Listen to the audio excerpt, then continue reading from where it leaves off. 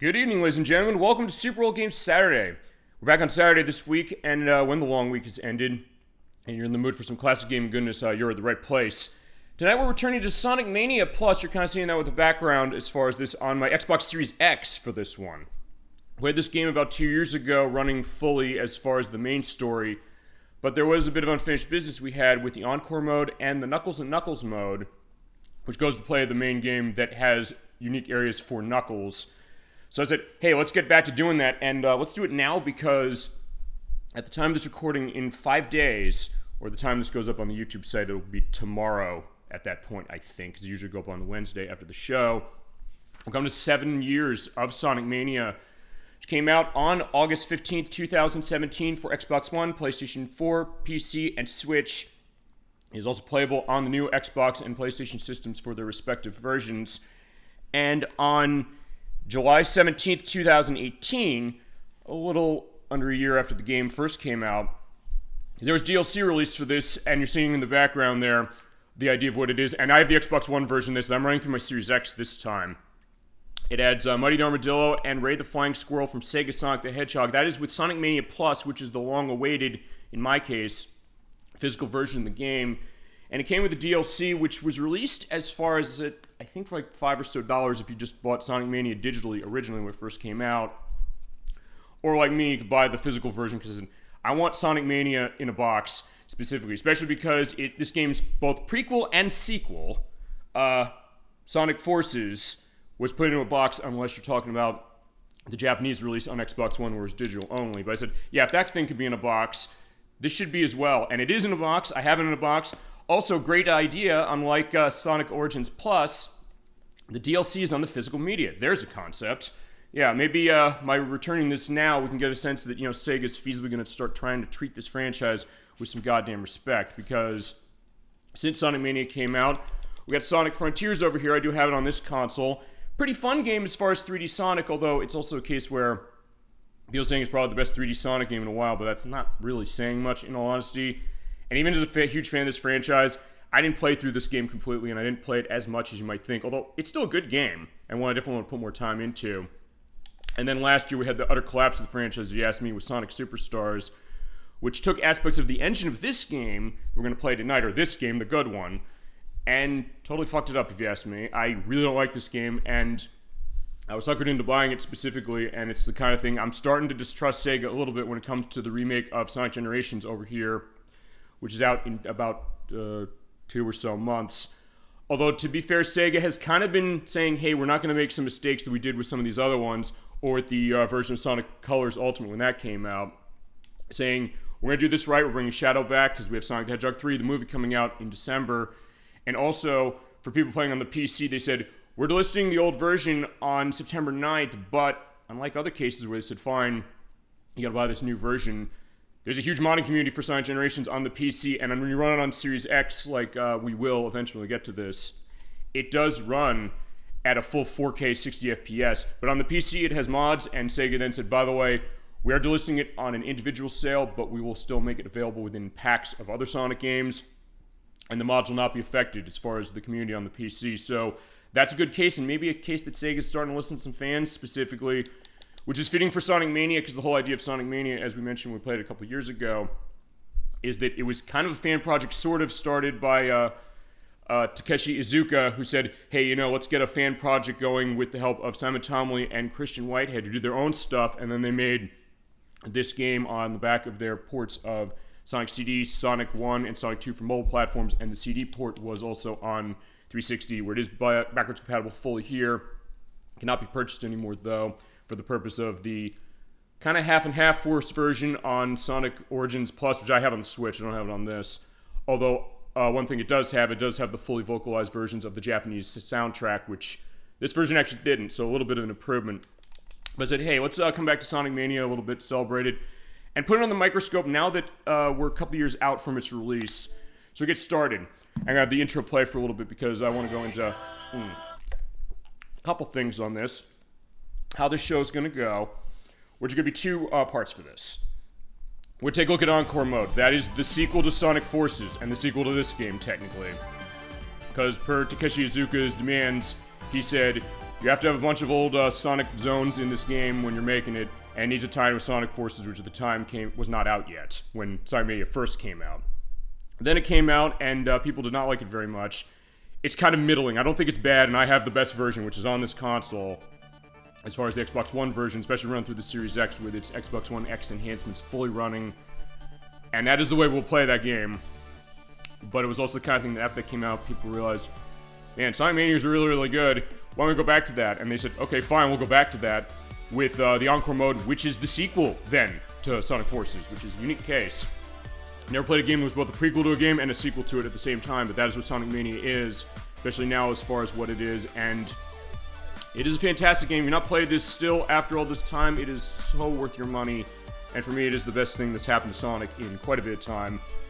Although Sonic Frontiers is still a good game, like me saying, like, I haven't played it that much, it is still, and saying, basically be damning with faint praise in the sense of, fine, 3D Sonic game, yeah, but still, it's pretty good as far as, I mean, it's better than the 2D one of Superstars, because I hated Superstars, I really did, and this is the worst version on this console, it's worth pointing out, because a button lag they did not have on the other systems, and rare case, also the fact that that game was made natively on the Switch. Usually when it comes to a lot of games, like, yeah, they ported on down to Switch, and it really runs badly. Switch was not that case, actually. They made it for Switch because we don't want to fuck it up like we fuck up every other Sonic game on that console, including the new Sonic X Shadow Generations game. I put my flag down as far as I said, that game is going to suck on the Switch, or on the Switch, because we haven't seen anything about it yet, and we're only 2 months away from the release. If that ends up being good for some reason on that console, I'll feasibly buy the Pokemon Violet DLC at full price and Legend of Zelda Tears of the Kingdom, but I feel confident making that bet. I don't think it's going to be a good case. But yeah, we're going to play this. We're going to do the Encore mode, going through that perspective, because it has rearranged versions of the zones, a new mechanic as far as switching characters, and also aspects of how lives work or are not a factor, really. And have different areas of levels and different bosses in some capacities. Never played the game as Knuckles as far as the main mode, because with Knuckles, he has unique areas we didn't show when we played it last time, because when we did, that was Nocturne and Proto-Rova with me. Nocturne was with me for doing co-op for that, and she was playing as Tails and me as Sonic, so we went through the main story that way. When we play as Knuckles, you have different areas of levels to go through, and they had the End Knuckles mode when the Encore DLC came out, which means that Knuckles is your second character with any character combination you pick, including Knuckles, and beat the game with Knuckles. In Knuckles and Knuckles mode, you get a nice nod to some classic Sonic gaming, and I'm going to show that. But one other thing you're probably noticing, which is, for the previous show we did 2 years ago, I'll have them in the link list below as far as it when I edit in a few days. I'm soloing this one. I am not with Nocturne and Proto-Rova. Proto-Rova, the story's been told specifically, was Nocturne was the problem child when we did Sonic Mania Plus, or Sonic Mania the first time, I should say. With all due respect, I'm going to say this, I'm sorry, but she really went out of line with that when we got to the multiplayer perspective, including attacking the chat, and I said, don't you ever do that again, or I will do to you, which I did to Proto-Rova. Because Proto-Rova's not going to be back on the show, we'll go into that in 3 more weeks. We do, a Game Dev Tycoon, come back to that fully, I promise. But I said, for the purpose of this one, I'm doing this one myself, and also, Encore mode, as we're pointing out, is not co-op, so you can only play it single player, so even if I want her back for this, I said, not going to have it. I mean, she's still part of the show as it is, but as I said, one other case like that, and I will cut her out instantly, with all due respect. I'm sorry. And since I did make a Fargo reference the last time I played this, I'll make another one, which is, with all due respect, Nocturne, I don't want you mucking this up, and that's why she's not here tonight. She will still be back in 2 weeks for Croc. That's not a factor as far as it, but she said that was her one violation, but the problem was Proto-Rova made multiple, but not on that show, so I gotta be fair that way. As far as it, but I just want to get that out of there, specifically wondering what that's all about. And I do want to personally apologize for that, because yeah, she should be the one here apologizing, especially to Electroverse, who she really kind of snapped on. And thankfully, when I edited that, I basically took that out. I memory hold that completely. I said, you're not seeing what she did. But he was there, Dolly Finn was there, Darth Locust was there, they know what happened, and they were appalled, specifically in their right to be. And I said, no, not happening again. And she got the message at least, unlike Proto-Rova, but that's another story. But, sorry to go into that, but I said, it's a big elephant in the room, and I do want to personally apologize, because I said, you know, when it comes to the show, I do pride the idea this is going to be sort of a positive case of gaming, as much as it can be, specifically, but also something that's, you know, when it gets out of line, it's like, I have to take care of that as the executive producer and director and editor of the show. I do say it's your show as much as it's mine, but, like, stuff like that, I'm not going to accept. And you think we'll go without saying, but yeah, we have to put that down. And I do want to say that I feel awful that happened, but I said that'll be the case of it, so we're going to run Sonic Mania plus myself. But going to have a good time for sure, and yeah, looking forward to doing this and celebrating 7 years almost of this game, or about 7 years at the time the upload of this goes on the YouTube site. So, let's get ourselves started. I'll show other extras as we go along, because there's other stuff that I noticed when I was going, as far as practice and all that. Not that I necessarily had a whole lot to practice on this, because I played the ever-living hell out of this when it came out, and still have. It always is a great time. We have all our modes. We did Mania mode before. We'll come back to that for Knuckles and Knuckles mode. I'll give a brief preview of what you do. Hit the Y button here, and you can turn on time limit or off. We turned it on last time by accident. I thought we turned it off, but I'll make sure it's off. You can turn debug mode on or off. There's the Sonic ability of drop dash from this game, the Super PLs from Sonic CD, and the Insta Shield from Sonic 3 and Knuckles. I learned actually about 10 minutes ago before I came on air. There is a code you can put in to have all three of these abilities on Sonic at any point, and Knuckles. You turn that on, and you'll be all set. We'll do that later. But the main focus of tonight is going to be Encore mode. Let's get ourselves started with this one. There are 3 save slots on this one as opposed to the 8 for the main mode.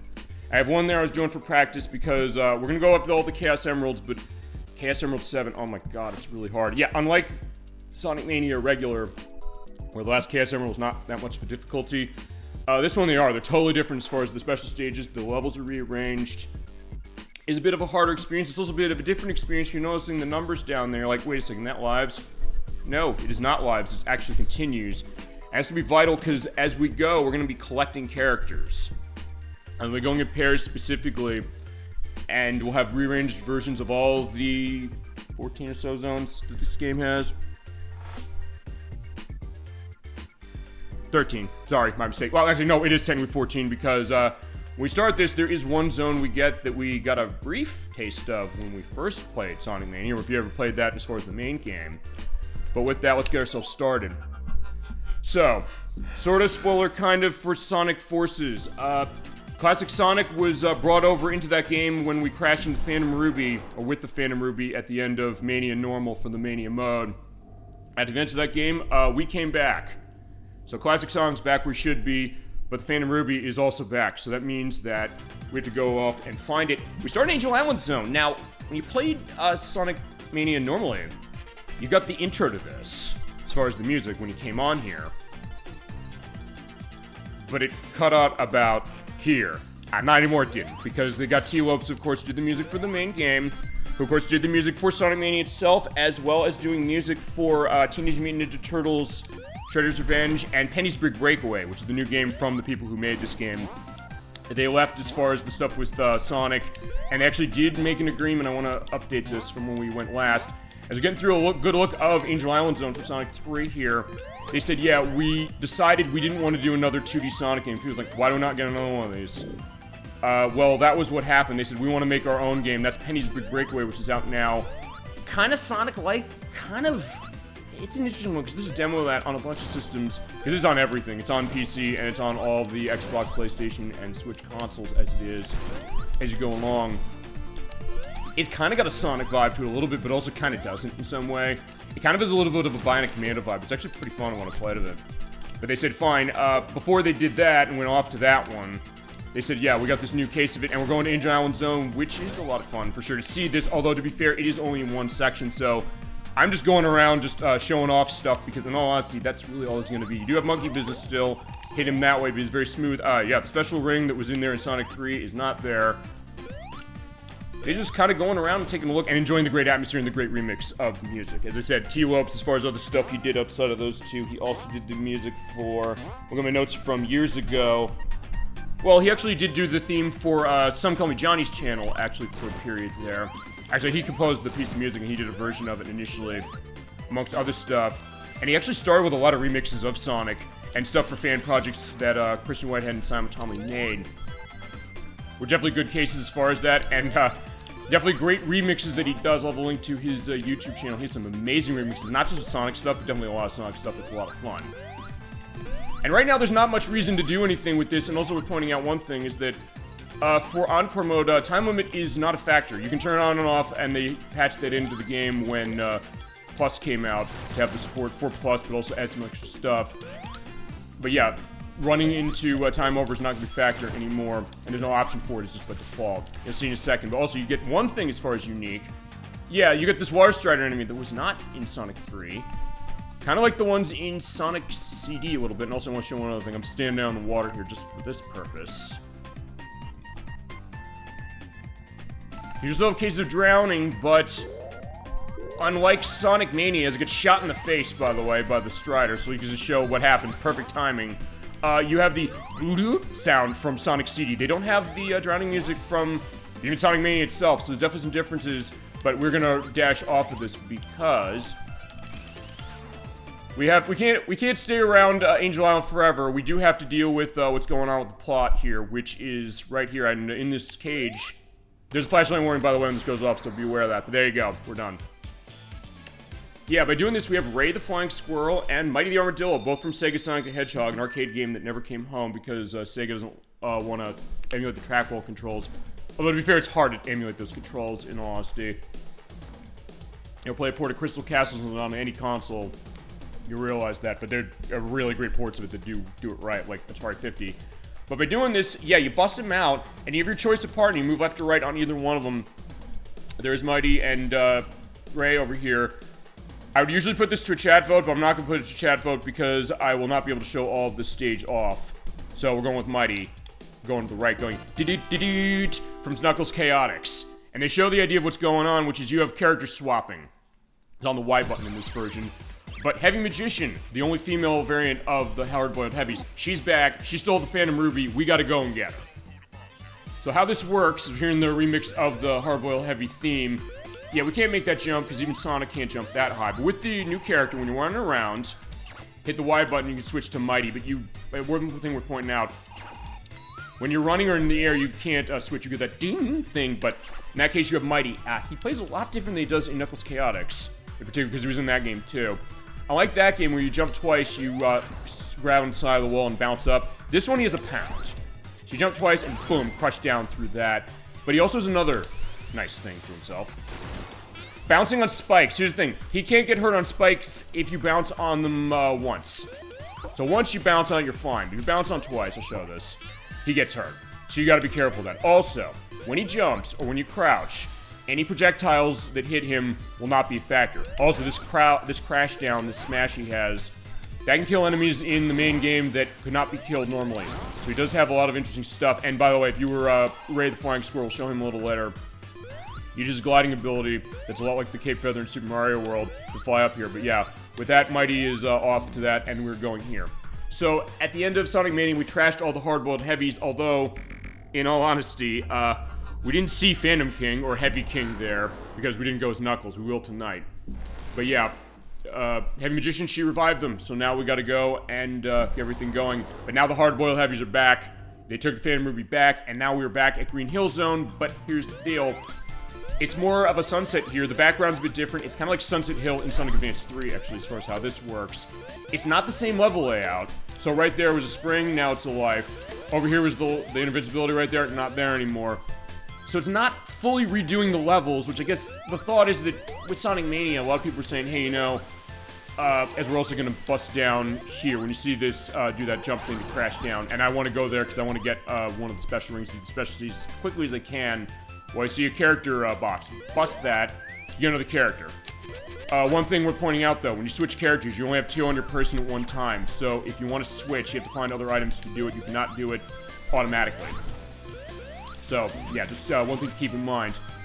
I think with the idea of Sonic Mania Plus, they're saying, hey, you know, people said, this is a great game, but because Takeshi Iizuka said, I want this tied in with Sonic Forces, and in all honesty, he does kind of like to, I guess, whore this franchise a little bit in the sense of saying, hey, I think I know what's best for it, and also because I feasibly want to play to the nostalgia people, I'm going to say, hey, you know, I'm going to have it so that we have mostly classic levels, but people made this, said, okay, fine, we're going to do some original things, as you're seeing here in Green Hill Zone, because you can go underground, which is something that was in the beta of Sonic 1 that we didn't actually have in the final game, and also Sonic 1 on Game Gear that had that as well.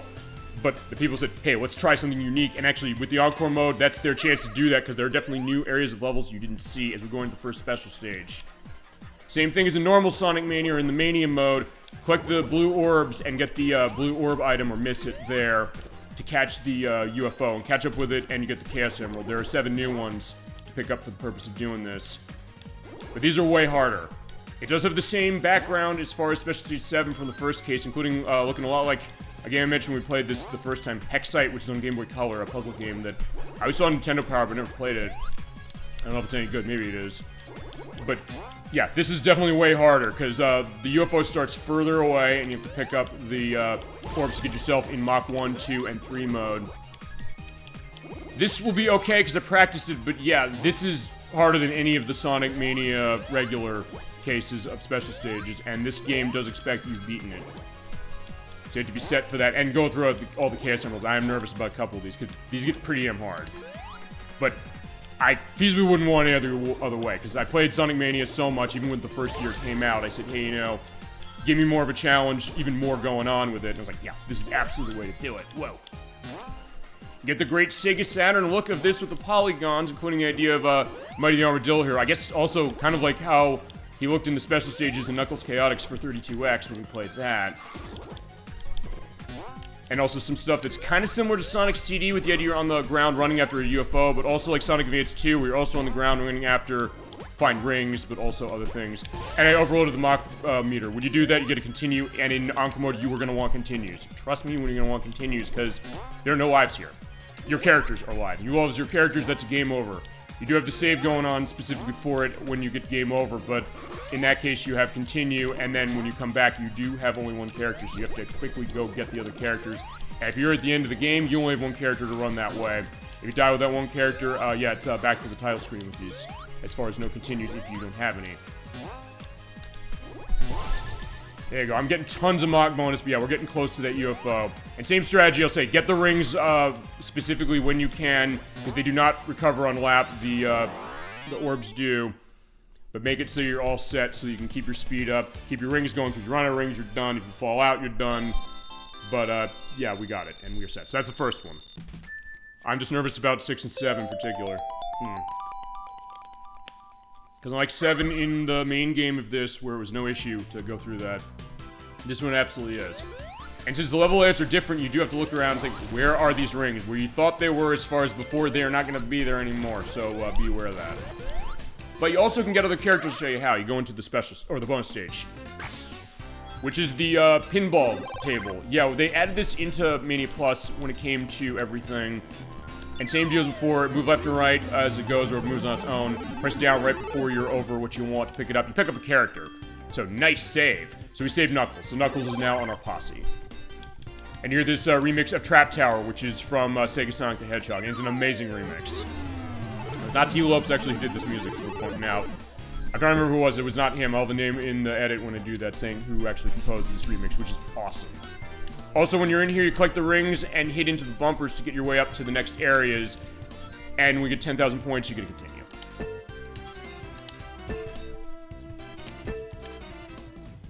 Oh, you get the great guitar. Oh my god, so good. Also, you're hearing it way better than we did it last time, because the way I had my tech last time was, I had to have it set this way specifically, where it was getting the music, lowering it when we talked, and also kind of spiked a bit in ways didn't intend, even as far as how it was. But the point is that with that set, and we have the better tech now, you're hearing this music specifically, because yeah, the music in this game is unbelievable. And you've got the reverse ring thing, the table's restored, so when you pick up the rings, they're 10 points pop when you pick them up, and I believe they also go into your coffer as far as your ring count.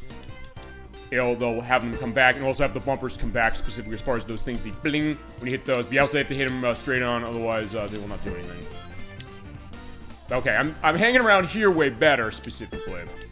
Also, if you do want to flip the flippers as far as one instead of both of them, A button is both of them, and if you actually hit the left one, hit B, you hit the right. There unfortunately is no option for doing left and right triggers for this. That is unless you go in and use the custom button mapping of the console you're playing on. Whether it's this, or the Switch, or the PlayStation systems. I'm usually trying to get to the top only because I want to see, like, hey, can I get up there? Also, you can get tons of points and the things up there, but I think we're good. Yeah, because I couldn't stay in here long enough when it came to it when we played it last time, but now I can. Yeah, get to enjoy this way and also get the atmosphere going and see where some of the differences in the levels are, which makes it pretty fun to kind of go through. And we do have all our characters, and if we do want to get all of them, or switch between them, we'll have to find out if we do that. And they're layered around the levels, so we'll see. And I got 100 rings, you do not get a life for that, so yeah. And you also do not get, like, a character save for doing that either. Alright, so there is the speed shoes. Okay, so yeah, I can go back this way. So yeah, oh wait, okay, no, I didn't go that way, because, actually, this is one thing I don't know if I've mentioned this with any of the 2D Sonic games we've played so far, which is, when you have multiple, star posts on a level, and you choose, or you pick one of them, you hit one, but there's another one that's about equidistant to it. If you go back towards it, it'll still be available. And I got the, switch thing, which means you swap with a different character. So I have Tails now, so I can fly, and I do want to try and hold on to him. But I'm gonna get Sonic up here, try to anyway. In fact, you know what? Sonic, come here.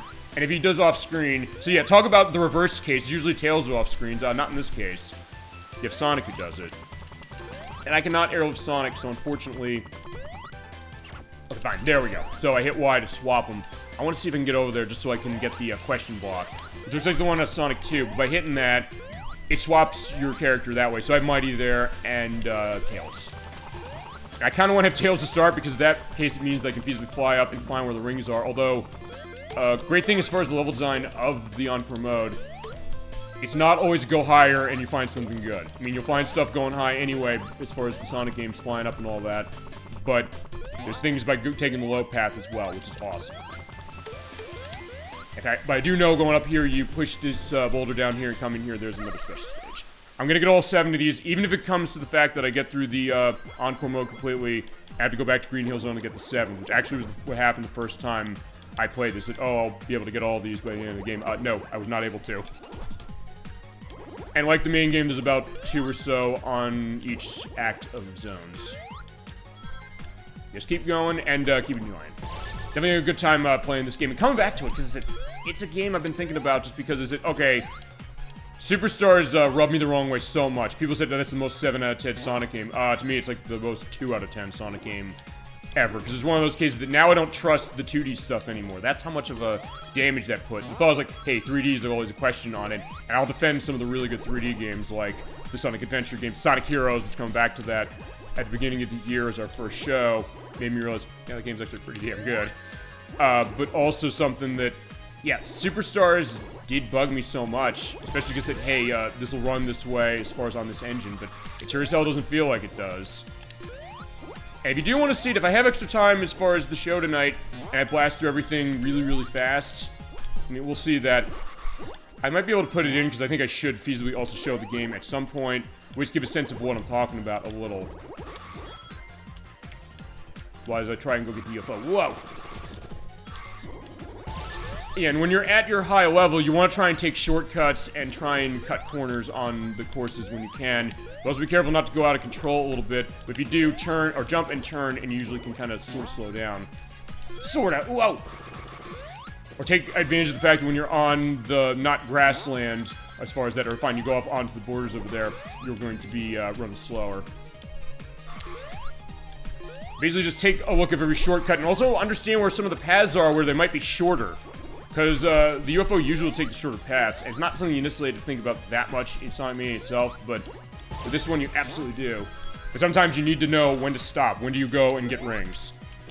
And that's where, I'll say this, I don't know, and Chad, feel free to go on this, what you think, what the perspective on these special stages are. Do people like them? Do they like them as much as the half-pipe in Sonic 2 and a lot of other games? The blue spheres, which are in this as far as the bonus stages, but I beat the game already as far as getting all of them, getting the gold medallions, and getting the achievement that goes with it, which I believe it was broken when I got it, and I think they never fixed it. Where you have to get every single... Fine, you have to get every single gold medallion to get it, but no, it's the silver one that's broken. Because you have to get every single silver one on the dot. It does not count for the gold ones. You usually think, hey, go for the gold ones first. By the way those worked is if you go through those blue spheres bonus stages, you get a perfect on them, you get the gold medallion. But yeah, for some reason on this version, I don't know if the other versions of the game were like that, and I could not find any definitive answer online for that either. which is a shock to me. I would have thought somebody would have noticed that. Fine, they know that it's a broken case as far as that achievement, but I don't know if it's a factor in the other games. Okay. Alright, fine, we got Tails and Knuckles. So yeah, preview to what we're seeing on Knuckles and Knuckles, and we have our boss here. This is the DD Wrecker. Same deal as before, it will go into spike aspects on an alternating perspective, hit each of them a couple times, but then they go into cases like that, and it comes down into 3 bounces, and what it does, it goes normal like that and just keep hitting it. Or use your second character feasibly to take care of it, but yeah, I was being totally reckless, and I'm out of rings. And at the end of each Act 1, you have the panel come down, you bounce it around, you get 100 points each hit for it. If you bounce it onto the ground in places where there are items, the items come out, you bounce it twice on any Act 1, you get an achievement. There's a really easy way to get that out of the Titanic Monarch Zone if you have not gotten it. And same case as far as the achievement on the PC version and also the trophy on the PlayStation 4 edition. Right, there's Water Shield. Let's see, can I get... Okay, I do want to have... Okay, no, I don't want to have that there. I do want to show Ray the Flying Squirrel. Because yeah, until Sega Sonic the Hedgehog, or that was the only game he was in, till this, we never saw him again. So here's how he works. He's like this cute little guy as far as it, but when you jump with him, he does that glide. But if you move right and then pull backwards, it's the Cape Feather from Super Mario World, except when you let go of the jump button, you're in the ball until you come back down. And when you do that, you are vulnerable if you're not in ball. Because you use that to try and get yourself to a higher distance, and I do want to try and get a fire shield, but there is one coming up soon. It uses to get a lot of distance, and it is pretty fun. And it also actually makes the boss here pretty interesting to fight, as far as the actual boss. I will show that. Because it's worth pointing out, he will not go away unless I die with him. So if I keep getting hit, no issue. It's just that if I die, he goes away. But in that case, I'd have to go save him again. In fact, there is the, what is it? Okay, I mean, I could go down there and get it. Or I could say, no, I can see if I can get the fire shield off of this. That and I love Trap Tower so much. Fine, I love this version specifically. I mean, fine, I never played Sega Sonic the Hedgehog, and if we wanted to show it on the show, I'd have to emulate it. But even without having played it, I heard this song. I was like, yeah, the song sounds really, really good. And I listened to the original version, and I said, honestly, not that it's bad in the original game, but like, I like this version better. It's almost like the Castlevania The Adventure Rebirth case, where for that one they remixed tracks from other Castlevania games, like Lullaby Sent to the Devil from Haunted Castle, but just sounds amazing in that. Or the load background music, which I love as far as the other Castlevania games that have that. But yeah, that version just sounds so, so amazing. And still, unfortunately, no word on when we are getting a physical version of that or a re-release of that now with the listed forever at this time game. Oh, whoa! Shit, I went right through that. I never saw that happen before. Okay, thank God I caught that on tape. Yeah, the reason we love doing this show, I love doing this show, guests love doing the show, all that stuff, is because, yeah, you never know what you're gonna see, but alright, I'm happy to see that. And clip out on the Twitch site for weird shit that happens. Because I do love seeing that. We had that with Pokemon Generation 9 last week, we're pointing out. Had a good time as far as doing that and just seeing weird stuff. Alright, we're getting tons and tons of continues at least, so yeah. When I get a game over, if I get a game over, it will be a good case of it. Actually, this also goes to one thing, I'll say this, because we talked a couple things as far as Sonic. This is not the first game in this franchise we played. It's definitely not the last, no question.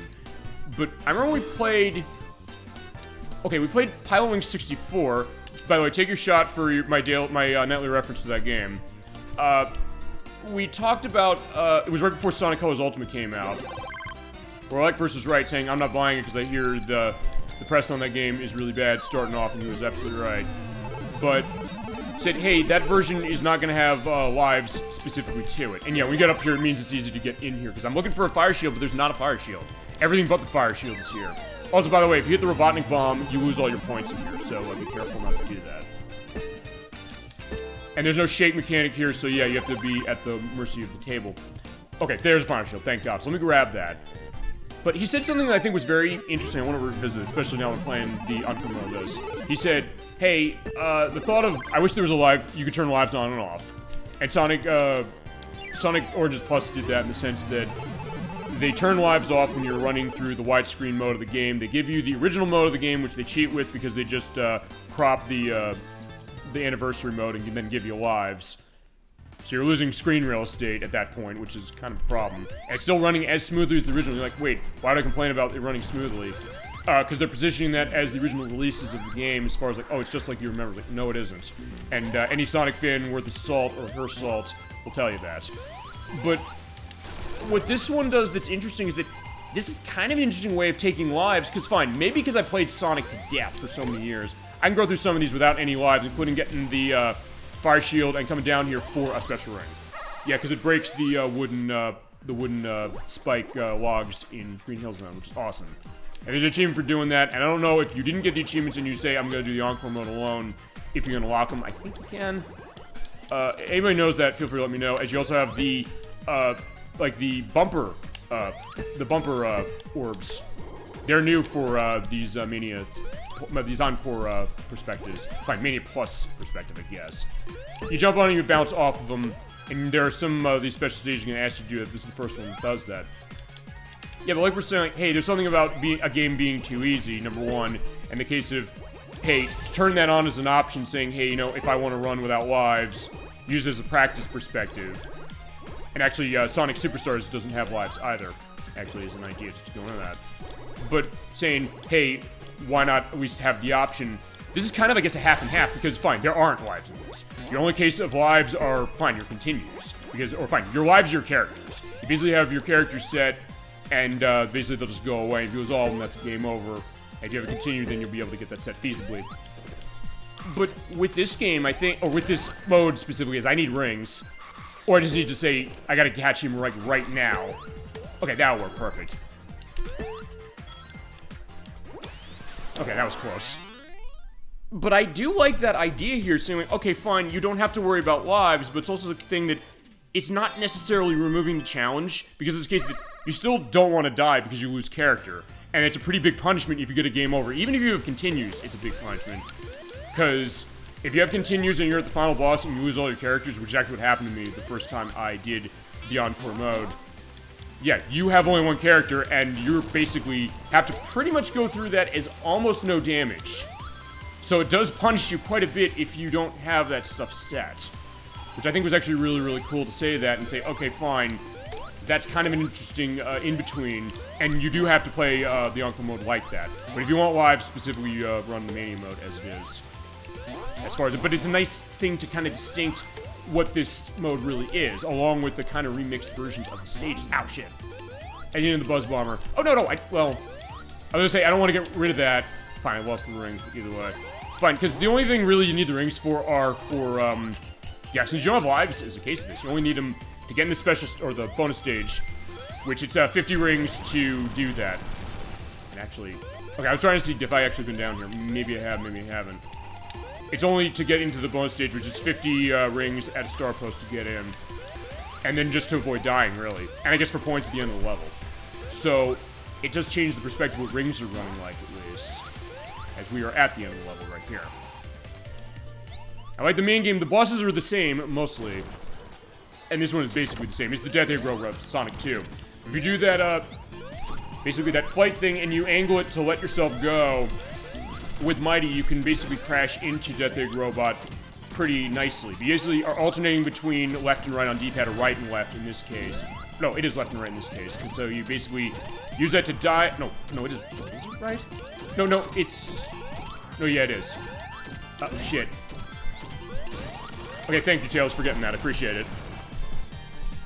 Yeah, so you basically still have to alternate around, like go backwards and forwards, and there's an invisible wall here, which thankfully they put in because the game itself, when it first came out, had a lot of glitches to it, and one of them was some of the characters have winning animations where they move forward, and if you're Sonic, he'll jump off that pit and die, and you gotta do the level again. So thank God they fixed that. Alright, so we got Green Hill Zone taken care of, but because we went back in time, Robotnik's back, and the Hard-Boiled Heavies are back as well. And the Phantom Ruby is still twisting everything around. So, the story of this is going to be the same as far as where we're going, but the way they look and also where the special rings and items are, it's going to be different as... Yeah, nice touch there that, Ray says, fine, the Mega Mac from Chemical Plant Zone, for Sonic 2, he said, hey, you know what? I'm going to use this as, like, hair gel or something. And it actually works really, really well on my fur. So he is able to, I guess, make lemons out of lemonade, make any good, or many bad situation turn good that way. Because from what I understood as far as Mighty from what I've heard, because I don't know much about him as a character. I get the sense he seems like he's kind of happy-go-lucky, the kind of guy who will feasibly roll with it and say that, fine, if something's going off, he'll feasibly make the best of something, but still be in a case of being able to get things running when he needs to. And coming here and there is a ring. Alright, so special stage, I think 4.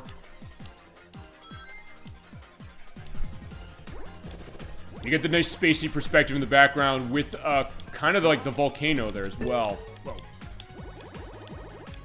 And running at Mach 1, you're not running that fast, but that's good to start because of the case of, hey, you know, I need to make sure that I can, you know, manage myself going across these. And jumping over the gaps, you're going to have a lot of gaps you have to jump over.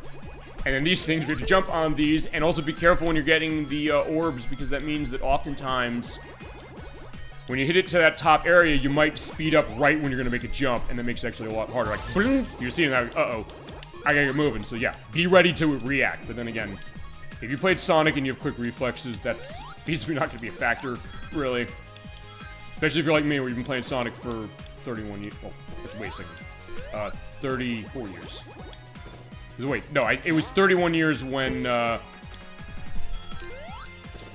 No, just 33 years. Yeah, my mistake. I had to have that count specific. It was 1991, June 21st, 1991, when Sonic the Hedgehog 1 came out. Whoa, right there, proving that point of the speed-up case. I'm playing it ever since 1992, I played Sonic 1, but was there right from the start, basically. I've playing the franchise ever since. Loving it when it's great, and being insanely frustrated when it isn't, and unlike some other people, like Edwack, with all due respect, when it comes to my beloved franchise being shit on, I'm not going to take it. I'm going to say, no, I'm not going to do it. Even to the point where, with Sonic X Shadow Generations coming out, I'm going to pick it up. I'm getting it on PlayStation 5, because there's an extra thing that's unique to that version, from what I understand. I basically said to people buying it, I said, they said, oh, I'm going to buy it. I said, you're not buying the Switch, are you? I said, no. I was like, good man, good woman, good whoever, as far as it. Thank you. Like, don't buy on the Switch, please. Fine. And you're like, why am I saying that?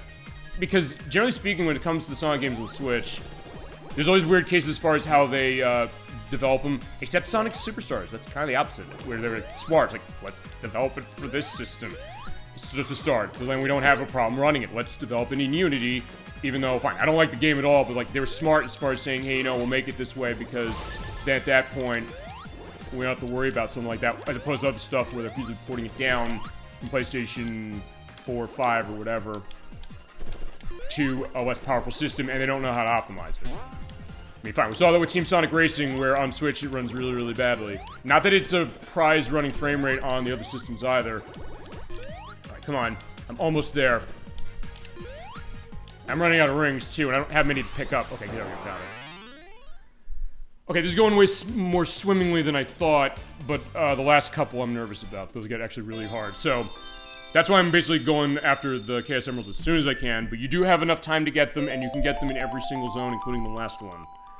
But good luck finding where those rings are in the final zone in this game, because they are hidden away very well, even in regular play of the game in the Mania mode. But yeah, my thought is like, hey, when it comes to that version, like, fine, it's almost 2 months till it comes out. They haven't shown us a damn thing from that version. They've shown it on PlayStation 5, specifically. I guess they showed the PC version. Fine, I guess you could say, well, they haven't shown it on the Xbox Series X. But like, I think it should be the same, unless they do the button lag problem that Superstars had. But whatever the case, like, yeah, why have we not seen this game on the Switch? And it's sort of redoing Sonic Generations, which was on 360 and PlayStation 3. It's like, yeah, the Switch should handle that, right?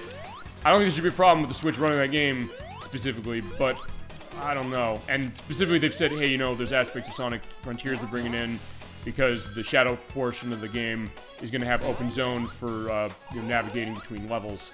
And other stuff they really haven't talked about yet, as far as other things they're going to have with Shadow, which I'm definitely curious about what they're going to do. And it seems like they're feasibly going to be doing right, and I guess in a way, coming correct with aspects of Shadow the Hedgehog and Sonic 06 and other things like that, where like, yeah, these games are not seen in a good light, rightly so, but then saying like, hey, you know, they had potential, and the idea of like, hey, let's realize this, let's give Shadow the return, really, as far as this great return to him before the movie comes out, but also as far as the game's like, hey, you know, here he is, as we're fighting the Amoeba Droid.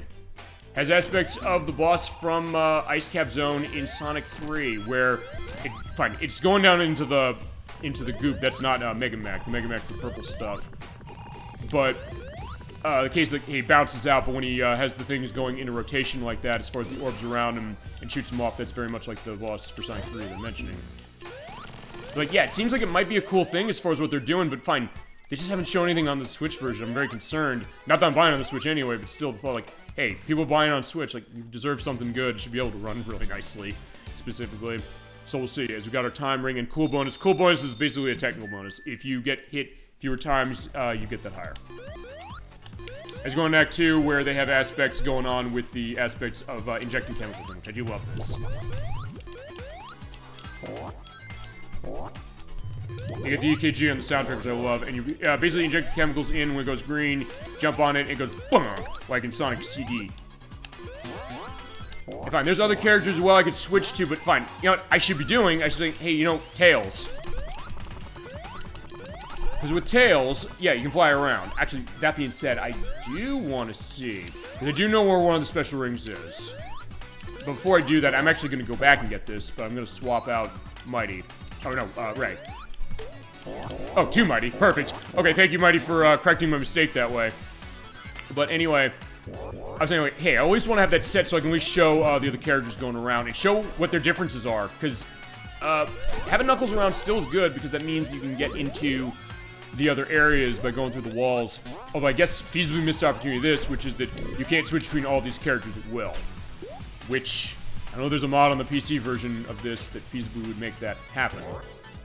But regardless, it's like, yeah, you gotta be careful of that. Also, you have to inject when it's dark blue. When it is dark blue and you touch it, you get hurt unless you're using a water shield. In which case, it will not hurt you.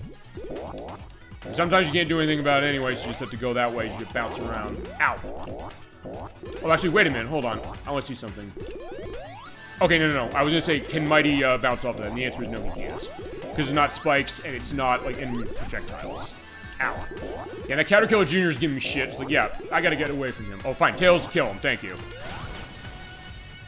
Although, to be fair, Mighty's never seen them before. It's like, yeah, wait a second. What are these things? Okay, we got Knuckles, and we got Mighty. Oh, Ray.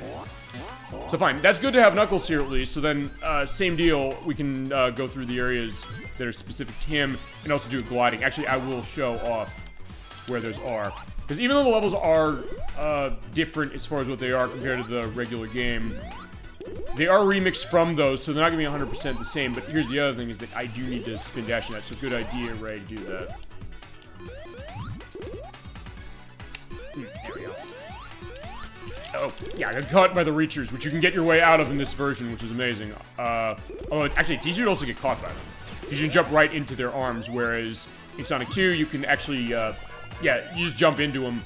It's only when they're coming down and trying to grab that they actually grab you. So actually, they feasibly make them more of a threat here, but also less of one, because you can feasibly get your way out if you need to. Okay. So, as far as where the first ring is up here. So, Ray, we need your help.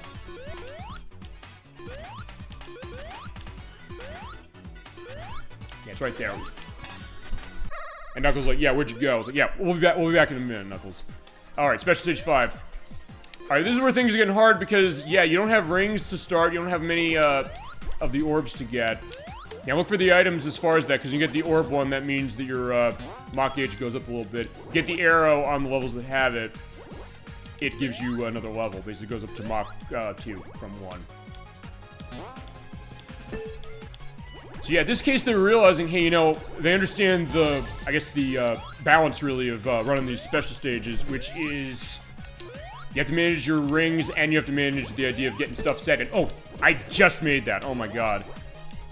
If I jumped even a fraction earlier than that, and I thought I had screwed myself out of that, I would have fallen, and we would have had to continue on. Also, jump in here, because, yeah, these are going in circle. Yeah, so far this is actually going way better than I thought. Oh, shit. But yeah, if you do get hit by the spike balls or the bombs on the levels that have bombs, like, oh, fine, this one has it, they're right there. You lose 10 rings.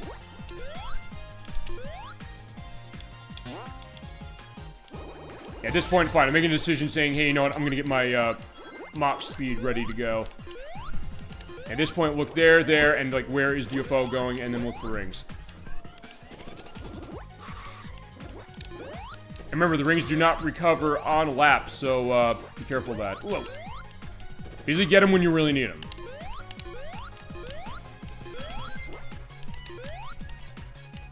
And then when you're all set, basically just stay on the road and keep going. Whoa.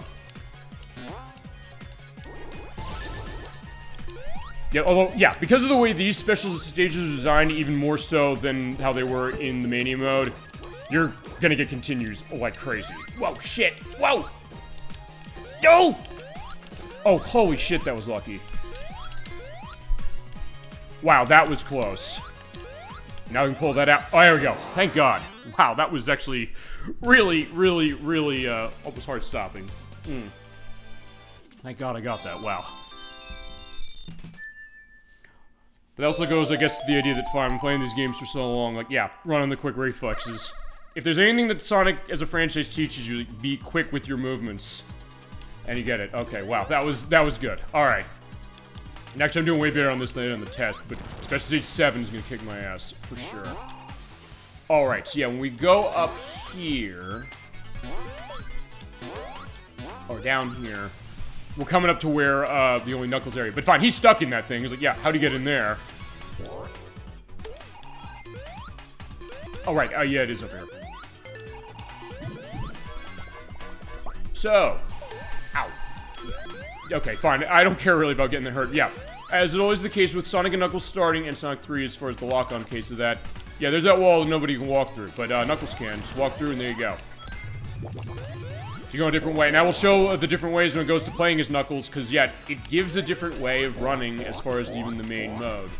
Okay, there we go. In fact, Knuckles has seen these things before, like, okay, gotta be set so we can go. Alright. Oh, shit, there's another one. Okay, I did not remember that was there. Okay, so good thing I went this way, fantastic. Alright, Special Stage 6, alright. Let's see how this goes.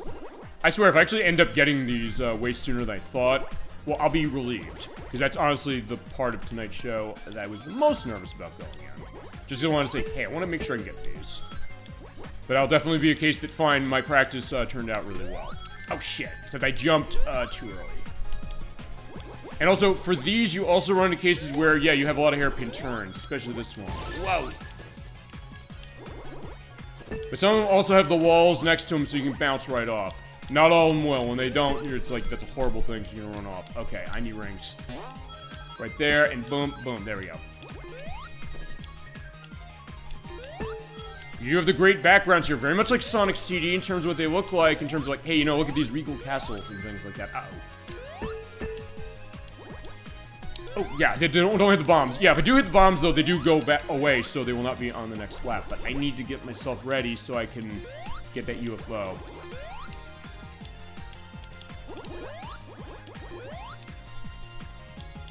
Because like I said, where's a good place to go get rings? Feasibly, I guess there. Okay, there too. There we go, Mark 3, let's get moving. You get that nice screeching, or that screeching sound effect, which actually I believe is something out of Sonic R. Oh, whoa. Yeah, I just avoided that one specifically as far as falling out. Yeah, because the thing about, worth pointing out about those walls there, which I don't think I mentioned last time. Okay, fine, I'm falling out, shit. Or coursing out.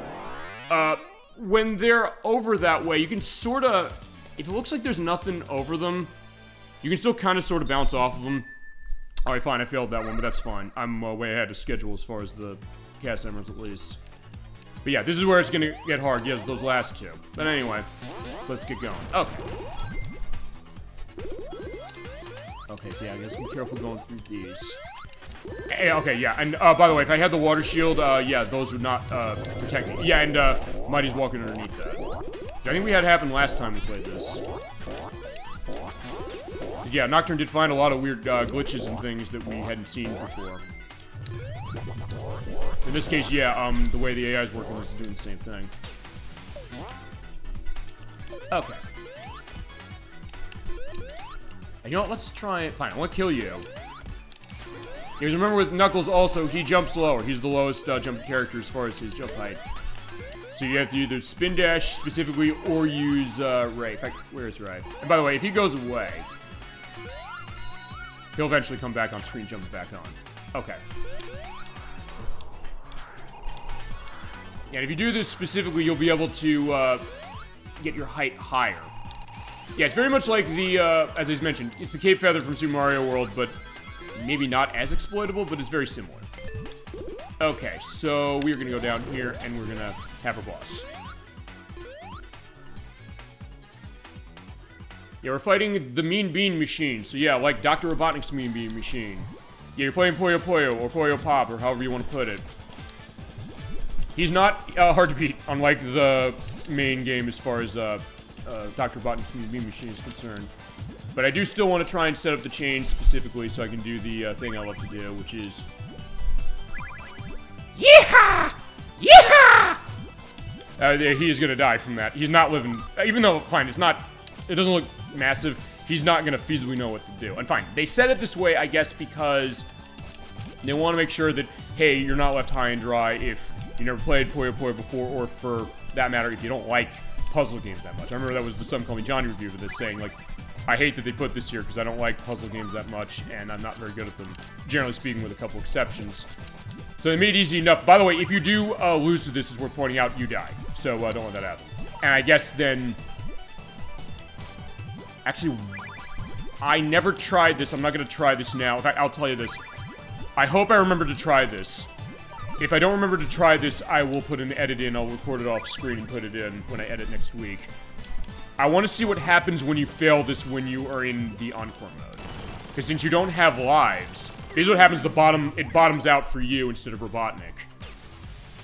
So, if you do that, does that mean you lose character and you just get to keep going on with Knuckles then? I'm gonna put that to the test if he's beyond the show. Or if I forget, I will edit it in here saying, like, oh shit, I forgot.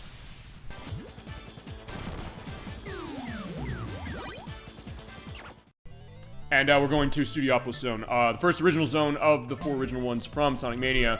And the case of, yeah, I would love another case of that, and the life is not there, by the way, in Encore mode.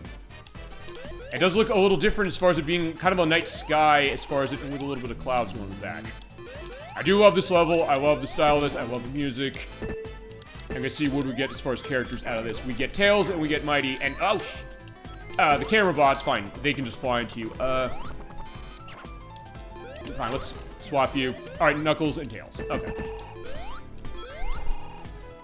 Which you feasibly can play this game, Knuckles and Tails, but I believe you do have to go through the debug mode to do that. Alright. Just going, bouncing around as far as the city with seeing the eggnog going on there. And it's fantastic. I love this music so much, which was, I think, the first piece of music they showed when they were demoing this game before they went too much further as far as it. Basically just announced and they said, hey, we have the Green Hill Zone, but we also have an original zone of this one. They had the music, which actually they did tweak it for the final version. It sounds really great as far as how they tweak it with the which I don't think it had in the original version. I also have in the link list, by the way, when I edit, what this track sounded like with, I guess, the beta version of it. And then later, of course, with this one. God, I love it so much.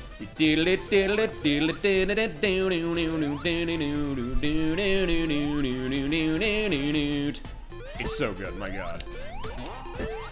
And that's the idea, like, yeah, why I guess people would want another one like this. Although, fine, I guess Sonic Superstars says be careful what you wish for. Although, to be fair, Sonic Superstars was not by the people who made this. Sonic Superstars was by, the people who made Battle Wonderworld. Arzest. And honestly, I like Battle Wonderworld better than I like Sonic Superstars. Hot take time, but I'm gonna be honest that way. Fine, because I played Battle Wonderworld on this system. But on the Switch, I said, fuck no. But, then again, that would be the idea. I guess we have a low-flying plane as far as what it is. I guess, I don't know if we're in Studiopolis as far as the town. Like, yeah, there's planes flying around. That being said, I do love some good foreshadowing. But alright, let's get going as far as this. I'll try to do Special Stage 6 right this time.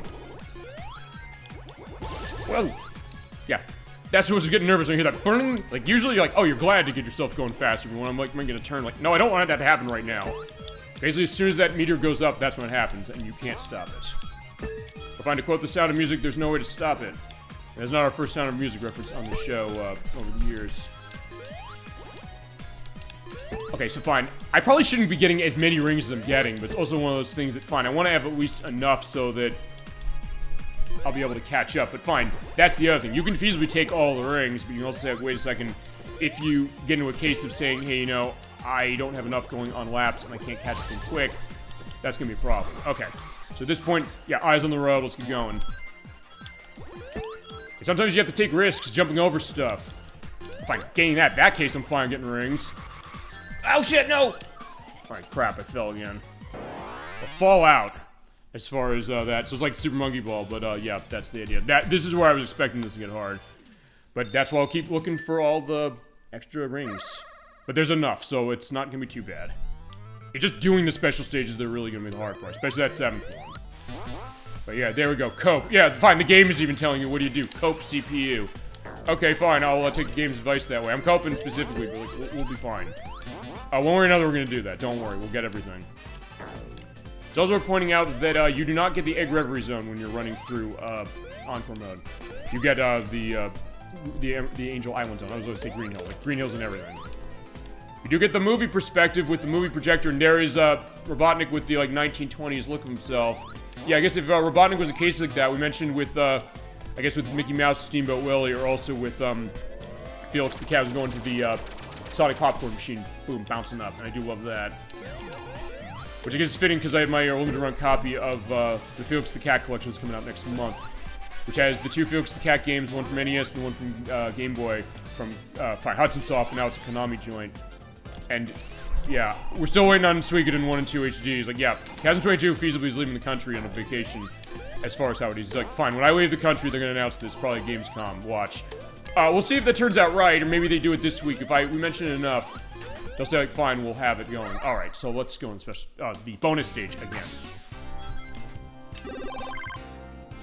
But fine, here's a special occasion as far as, you know, let me show getting this as far as, since I got nothing already, let's just get this, just show what happens. Yeah, it just says, oh no, and it puts your score back to 0, but fine. The only thing I got were rings, so it doesn't really matter.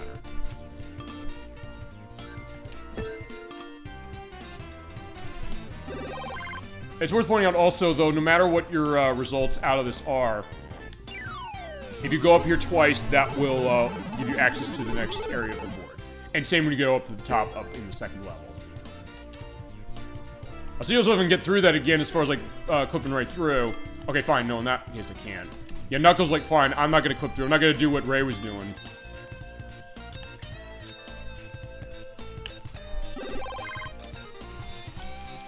I'm also trying to think, like, what's the most useful shield here? Actually, yeah, it is the, lightning shield. Fine, it missed. And if you do miss, it just is like, yeah, too bad. Oh, fine, wait a second, I think I only hit that once, so fine, alright. You only have to do it once as far as on the top, so never mind. But almost towards a continue. And by the way, when you pick up a ring, it is worth 10 points pop. There we go. And also getting into the top there, or any of those thresholds where you can get the items in here from the Combi Catcher, which is in Knuckles Chaotix, you get points. Alright, there you go. At this point, yeah, just you can stay up here and get stuff. Or get the board reset. Actually, on the side here, I noticed this one doing a test, but also almost looks like Tetris blocks a little bit over there. The same case as far as getting rings for there, so we got that. Alright. I mean, I guess to go as far as like where's Sonic standing now, I guess the good case is feasibly going to be Sonic X Shadow Generations, which honestly, despite my concern with it, I think, aside from the Switch version, I think it's going to be fine. I think they'll feasibly do it right. Because, I don't know, I mean, do they want to be like Borderlands, where the movie just came out this week and it's already the worst reviewed movie of the year, basically? Let's put it this way. Madam Web is better reviewed than that movie is, according to Rotten Tomatoes. Because Borderlands is currently at 10%, Rotten Tomatoes, it opened with a 0, where nobody liked it. And Madam Web is an 11. It's like, yeah, that's that idea, specifically. And of course, it's not making money. But well, fine, we'll see. I don't think the Sonic movie, Sonic the Hedgehog 3, is going to not make money. Especially with, Keanu Reeves as Shadow. I'm definitely curious to see what he brings to that role, anyway. Also, I guess as far as just a reference, since I'm going into the idea of, fine, going into the Hornet from, or the Hornet truck from Daytona USA, as far as the worst reviewed video game movie, fine, this is not really a video game movie, so this technically isn't right.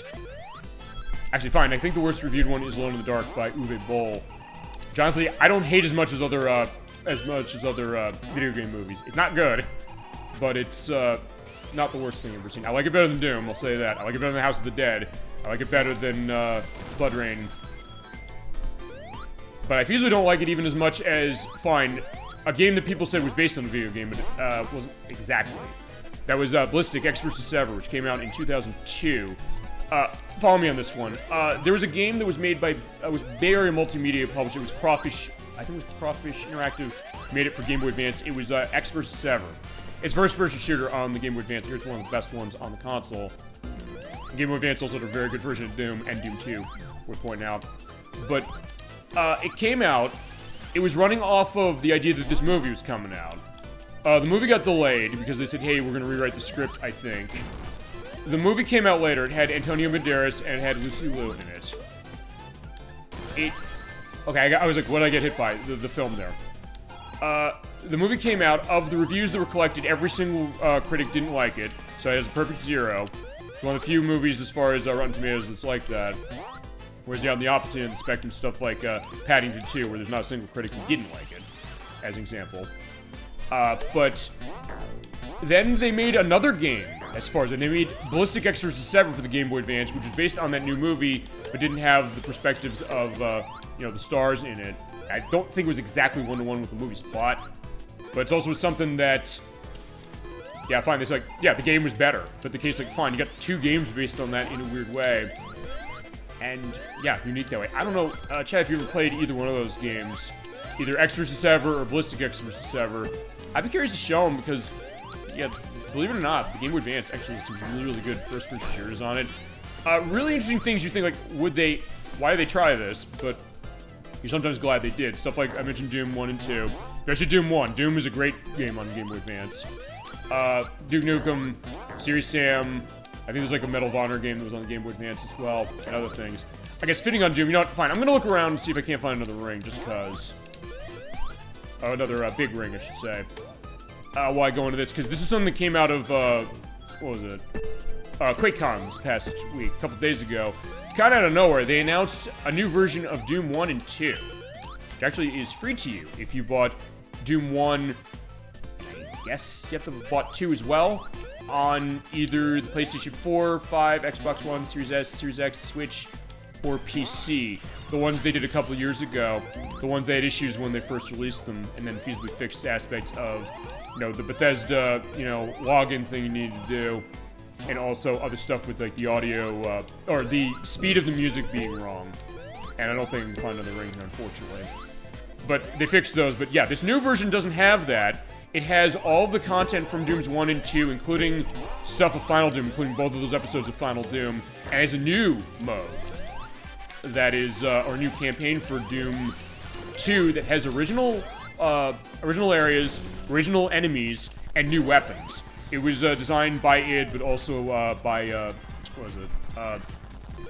The company I love that always does the first-person shooter stuff right, Night Dive Studios, and Machine Games being made the Wolfenstein games now. As they're fighting heavy gunners, same deal as before, run into the blue missile and knock back at them. But they released that. It is a freebie to you, by the way, if you bought those other Doom games, or it's $10 if you didn't.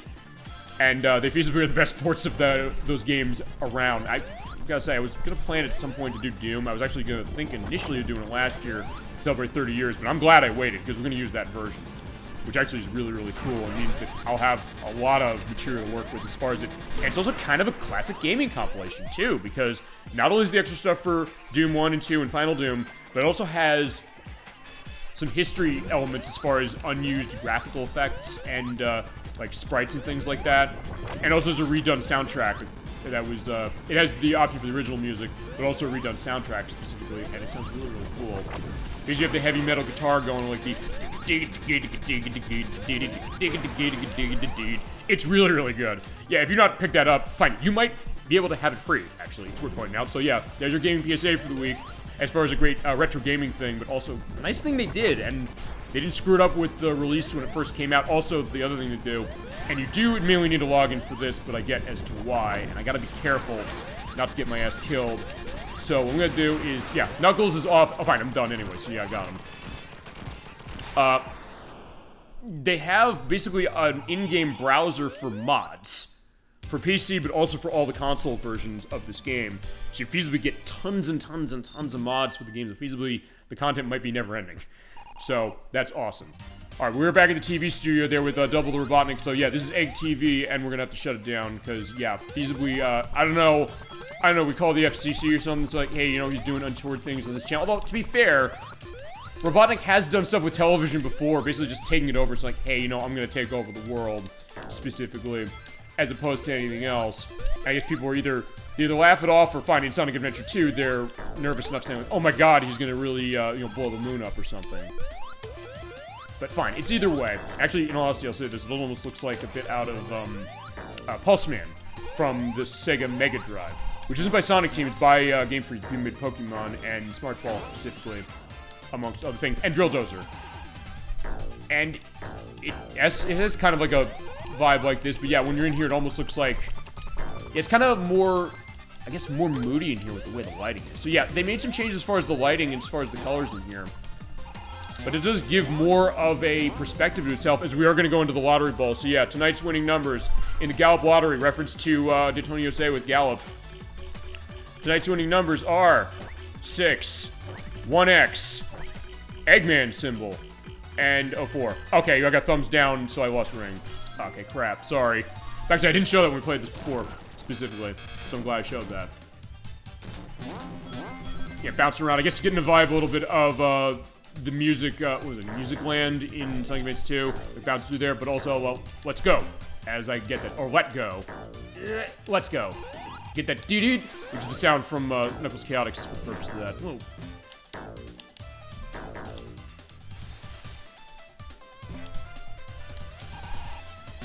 Yeah, it does look awesome. Yeah, I guess the idea, like, the movie motif, so I guess feeding, I was going into that. Oh man, I was one number off. Hi, Dr. Yvin. So good to see you tonight for, this is Super Bowl Game Saturday. I don't know if I've seen you here before, but welcome. We're so glad to have you. Playing Sonic Mania Plus. Yeah, sorry for your winning numbers that way, being one off, but, yeah, I'm running the, Encore mode and running through it to get, yeah, the aspect of that, and we're gonna do Knuckles mode. So good to have you tonight, for our feasible, also, 7-year celebration of Sonic Mania. Feel free to go into memories on Sonic Mania or anything else gaming-wise that you might have in your mind. We are an independent show that we do usually Saturdays at 7 p.m. Eastern Standard Time, like this week. We basically, as the cool kids say, shoot the shit on stuff at the end of a long week, come by, commiserate, go on aspects of games, show off games that feasibly members of our best chat on Twitch, which you are part of now, so welcome to you for that. The way I want to ask for, because yeah, we've got games like that we do every month. For sure, amongst other cases. Okay, so over here, I think there is a ring. I do want to go get it. Yes, there is. It's over here. Oh, right, it's down here. Perfect. Okay. Because I also did practice a couple days ago just to make sure, oh, am I going the right way? I got it. So, I have 5 of the Chaos Emeralds for this. I'm off of the next 2, or I have 2 left. We'll see how I can get this, because, yeah, these are where they're getting pretty hard. I guess also, what do you think of Sonic Mania as far as that, and what do you think is, I guess, is the state of the Sonic the Hedgehog franchise, and I guess what we're looking at soon with, Sonic X Shadow Generations. I guess also the ones in between I haven't really played much, because there was that one, the one that was an Apple Arcade, I don't remember the name off the top of my head, I don't know why I'm blanking on that one. I heard that was actually really, really good. Alright, so Mach 2 at least, we can get that going. Actually, also going back to what you're saying that way, I don't know if this is like the first case of like Sonic with the lottery. Fine, because we have Sonic doing slot machine stuff with Sonic 2 and other games, but fine, in this case saying like, fine, we have the lotto numbers. Or as I've said multiple times when it comes to Sonic, the idea like getting children early into aspects of gambling, or fine, look, I'll say this from my perspective, which is, fine, as a kid, I didn't necessarily know, I was just confused, like, why are games of gambling, like, rated more harshly for adults and things like that? Specifically saying, wait a second, I just thought it was a fun game, specifically. I think this game is great. I haven't played many of the 3D Sonic games. Oops, I fell out. So I don't have much perspective. It looks great to me. I guess as far as Sonic X Shadow Generations, yeah, I think, thank you for going into that. I would say, I think, I'm cautiously optimistic. I've been burned as far as stuff with Sonic before, including even 2D Sonic, Sonic Superstars, the one that came out last year. Came out the same week that Super Mario Bros. Wonder did. And fine, that's the better game. My friends and my coworkers made the right decision buying that one instead of this. I said, I'm the Sonic fan, I gotta buy this. Looks like it's gonna be pretty good. I don't think it is. And it's actually worse on, because I'm playing this on Xbox Series X, so I'm running this through that. I bought that for this system, and it's button lag on it that didn't have on the other consoles, so it's on the Switch. As far as the 3D stuff, fine, it can be a divisive thing a little bit, I would say. Although I know Sonic Frontiers is one that a lot of people have been really, really liking. And I like it too, as far as I've played of it. And fine, in my case, I was like Sonic Adventure 1 and 2, and So like Sonic Heroes, when we went back and played that earlier in the year. One thing I have about Mania also is I've tried speedrunning for a while, but I get stuck in Green Hill for 25 attempts. Okay, well, we can go into aspect of speedrunning fitting with Sonic, too. Because, yeah, and by the way, where's Sonic? Fine. We'll feasibly bring him back. I'm just gonna have to find an item to swap him out with Knuckles and Tails, specifically. But, yeah, good idea as far as that. That's something we've sometimes done. Wait, can I not get past that? Okay, I guess I can. Never mind. We've done that sometimes on the show as far as how speedrunning concerned. I did that once with World of Illusion, starring Mickey Mouse and Donald Duck for the Sega Genesis. And you'll rate the Flying Squirrel out, at least, specifically.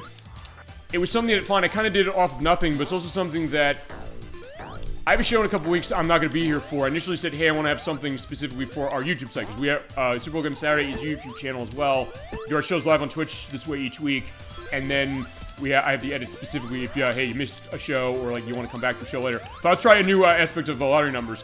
But the case, like, hey, running a speed run. I was going to do a speed run specifically Donkey Kong Country, but, like, I kept trying Jungle Hijinks, like, 25 or so times specifically. But fine, the new numbers are 3, 1X, 07, and 03. So in this case, also, we're getting a good case, so I get 13 rings. And by the way, it's worth pointing out that when you get the combinations, the things with the X in them will be a multiplier, and the other ones will be ring counts, and I think you can get like 2x and 3x, so you have multiply specifically for that. So nothing else, we are getting aspects of our rings going. But yeah, I get that idea as well, and fine, I haven't really done that with Sonic as far as saying, hey, we're gonna initially speedrun it, but honestly, it's something that I feasibly would like to get a case of doing that. And fine, you know what, for the boss, actually, you know what, fine, before we go on the boss, oh, well, okay, fine, too late, because I'm locked in. Fine, I'll show feasibly doing this boss legitimately, because we're going to have to do this with Knuckles and do Knuckles in Knuckles mode. Alright, but we have breaking news bulletin with a weather globe and Cluckoid on television. He's saying it's going to be sunny today, it's going to be 641 degrees. So when it gets hot like that, Robotnik's going to come down, and you have to jump and get him. If you're anybody but Knuckles, you can jump up and hit him when he, like, bobs up. But if you have the wind there, Cluckoid's going to blow the wind like he did in Sonic and Knuckles. But hold on here and basically wait until... Yeah, basically wait until Robotnik comes there, or... Fine, it's gonna be a thunderstorm, specifically. And then with that, you have storm clouds coming out. As far as the wind, there are spikes above him. If you do get in a case of saying, hey, you know, you'll be running that way, you can feasibly bounce on them and will not be good. Alright, fine. So fine, yeah, today is gonna be a stormy day, specifically. And now it's gonna be 708 degrees. Like, okay, fine, like, uh-oh. And he's getting hot on the television. Do love that touch. But, yeah. In that case, yeah, it's the hot spotlights. Alright, fine. I will show doing this feasibly right. Whoa! Okay, fine. There you go. I showed what happens when you do that. But there you go. It's windy again. But, of course, yeah, the feed is cut because in a reference to the July 22nd, 2016 live stream that showed off aspects of Sonic Mania and Sonic Forces, the stream went down constantly, so, yeah, you saw that image. So they said, fine, for this game, let's put that in as an Easter egg. Yeah, they said with speedrunning as far as this, you know, I guess we could try doing that with this game tonight. They'll run a couple hours, usually like 5 or so, or till we're done with what we're doing. I can see, like, what can I do, you know? And I've been wanting to go down that avenue specifically, so thank you for going that. And we've talked about it before, as with Flying Battery Zone from Sonic Knuckles. Though it was originally going to be Sonic 3 before they... fine, they split the game in half and then also delayed it to get aspects going. Even the point where when the Sonic 3 Happy Meals came around in 1984, which I was there for, specifically just to indicate that, it said Flying Battery Zone. When the game came, I was like, where's the Flying Battery Zone? It's not in this game. I was like, oh wait, no, it's in the other one. Although it was going to originally be in it, and the stage select of Sonic 3, if you can pull it off, because it's insanely hard to do that, does say Flying Battery and Mushroom Valley, the original name of Mushroom Hill. But, alright, fine, let's try Special Stage 6 again. This is not going to be pleasant, but fine, I got time, don't worry. We're not even... We're only at the 3rd zone, or 4th zone now of this game, so we got time. Until then, keep hitting more stuff as far as... Also, I guess, aspects of speedrunning. Like, what games you like to speedrun, cases as far as where it's feasibly been successful. And fine, I get that challenge, because the idea, like, hey, if you're going to be running for a speedrun, we can talk about the philosophy of that. The idea that, hey, if you're going to run through a level, you basically are pretty much memorizing where you're going, what the pattern is, and then the idea of what's your best route to go through. You run through a level, saying, like, hey, you know, do a jump, make sure you can go that way, and make sure that, I guess you'll be set when you're going to be doing stuff specific. Okay, I got to get the Mach 2, or Mach 3, going this way and avoid the turns. Whoa. I'll read off in just a second, specifically as far as yeah, I do usually read off as far as this, but I do want to see if I can get this thing. I'm gonna get this thing. I'm not ignoring you. Don't worry. I did see as far as the response to that, as far as your aspect on speedrunning. I promise I will catch up. Whoa, shit! Oh crap! Right, I forgot. When it comes to those bumper things that they add for the special stages in Encore mode, if you run close to them, you basically run into them and bounce automatically. So yeah, you gotta be careful of that. All right, we're almost going down the road. Whoa! And also remember the what was it? The turn. Okay, yeah, the like the pillars. They're just for an effect. You can run right through them. Thank God we got it. Okay, get that emerald. Got it. Thank God. Okay, to be honest, speedrunning Sonic games is really fun. Might be daunting to learn, not difficult, and awesome to see how far you can push yourself to do better. Yeah, and that's, I think, the idea with Sonic, and honestly, with Sonic, the first game in the series that I think really emphasized that the most. As you're also seeing the idea of, like, here in Flying Battery. Let me get Ray back, because I want to show this. The way he handles the handles, where he, like, is a little flip up, or flip up and down on him. Which we'll see in just a second. The first Sonic game that I think really gave the most credence to that above anything really was, I think, Sonic CD, only because of the fact that it had his hand on his tail. Like, yeah, flip, flip, flip. I like that look as far as what he's doing. But that one, because that's the first one that had a... Okay, yes, it is. It's the first one that had a time trial mode to itself. But I do want to get the fire shield, even though I'm taking a hit doing that. Because that's the one that's like, hey, you know, challenge your skill that way. But then they did the mobile version of this. In fact, the people who made this game, well, some of the people made that, specifically Simon Tomley and Christian Whitehead, they did the mobile version of Sonic 1, 2, and Sonic CD. And the version of Sonic 3 Knuckles that was in Sonic Origins when that came out. They added a, at least for the mobiles of the three that had mobile versions, everything but 3 and Knuckles, they did add a time attack mode. To basically get the idea, like, what's your fastest way to go through a level? I know that also was the case, I guess, going backwards in the past of stuff like Nintendo Power. Not that, you know, Sonic was on Nintendo for a while till the GameCube and Game Boy Advance era, but the case that, hey, what's your best time going through that? So the case of, what's your best time going through that, and what's your best time going through a game as far as speed? And then the idea of understanding really what a game is when it comes to speed running it. And even the one I did as far as World of Illusion, that was an interesting case because I did it one way specifically. I said, I'm running through this game as Mickey Mouse for single player. Not without I didn't really practice much. Oh, fine. What happened was, just to give a context to that show, and I'll have the link to that show that we did a couple years ago. My brother, Inherent Not, he was on the show with me for that one to the end of the year. I said, hey, him and I played this game growing up. I said, we're going to do this game for the show eventually. I'm not doing it without him.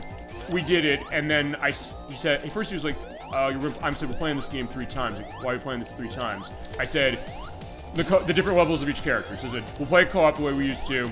Play through as Donald Duck, and we'll play as Mickey Mouse. He said, when I gave him time to doing Mickey Mouse's section, he said, why don't you speedrun this? Like, okay, sure, why not? And I ran through it about under 20 minutes, which was not the world record. But it was also the case that I hadn't really prepared outside of just saying, hey, we're doing the other runs of the game that way to get ready. As we're gonna hit that, and then get Mighty and Sonic. Okay, so Sonic is back at least, so we have him set. But that was really without practicing. But it was also something that I was able to see as I went. As I let that go. Where could I feasibly shave off time? And also, I guess, the distinction of what happens when you say I'm gonna use glitches or not. Because actually, I technically did use one. Because in that game, you never played it, which is a great game. You never played that game, I'd highly recommend you do. It's fantastic. There's seesaws that they have in the first level. Where, if you're playing in 2-player, you have the other player jump on the other side to launch you up. It's actually kind of like Sonic 2 a little bit, where you have, in the case of that game, you have a log on the side, jump on the side, and it comes down and it bounces you up to get to a higher area. But if you jump just right when you're playing in single player for that one, as the log comes down, you launch yourself really high and you skip a large area of the section. I did do that. So feasibly, you could look and say, like, wait a second, how are you going to be doing that? Also, yeah, because I'm Mighty, yeah, spike balls and things are nothing to him when he's jumping. So that's a great aspect to it. And also when he shoots off, when the blasters shoot off the lasers, and I'm jumping, yeah, they don't do anything. So you could say, hey, you know, what's the idea of, like, running through that game without doing a glitch like that, or then saying, like, hey, you know, going through his different characters because of the fact they go through different levels, and understanding it that way. And I guess with Sonic, same deal. Same with Sonic Mania, because as we'll show with Knuckles, when we get to the idea of running with Knuckles in a little bit, Knuckles does have different levels and different sections of levels, so it changes things. In fact, with Knuckles, you get Tails and Ray. Well, actually, I do want to see if I can get Mighty back. We got Knuckles. Because down there is a hidden ring. Actually, can I get back there? No, I can't. Alright, I'll have to look, or... Hold on. Okay, yeah, I can't switch character, by the way, when he's out bouncing, having the time of his life on that spring. So I'll have to see as far as something else, or I'll have to go into another level. But either way, that'll be fine. But, yeah, so it makes an interesting distinction as far as that, and same with Sonic, what you can do as far as it... So it kind of changes what do you have to do for the case of it. Actually, you know, let me think about this. As far, going back to the history of the show, because just to let you know, this is an independent show. I just do this for fun, specifically. I do this every week, but it's a case that, hey, it's kind of become this great community case for myself, but also I think for other people, and I'm so glad to have you as far as it. But I started this show about 4 years ago because it was COVID time, and I wasn't seeing a lot of my friends, family, as far as it. So I said, I want to show aspects of games. I have equipment to show it. And it became this idea that I just want to show all this stuff I have, and then I got people coming in saying, hey, I want to see this game. And then I said, you know, let's do it. And I think maybe there's people thinking that way and thinking like, wait, this 38-year-old guy that maybe you never heard of specifically, Captain D-Track, he's going to come in, as I don't know what I grabbed onto specifically there. With the Combino ring, I'm able to feasibly get all those rings back. I said, hey, let's just do that. I think that was that idea that kind of kept things going on. Yeah, with different movesets also comes with different characters to bring more changes to it. Yeah, exactly. And one of the things, when I did start the show early, just to go on that aspect, I'm going to try and see if I can't get... Fine, Combino ring. But I played Animaniacs for the Super Nintendo, which is by Konami. I didn't intend to speedrun that game, specifically, but I got 100% in under an hour and 15 minutes, but I don't think that's the record for the game. So it's not like that actually helped. But point is, like, I sort of sped around the game without intending to, even though it was not like a world record case. As we have boss here, this is the Big Squeeze. It's the trash compactor from Star Wars Episode 4. Basically, if you're Tails, you can fly up there and it's really easy, or if you're Mighty, you can do that and fly into him. And if you have an electric shield, you can bounce into him when he's electrified. And I guess you can get yourself crushed going in here as far as it eventually, because he does, but the idea is that since it goes up so high, as far as what it is when you eventually get yourself crunched in, you're never going to run a case where, unless you're trying to get yourself crushed to death, you'll let yourself get crushed. Oh, no, you can. I think I did try that one point. Even the point, fine, with Knuckles you gotta wait, because, like, fine, Knuckles can't jump that high. And he can't jump on the wall here, so at that point, that's something you can't do, as far as it. And, yeah, when you scrunched in, it means that your chances to get the item under the panel here, yeah, good luck doing that. I don't know where they are.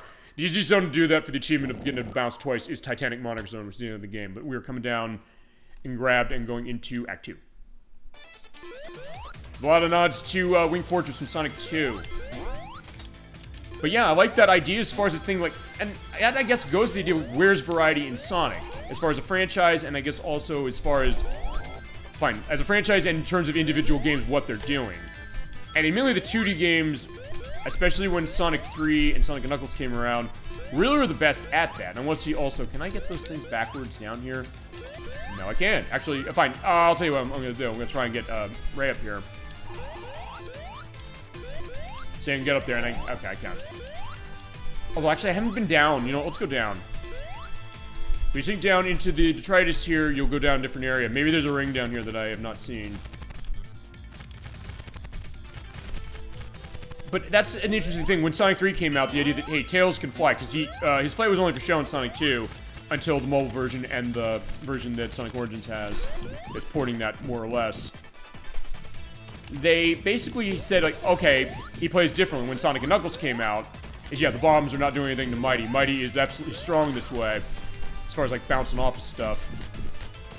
They said, hey, let's vary this up with the idea that you still have the speed of Sonic running around as far as everybody, but the case that, hey, they do different things, and it makes it unique, saying go down different paths, change things, like with Sonic 2. When Sonic 2 came out, or Sonic Knuckles came out, the lock-on technology thing they added for that made it so that, hey, you can run through the game with Knuckles, and certain levels you can get through them in, like, 20 seconds. So it changes how that is, although it also changes another thing that, hey, the final boss of that game, you can't just bomb rush it feasibly completely, because you have to wait till he jumps crashes down, you have to be jumping very specifically, otherwise you get yourself killed. So it changes the idea of how the game goes, and then, as you said, the thought that what do you want to do when it comes to running a game for speedrun cases, you're also getting the electricity going on. A little bit like Wacky Workbench Zone in Sonic CD. But it also makes it really fun to kind of get a sense of, okay, yeah, I want to kind of do it that way. And also, something we had when we played the game the first time, as I got Mighty and Ray. So fitting, the two new characters, let's run them. Fine, Mighty got crushed, but don't worry, he's not gone forever. As long as it happens not to you, you'll be fine. In this case, yeah, the invincibility just run into those things.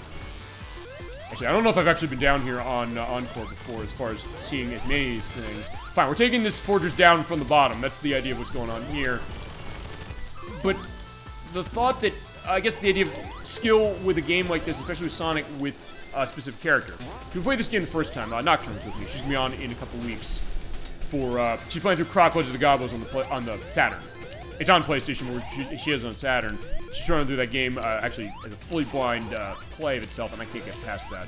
But when she plays 2D Sonic, she loves playing as Tails. She understands how the physics of Tails work, the idea of how she can feasibly control Tails in a way to get him feasibly wherever she wants him to go because of how his moveset is. Just as you said, it's a perfect example, a perfect discussion about going into that. And basically saying, like, hey, when I play as in a Sonic game, and she says, like, I always want to play as Tails because of that moveset specifically. I mean, she likes the character as far as Tails, but also the case that, hey, you know, that feel of how Tails feels. And we've also gotten that discussion, actually, with the chat when it's come to the other Sonic games we did. We played Sonic Adventure on the Dreamcast. We're talking about, hey, you know, that's the one 3D Sonic game where Tails flies. And we also got, I remember when Luck first came in, he mentioned something very interesting, which was the idea that, hey, is Tails feasibly busting this game in half because of the fact that he can fly to the degree he does, and also feasibly go through levels insanely fast. And the question, how do you balance that? As I never saw that crush into that before. I also want to go back this way, so I don't get myself crushed that way either. Okay, now I can go this way. So yeah, it's like Knuckles Chaotix all over again. We have Knuckles and Mighty as it is going through. There we go. But yeah, I was saying, like, hey, is that a case of, like, a broken case as far as Tails? Because, yeah, it's fun to bust the game. In the case of, like, hey, you know, it's feasibly something that maybe makes it too easy. And then Sonic Heroes came out, and Sonic Heroes, like, fine. You have 3 characters you're controlling at a time, and Tails has an artificial ceiling. So, like, what does that do? Does that make it better? Like, maybe it does, maybe it doesn't. And then, fine, Sonic 06 did it as well. And then, fine, Sonic 06 had a lot of problems where it also has an artificial ceiling. And also the way Tails drops like a rock when he runs out of stamina. And then that Sonic P06, the fan case of Sonic 06 that came around a couple years ago, they completely redid the physics of that, and, like, it feels great. It's one of those cases I think that might feasibly be the answer as far as Tails for 3D that way, even though, as far as the games, they haven't really done much stuff as far as him playing like in the 2D game, like this one. As far as where that next thing is, I think there's, no, there is one down here. Now I remember. This is an area I actually never knew where it was until I was doing the tests before I did the show tonight. At least I think I'm going right for that, unless I passed it. I hope I didn't pass it. Fine. Ray's showing how you handle spikes like that. So, like, hey, fine. I don't care about spikes. They're fine. All right. Okay, it's not up here, so I don't want to go all the way up. Oh, fine. There's rings there, so it doesn't matter that way. Okay, here we go. Yeah, I'm getting there. Because I know there's a ring down here. But it's interesting, kind of, the economy. Think about that with this Sonic game, but really of any of them. Fine, we really are just busting this thing down from the bottom. By the way, when you do bust the, yeah, actually, those are the things that you saw in the Flying Battery cutscene of this game, and also Sonic and Knuckles. Fine, Flying Battery is in Sonic 3 as far as the flying ship. But I don't think you saw that thing in it. Oh, crap, I missed it. Okay, it's fine. The ring I was thinking of, I missed it. Fine. I know where there's one in the next zone. We're gonna go. But I think we'll run Knuckles and Mighty for the purpose of this. Actually, this is actually gonna be really good to have. Now I'm realizing this. Especially because of Mighty. So, yeah, Mighty, come out. Because our boss here is the Spider-Mobile. These are some weird designs with itself as far as certain things, but A, I have a lightning shield, so those lightning bolts won't do anything to me. I jump on the side of this and wait till it's all spin, and wait till he comes up and bash him with the spikes. There is merely a glitch to this game that I don't think they've really fixed, which is if you don't wait for him to come down, or you hit him like where he's right at the bottom. I'll show this. Oh, fine, I miss. But you also feasibly hit him with the spikes and nothing will happen. But because I'm Mighty, or I have Mighty here, the spikes don't do anything. Fine, with Knuckles, it's whatever. But also because he's shooting the electric bolts, this boss is going to be a complete joke. At least as long as I just keep hitting him. You get that nice sound of the combi catcher. There you go. That's how you want to handle this. Or if you have a super form, you're fast enough, or I guess feasibly if you have enough distance to spin dash, you can feasibly spin dash to him to get enough momentum. If I can make... Okay, I can't. Okay, fine. I can do it now, I think. Except, yeah, I didn't hit him right, because he will bounce when you hit him or jump into him. Usually it's not going to be enough, but if you're running super form feasibly, if you got that coming here, you can also do it that way to get him into the spikes. Yeah. Okay, right there. I showed it. Actually, I'll look back when I edit this and I'll also put a picture there. Like, did I actually hit him into the spikes or not? Because sometimes I get the sense I hit him into the spikes and he didn't do anything. Oh, fine. I just didn't jump correctly there.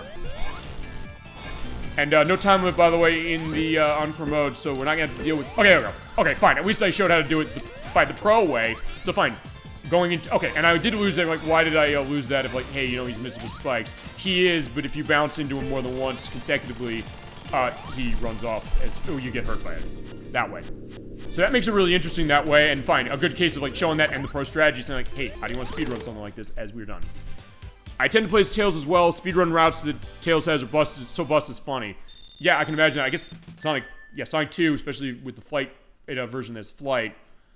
I guess stuff with Sonic 3. Oh, fine, there's Sonic 2 Game Gear or Sega Master System flying off in the hang gliders. Yeah, in this case, like, yeah, Knuckles and Mighty are like, yeah, like, what is this about? But Tails and Sonic were like, yeah, we know better. Easily, as we're going to Press Garden Zone. And also, by the way, good thing I do have Mighty here because the broken crates, he can crush him. Also, if you have Sonic, you have the fire shield and use the fire spin dash, you can bust through these as well. Actually, the way this game initially came out, it was not possible to do that because you could not get the fire shield at the beginning of the game. Or the beginning of the stage, I should say. You couldn't get it this early. Yeah, this is the printing press of Robotnik, as is, along with touches to launch base in Sonic 3. In that, hey, you know, the conveyor belts sort of, kind of, and things, but also the cylinders there. Okay. Right, so go down here. I think there is a ring down here. I hope there is. Oh, yeah, there is. Okay, also, gotta be careful not to get... Okay, I was gonna say crushed, but it was like, okay, fine, no. Alright, Special Stage 7, here we go. This is the hard one, because you don't have a whole lot of opportunities for rings. The spheres go in a circle like that, so you have to kind of go on the outside to pick them up. And then go through, kind of eye the needle on the squares, and jump over here and here to get them. Honestly, there's a route in Hydro City Zone Act 1 where he flies over the stage with jumping a lightning shield and hitting a red spring at the same time. No, I don't remember if I've seen that one.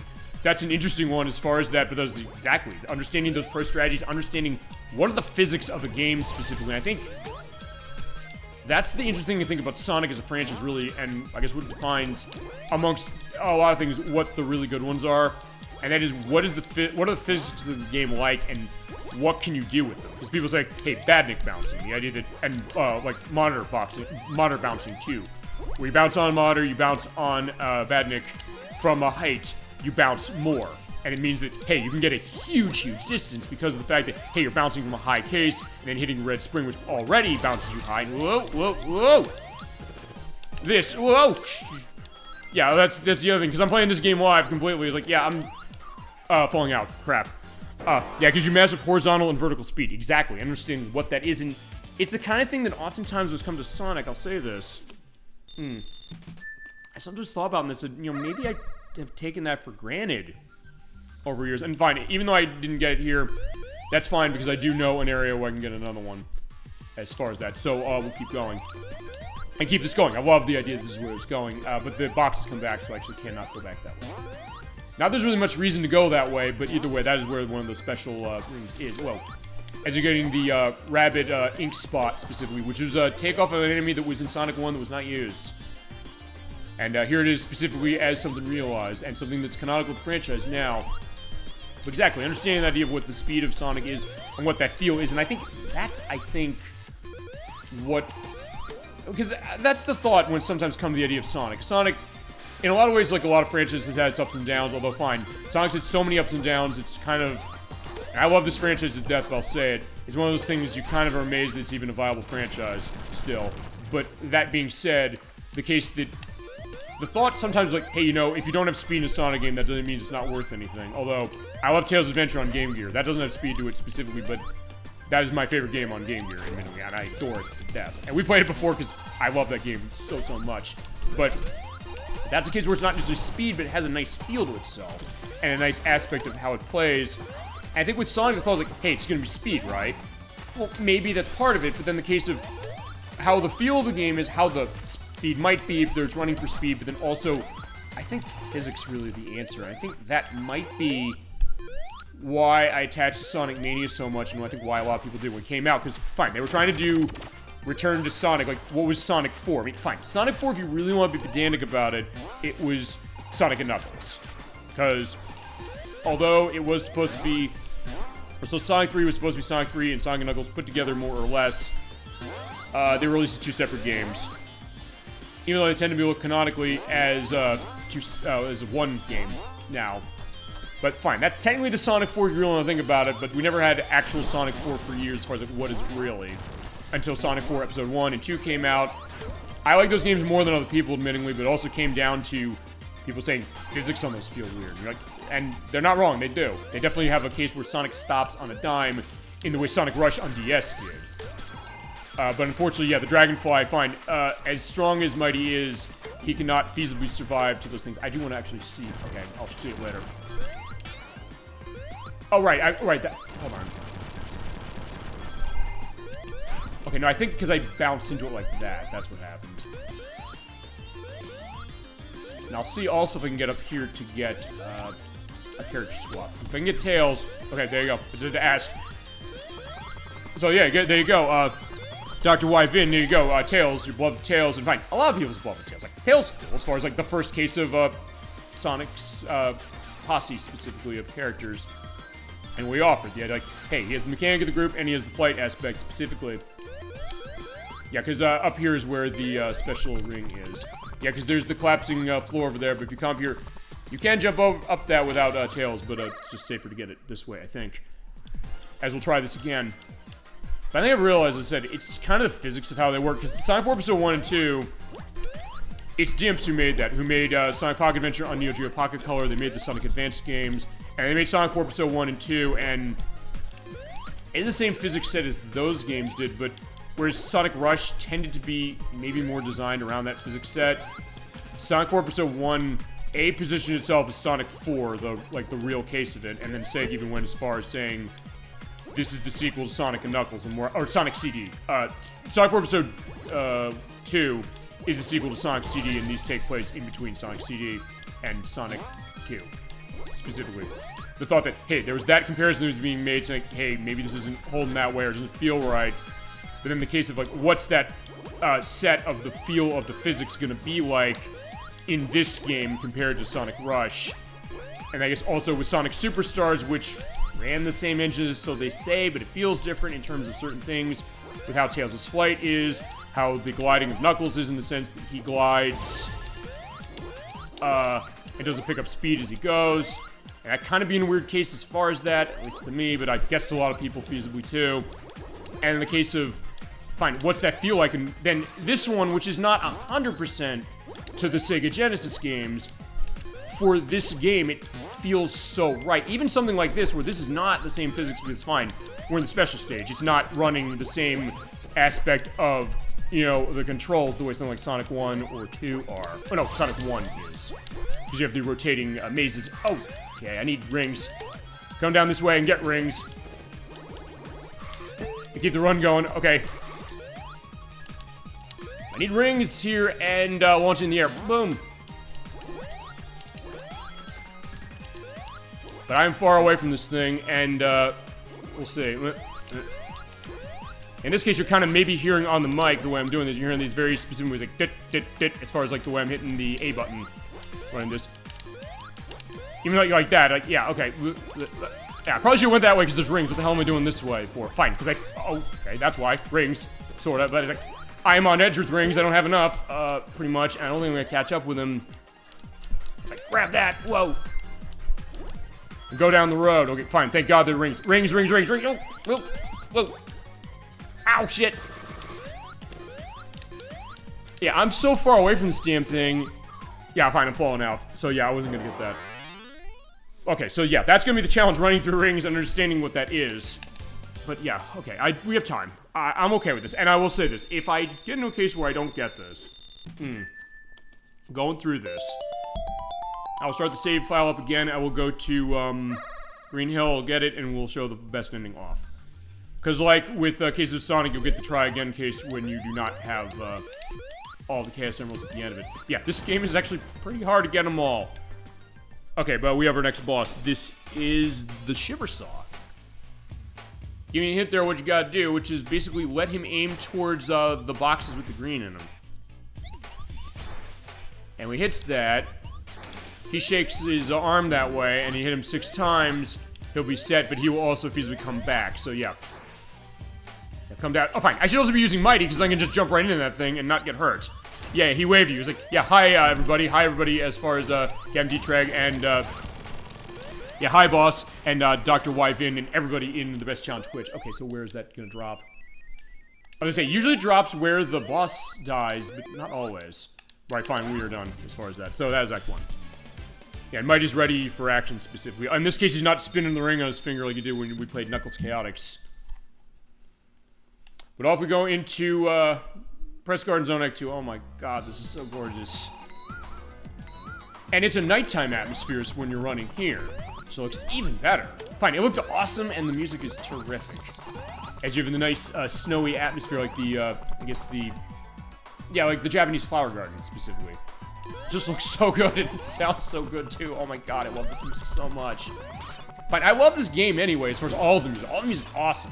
And you're on the ice. In this case, yeah, just slide along. It's like, yeah, just keep going. And look left and right. So, yeah, boom. Okay, fine. Mighty is gonna get a lot of play here because, fine, what can I do with Mighty? I can just jump on the spikes and boom, they go. Oh, fine. Boom, I'm safe specifically. Yeah. Colby Drive-In. Oh, okay. Oh, Colby Drive-In, by the way, like the word driving, most people make that mistake. Sorry, I can't type. Don't worry about it. Like, hey, that idea of what it is, and that's also why I will read the chat aspect out. Yeah, the case of what that's going on to it, and I get that. Oh, okay, there you go. Fine, that's the other reason you can also use the stomp there. Like, hey, you know, it basically stops you in distance, although fine. Since I have tails, it should be flying around and just... Oh, fine. Fly around, also... Let me see something here. Can I... Okay, it does bounce off. I was gonna say, yeah, the spike, or the saw blade, that'll bounce off specific. Okay. No, I get the idea, but like, hey, that idea of what's going on here. And, okay, so, yeah, I do want tails here. And by the way, the difference between the question mark blocks, that swaps both characters. Whereas, the reverse item, fine, the teleport item as it is from Sonic 2, that will, swap the character you're currently controlling. But I do want to see if I can find something around and take in the color here. Yeah, look at this place, it's gorgeous, oh my god. You get the piano going, the do-do-do-do-do-do-do-do-do. And also get the fire shield, which is actually going to be very nice to have here because when you hit the fire and walk by it, it is being melted. Oh, whoa. Actually, I don't think I've been over this way before. Fine, that was also... Fuck, I can't go back, but that's fine. I can go this way and avoid the wood chipper. Actually, fine, Mighty test time. Let's try this. Mighty, you're going to be safe against these things, right? No? Alright, fine. The saw blades are not that case. I referenced Fargo last time I played this, and now this time. So fine, the idea of, like, yeah, the wood chipper case again. So, alright, fine. The wood chipper is not a case. Oh, actually, wait a minute. I don't know if it's because I bounced into it specifically. Whoa! So, yeah, at that point, I don't want to necessarily bounce away. Fine, as I said, these don't matter really in this case for Encore mode. And they do bounce back, and fine, it is the combined ring that was in Knuckles Chaotix, but it works a little differently in this one, where it forms itself into multiple rings as opposed to just one small one. Okay, so there's nothing up there, so I'll have to keep going. I do know where there's one near the end. I do love that idea, like, hey, you have Mighty bouncing off, and as someone who played as Mighty a lot in Knuckles Chaotix, you would think maybe, like, hey, I was maybe disappointed when, like, you couldn't jump off the walls with him in this one, you couldn't in that game, but honestly, the feature set he has in this one, I kind of find so many uses for it, especially as far as tonight, that I'm definitely in a good case of itself. Alright, whoa. Just launching, whoa. What are your thoughts, by the way, on Sonic CD on any perspective as far as exploration, speed, etc., or any facts or moment you have with it? Well, actually, with Sonic CD, I got a lot of stories. I will mention this specifically. We played Sonic CD for the show back in January of 2021. That was the first time Lightforce, who's a regular in our chat, he comes in every so often. He came to the show saying, like, hey, I saw somebody playing this game, it's my favorite of the 2D Sonics. We got a good case as far as, you know, discussions on that. He said, hey, I want to follow the show, and he's joined us ever since when he's been able to, as far as an example of that. So that's one memory as far as playing it and getting a sense of, like, that was kind of a big idea. Fine, that changed, I think, the trajectory of what the show was. Like, in my case, like, I just want to show stuff and, like, talk stuff with the game. Played that case, and fine, I've had cases and people in chat before when it comes to stuff before that, but we had a great time playing it, and just the idea that saying, like, hey, other games would like to see, going discussions on things, thoughts on certain things, facts they had, personal stories as well. That was the other thing. With myself, but also cases of guests, and fine, chat cases keep coming in. So I always, that stands out in my mind that way, although also my experience with Sonic CD itself, I'll tell this story. First time I ever played Sonic CD was in 1994. I didn't have a Sega CD at the time. I do now. It is actually kind of out of commission because my original Sega Genesis is not working. I need to replace it so I can then run stuff off of Sega CD. We played stuff on Sega CD on the show before. When we played Sonic CD, we played it from Sega CD specifically. My first time playing Sonic CD itself was in 1994. I didn't have Sega CD at the time. I rented it from my local Blockbuster video store. It was a $16 cost for the rental of the console. But I was like, hey, I want to play this. It's a Sonic game I didn't play. Because Sonic is a big case as far as myself growing up, as far as games. Playing games, what really kind of got me big into games. I'd played before stuff with Mario. I love Mario for sure, and other stuff. There's something about the way, the feel, you mentioned it. Just like the physics, that feel, that speed of Sonic that really got me going. I'm going here because I want to get a fire shield, if I can do it and not get my ass tossed out. But that being said, I said, well, I was really into that. It felt so futuristic. And fine, there's a fire shield. I'll just get that right now. I didn't even need to bother going in there. Oh! But I had a great time playing it, and it was really a fun case. And I got the game years later on, actually, the PC first. Because Expert Software did a port of it to the PC with Sega's involvement for saying, hey, we're porting it. I had it on the PC. It was my old Windows 95 PC where you had to set it into 256 color mode, otherwise the game was unplayable. It would say, like, hey, you're not running in 256 colors. Change it from your graphics settings on Windows, otherwise you can't play it. That was the version of Sonic CD I had for the longest time. And I got Sonic Gems Collection on GameCube, and oh, there's another ring. So we can go do this. And I'll regale this as I go, which is, I played it there, and then I got Sonic Gems Collection, which was porting that one, or porting that PC edition, so it actually had better aspects of its frame rate and loading than it did on the Sega CD. And also, on the GameCube in Gems Collection, it loaded faster than it did even on the PC. It was like almost instantaneous. So I played there. That was cool as far as doing that. And then what happened was I got Sega CD in 2008. Actually, what happened was this is actually another interesting story. I'll tell this. I've told this story on the show before, but I may as well indicate it now because it's coming up this way. And that is, I went to my local retro game store where I was at the time. I found a copy of Slam City with Scottie Pippen for the 32X CD for $1.99. It's now a game that goes for about $100. I've since shown that game on the show before. It is a hilarious, for all the wrong reasons, FMV basketball game from Digital Pictures. The people made Night Trap. And I saw it for $2. I didn't even have Sega CD yet. I had 32X because I bought it years later before, actually no, years before that, in 2005, because I want to have this. I want to play Knuckles Chaotix. They didn't port it. It was before the game went for a fortune as it does now, and no re-releases of that game, unfortunately. Still to this very day, please Sega, I'd like to see a re-release, because it's interesting to see. But I saw that in the store. Whoa, crap, I got crashed. I said, I gotta buy this. Like, you think, like, well, I don't have the console. Why bother? I said, I'll probably get the console. Then I went back a week later. They had a copy of Sonic CD for like $10. And I said, okay, I'm gonna get this now. I was like, okay, I think this is it. I gotta find a Sega CD. I found one off eBay, Model 1, that came with a bunch of neat stuff as far as aspects of how it was set up. And that's how I had it. And I owned it that way as far as Sonic CD, playing it that way. And then I realized, wait a second, yeah, the other ports were enhanced as far as later, as opposed to the original release. And then I got the 2011 version, which was that mobile version.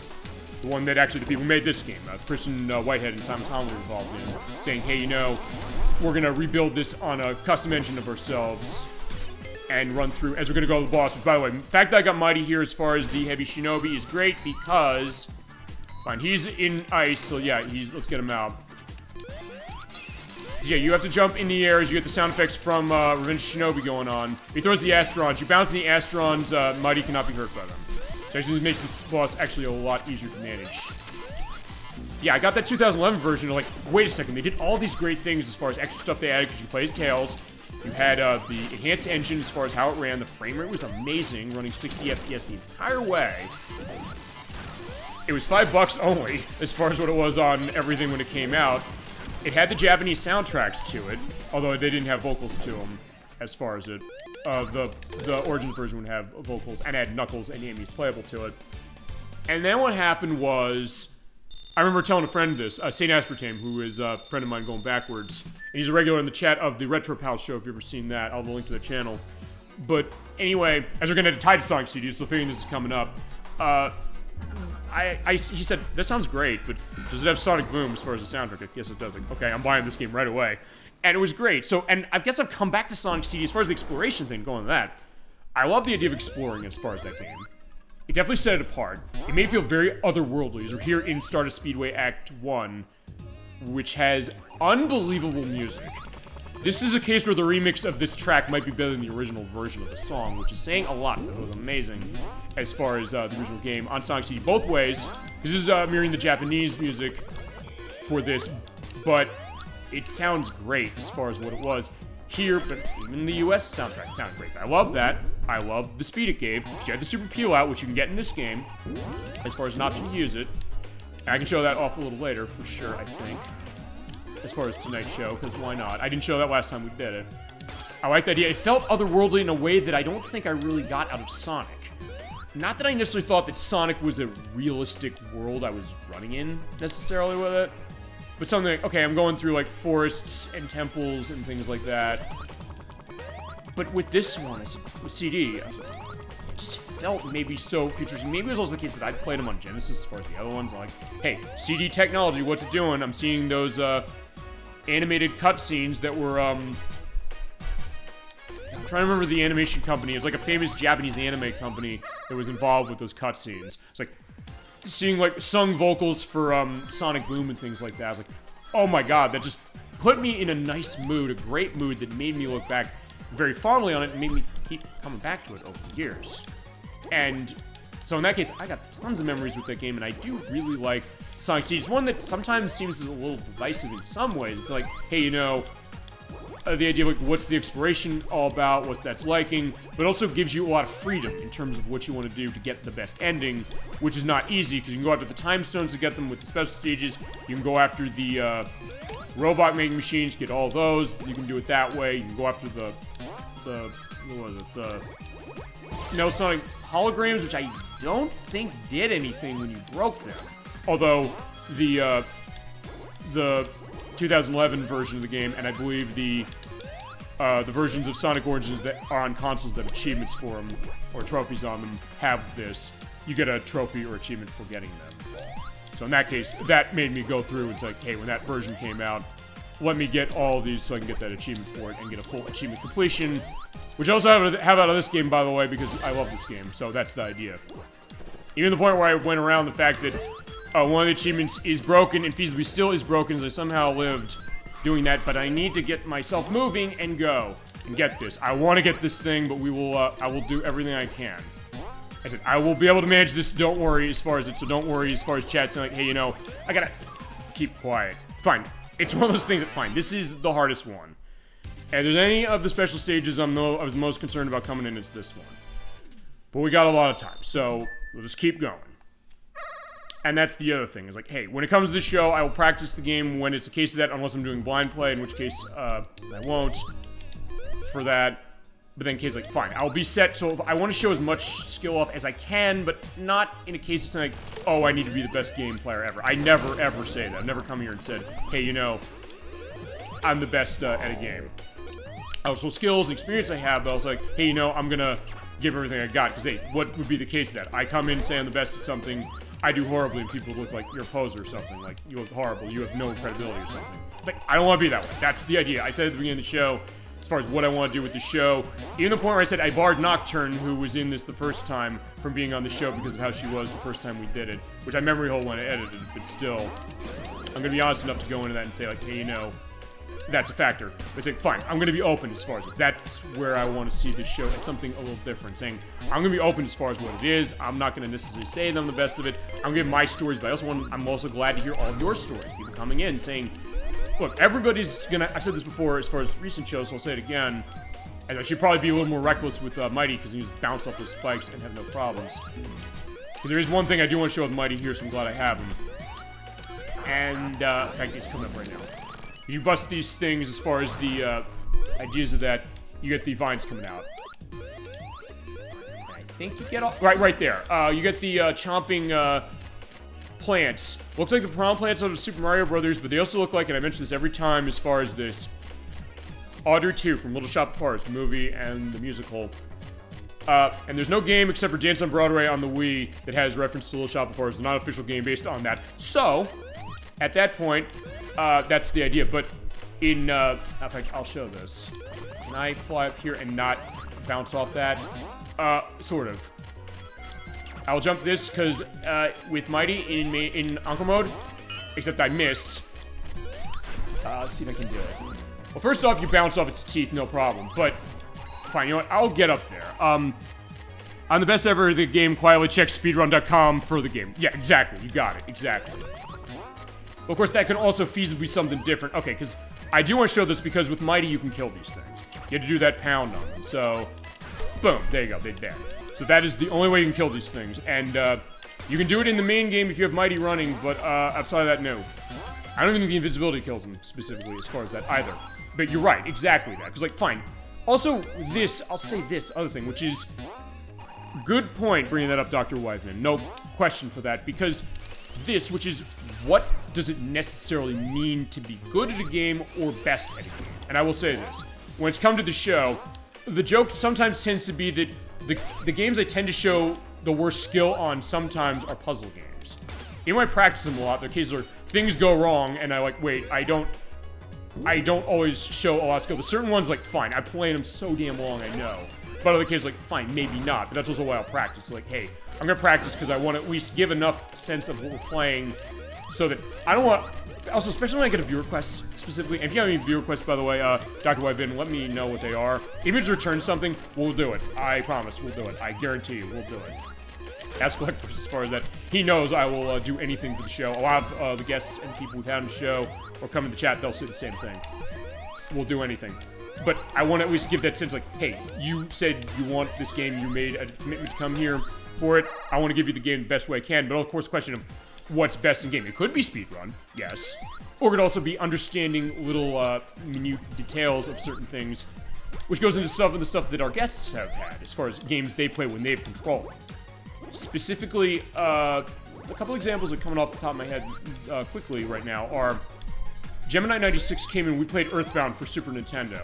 He loves that game. He grew up with that game specifically, coming to a little later, but still played it years later and loved it. And he knows everything about it.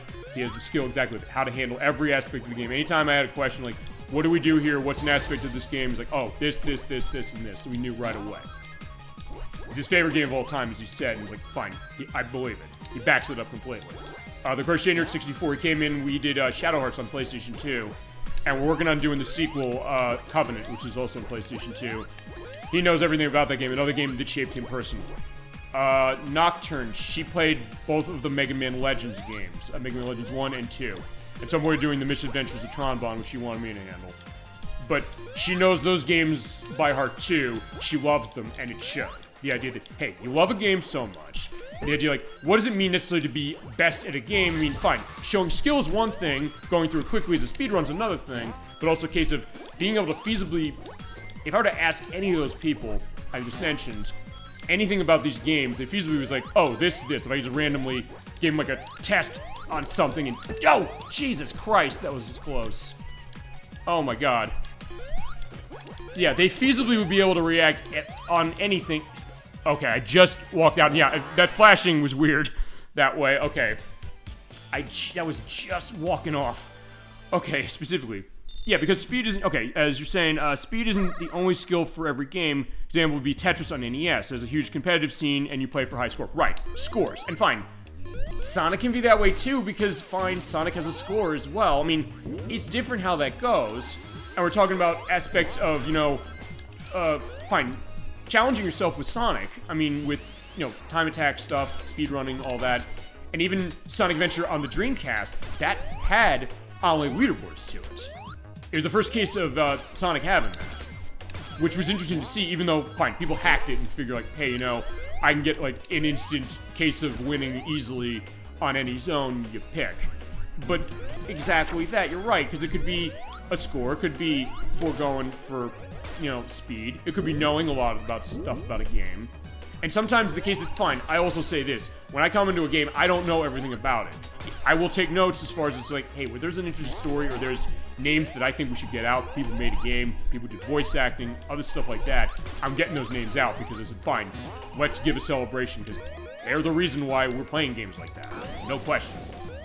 And they're the reason why we have, I guess, a formation of memories that basically are telling our story specifically. Fine, Dr. Wyvin, you got this way as far as it, which is, fine, your experience with Sonic Mania, as an example here, is going to be different than mine, it's going to be different than anybody's. And the idea of the power you have as far as telling that story is something that nobody can take that away from you, and it's always something that it's going to be a part of this discussion that is going to be unique to you and something that is going to make you stand out. If you ever were in a case like, hey, I want to talk about a game like this, you'll have your story and the idea of like kind of commiserating, which I love doing. And you also have the those medieval-looking things from Marble Garden from Sonic 3, which is pulling from for this zone to point out in this game, going on. But exactly that case you're saying with what does it mean to be the best at a game, and like, why do you love a game? The idea that, hey, you know, you feasibly, there are going to be games we play, games are going to come and go. There are going to be certain games that are going to be defining who you are specifically, and when you love them, you're feasibly in a case of knowing basically everything about them and saying, I want to tell people about this, I want people to play, especially something that maybe people don't know. I thought that, fine, with Sonic Mania, this is a case people know that, but other cases, I mentioned EarthBound, which is a game that people know now, but it was something that it didn't sell when it came out. Shadow Hearts is an underrated game that was kind of off the beaten path, but listening to Gemini 96 and the Crochet Nerd 64 as far as those respectively, and Nocturne with Mega Man Legends 1 and 2, the case that kind of, in a way, bringing those games to a new audience because of the fact that, hey, they're, in a way, telling their story to explain, like, fine. I've always said in the show also that we're not, oh shit, I got lit up. As we're in front of the not Sydney Opera House, I think that's the idea of what we're supposed to be as far as Stardust Speedway. I think that was the idea of it in Sonic City itself. As we're fighting against the Hataro Highwatch. Yeah, it is the light bulb specifically on its head, on its mouth. You bust it specifically at 6 hits for the big one, but you have to go between the tiny ones. But as I said, that's the idea that, hey, bringing people, because like, hey, I've said on the show, we don't bullshit you as far as this. I'll be open as far as that, but the case, like, fine. I feasibly will be someone who would play with my life, like, hey, even if it's a game that people are like, I don't know if I'm feeling this completely just seeing it. Like, look, you're never going to question the passion of myself or anybody as far as the show, because, like, yeah, if they love a game, they love a game. Even if they don't love a game, like, just the passion, like, hey, why you might need to play this anyway, just to have this experience, like, fine, what is, you know, my reaction to something, whether it might be positive or negative. I mean, that would be the case with Sonic Superstars, as far as me not liking it. It'll be the case when we do our April Fool's Day show next year when we do Plumbers Don't Wear Ties, which I showed people last week. They're like, what the fuck are you showing me? It's like, this was gaming in the 90s on the 3DO, specifically, because I bought that Switch version they released a couple months ago on the back of that. But that idea, like, that passion, specifically, that's what we do, and that get the sense that that's what we go, and why we have the best chat on Twitch. Our chat is a case where they have that passion specifically. I'm not asking you specifically to come in here give me the same passion, maybe, that I put out. I'm saying, whatever you have, you just want to sit back, watch the show, do that, or if you have a story you want to tell the story. We'll tell it. Well, fine, you can tell it, I should say. That's the idea. You're the one telling it. I'm not the one telling it. I'm just reading off what you have as far as chat is concerned, but that is your perspective. That is your story of any game. Feasibly, in terms of this is your story on Sonic Mania. And my experience, by the way, playing Sonic Mania the first time was, I bought it when it came out. I was initially waiting, seeing they're going to do a physical release before this Plus version that this is on the disc. And everything's on the disc as far as its DLC. I'm like, Sonic Origins Plus, just going to that. But I was like, they're going to do a physical release, right? They didn't, so I said, fine, I'll download it. It's 20 bucks. I'm not missing this. I took the day off from work when it came out because I had a doctor's appointment. I associate when I was younger, like, the thing I hated when I was a child was getting my vaccines because it hurts. The idea, like, hey, child's not going to like that because, like, hey, it protects you from a disease, yes, as far as it, but God, that hurts as far as that moment. Even though it's a short case, that was the thought of it. But then when I came home, going back to the 90s when that happened, weird enough, in fact, I'll be specific this way. It's like, it was when I got my hepatitis C vaccine, but I need like 2 or 3 of those for it to completely go about that virus. The thought that, hey, you know, I came home, I got to play Sonic the Hedgehog. So I was basically reliving that without intending it when it came to Sonic Mania. So the case, like, this game really brought me back to me being a kid again, but also reminding me, as you said, I think you're explaining this story exactly. Why do I love this game? And why, 7 years after it came out now, why do I still see this as a high point of Sonic modern, but also of Sonic period? Because that feel it has, that passion it has. The tagline of this game was by the Mania for the Mania. Feels like, what are you talking about here? They're like, hey, the people who made this, Simon Tomley and Christian Whitehead, they're huge fans of Sonic, and I mean huge in the sense that they did their own projects that then got to become commercial products by Sega. Even to the point where they said, fine, we're gonna, just for fun, design a game that's gonna show off that Sega did not do a game right. Specifically, Sonic the Hedgehog Genesis on the Game Boy Advance, which is awful, and I gotta show that at some point because that's one of those, you have to see that game to believe it. You're like, this can't be the horrific game that maybe you've heard. It is. But they said, you know what, let's reprogram this game in C. Let's do it with architecture that's mirroring the Game Boy Advance, and a lot of games on the Game Boy Advance were developed in C, which is why they did that, saying, we're gonna make this game, call it Sonic Advance done right, and there is the Metal Sonic hologram busted, and we're gonna fight Metal Sonic, as it is now. But then say, like, this is what we're doing, we're showing how you can do this. And then it turned into Sonic CD, which they showed off as a tech demo of running Sonic CD on iPhone at the Consumer Electronics Show in 2010-11. Sega saw that and said, oh my god, this is amazing. We're gonna option you to release this.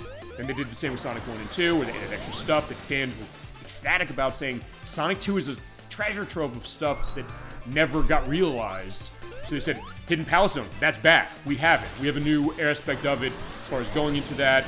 We have the version of it that was from the prototype that you saw on like Nick Arcade and things like that, and when those got released years later, they did that, and then Takeshi Iizuka said, hey, you know, we can figure something as far as like a fan game, and that's where this came from. The case that you get that mania of the people who made it, but of course the people who love it saying like, hey, it's going on, and it take a long time to get in there, and I was like, why is he not going in the center? I guess I have to go to the right.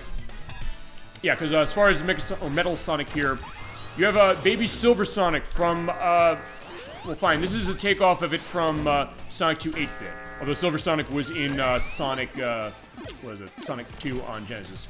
And the way this boss works is, does the spin dash with the Game Gear sound effect. You bounce him backwards towards Metal Sonic, but when Plus came out, they patched the game to make it so you don't have to just bounce him into it. You can attack him and like energy bolts will come off. So they changed that to make it easier, because like, yeah, I seem like I'm handling this way too long. Also here, we used to be running away from a spiked wall to attack Metal Sonic here. But now he turns to Metal Sonic Kai from Knuckles Chaotix, and Mighty's saying like, oh wait, I've been through this road before. Oh shit, no! Crap, I'm dead. Okay, so by losing Mighty, I come back here to the checkpoint. Mighty's out of commission, so I have to go and pull him out. Fine, Sonic, we have him. Here he is. I have the drop dash by jumping and hitting and holding the jump button to hit the ground, which is Sonic 3's beta, so they said, fine, we saw Sonic 3's beta feasibly as far as the idea of this, or understood what was going on with that, and said, let's make this move a part of Sonic's repertoire. Yeah, shoot me with the laser. Oh, crap. Fine. Tails in trouble. Fine, this is definitely a harder case, because you have to basically balance when he has the arms out. Then he also bounces the bombs, which isn't too bad, just have to be set for that. But yeah, without Mighty... Okay, that was lucky. Yeah, the one case of running the, what is it, the drop dash helping here, specifically. Whoa! So, yeah, I ran into it there. Thanks to Tails for getting that, and we got him. Okay. That was close, but yeah, Mighty did not survive, but we'll get him back. But there's the Phantom Ruby. Except that asshole knocked it off, so like, fine, okay, we can't get that set. So fine, let's show, you know, Sonic beating this area. So there's Sonic and Tails, the way it usually is, but in this case, there you go. And I didn't get many cool points because I got hit a lot, but there you go. So we got that done. There's the idea of like what that enhanced version of the Death Egg robot is, but yeah, we're getting transported back. Dr. Wyvin, you were mentioning this as far as Hydra City. Here we are, it's in this game too. Looking more, I guess, lived in. Yeah, you can fall into that box, by the way, for the War Shield. And I do feasibly want to have Tails, you're right about that, because one of the rings is pretty high. But it's also a little different, because fine, unlike Sonic 3, this is in. Yeah, there's no wall there, but yeah, you're right. Yeah, hey, if you do a bounce right, you feasibly could do that. And I'll say this. I don't know, honestly, what's the speedrun community of this game like? Because weirdly enough, I don't think I've actually seen, like, what's the speed case of Sonic Mania, which I would have thought by now I probably would have said, hey, I'll look at it, but I guess I didn't. Okay, I do want to go up here because I do think there's a ring around here. Fine, it's also something like, fine, this also, I guess, took me back to being a kid again as far as this game, because fine, most of the zones in this game are not original. They're based on earlier games, but they come up with enough unique wrinkles to them. And Encore mode does that too, in the sense that you have more areas, or fine, different areas specifically. Yeah, we have to have interacted with some of them. They're pretty chill as far as the speedrun community, so you have an idea as far as how Albania's aspect. Oh, okay, that was a mistake.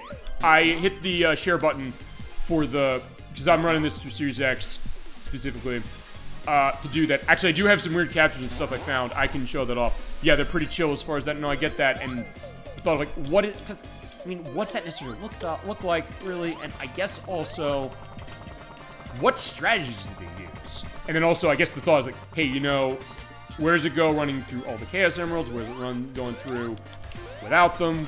And then Encore mode, as far as that, same capacities, character. Oh, I guess with Encore mode, fine, you're... Actually, wait, fine, let's get Mighty back first. That's one thing I'll remember to do. I guess with Encore mode, it's a little different because, like, hey, you're basically locked into... Fine, the only characters you have to start are Sonic and either Mighty or Ray from your pick at the beginning of the game.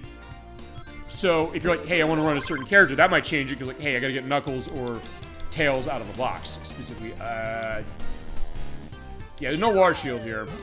Fine, I'll get that, and I will eventually get that going. I can tell you also, there's an interesting glitch in this stage, normal mode. That's the zombie glitch. Okay, feel free to elaborate what that is. Fine, we're falling out. Because I don't know what it is. Fine. The only glitches I've seen in this game, this is before the game came out, I know that you can go through or get stuck in one of the walls. And fine, the ring's right here. Feel free to go on that specifically, as I try Special Stage 7 again. Jesus Christ. Fine, compared to Special Stage 7 in Mania's normal case, which is not that hard. This one is. Fine, you're seeing it. If I've run it so many times and failed, that's obviously the case. And fine, I'm also, the other thing is that I will play to the best of my abilities. Not a case where I'll play a game badly on purpose unless I'm going to say, hey, I want to show what happens when you die. I was like, fine, I'll show it then, but that's not necessarily playing bad on purpose so much as let me show this. Because I fine, sometimes show these weird things. It works by drowning and getting grabbed by the squid like a badnik. Oh, okay. And the game freaks out, specifically removing all collisions. Oh. Okay, so basically what that does then is it means you feasibly clip through walls. Gotcha. Okay, crap. I didn't have enough speed going that way. Fine, to go at it fully. Yeah, drowning, getting it grabbed by the squid badnik. It doesn't make you... Okay, it kind of freaks out. It makes it so that you don't feasibly... Okay, so it thinks you... Okay. So fine, since we're here, I'll tell you what we're gonna do. I'm not gonna try it now, we'll try it later. I'm gonna show the bandit you're talking about, so we can at least get that on the record. I'll see if I can do it. In fact, I'll tell you what we'll do. I will show it off later, I'll try to show off later. Fine, there's the Mega Chomp. Let's see, okay, we've got the boat ride. Final 3 of these, you get an achievement. Also, I don't know if you play Encore mode before you get all the achievements of the game, if you do the stipulations in the Encore mode, you get the achievements still. Okay, I'm gonna try and look for where there's water so that I can, get it set here so that I can get the water going. As you get into the bubble here. See if I can't find the enemies you're talking about, because then it means that I can at least give a visual representation. That's the other thing. Hey, chat's like, what happens if you do this? Yeah, we can at least give a sense of, or try doing this. Like, yeah, sure, let's do that. Fine, that's the turbo spiker, but that'll be the idea. Yeah, little thing is also when you pause, you can still control your character, and it's used also for skip of a cutscene. And I guess also, thank you for bringing this up too, which is... Fine, let me find a water shield in here, try to. That actually is something that I guess changes if you have the game before they instituted the plus perspective of itself. So that would basically mean that if you, I don't know, buy the game on the Switch, say, on a physical release... Actually, wait a minute. No, it wouldn't, because I think, although I'm not sure, I think that the physical version of Sonic Mania on the Switch is one of those that has a number on the back of the box, where it basically gives you a sense that they put the revision of the game on the card. At least I think it is. Orbitology on YouTube, she did a great video about this, saying, hey, how you can determine revisions of a game on the back of Switch. So, my point in that is that, because remember, when Sonic Mania first came out, not every level had a transition to itself. In fact, actually, the transition... the only levels that had transitions to them were... fine. Let me get that, because I want to get myself, not drowning. It was Green Hill Zone, Chemical Plant Zone, Studiopolis Zone...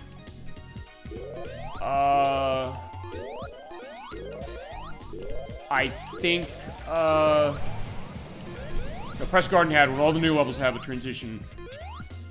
And some other ones as well.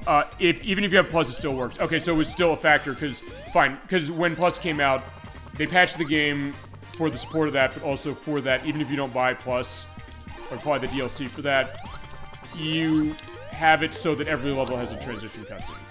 So, unless you're saying that when it comes to the cutscene that skips, it's skipping one that's in the game itself. Because the ones that are in the game and are not transitions from levels, the game already had that. And actually, let me go back. In fact, that's the enemy right there. Oh, no, that's, Poindexter.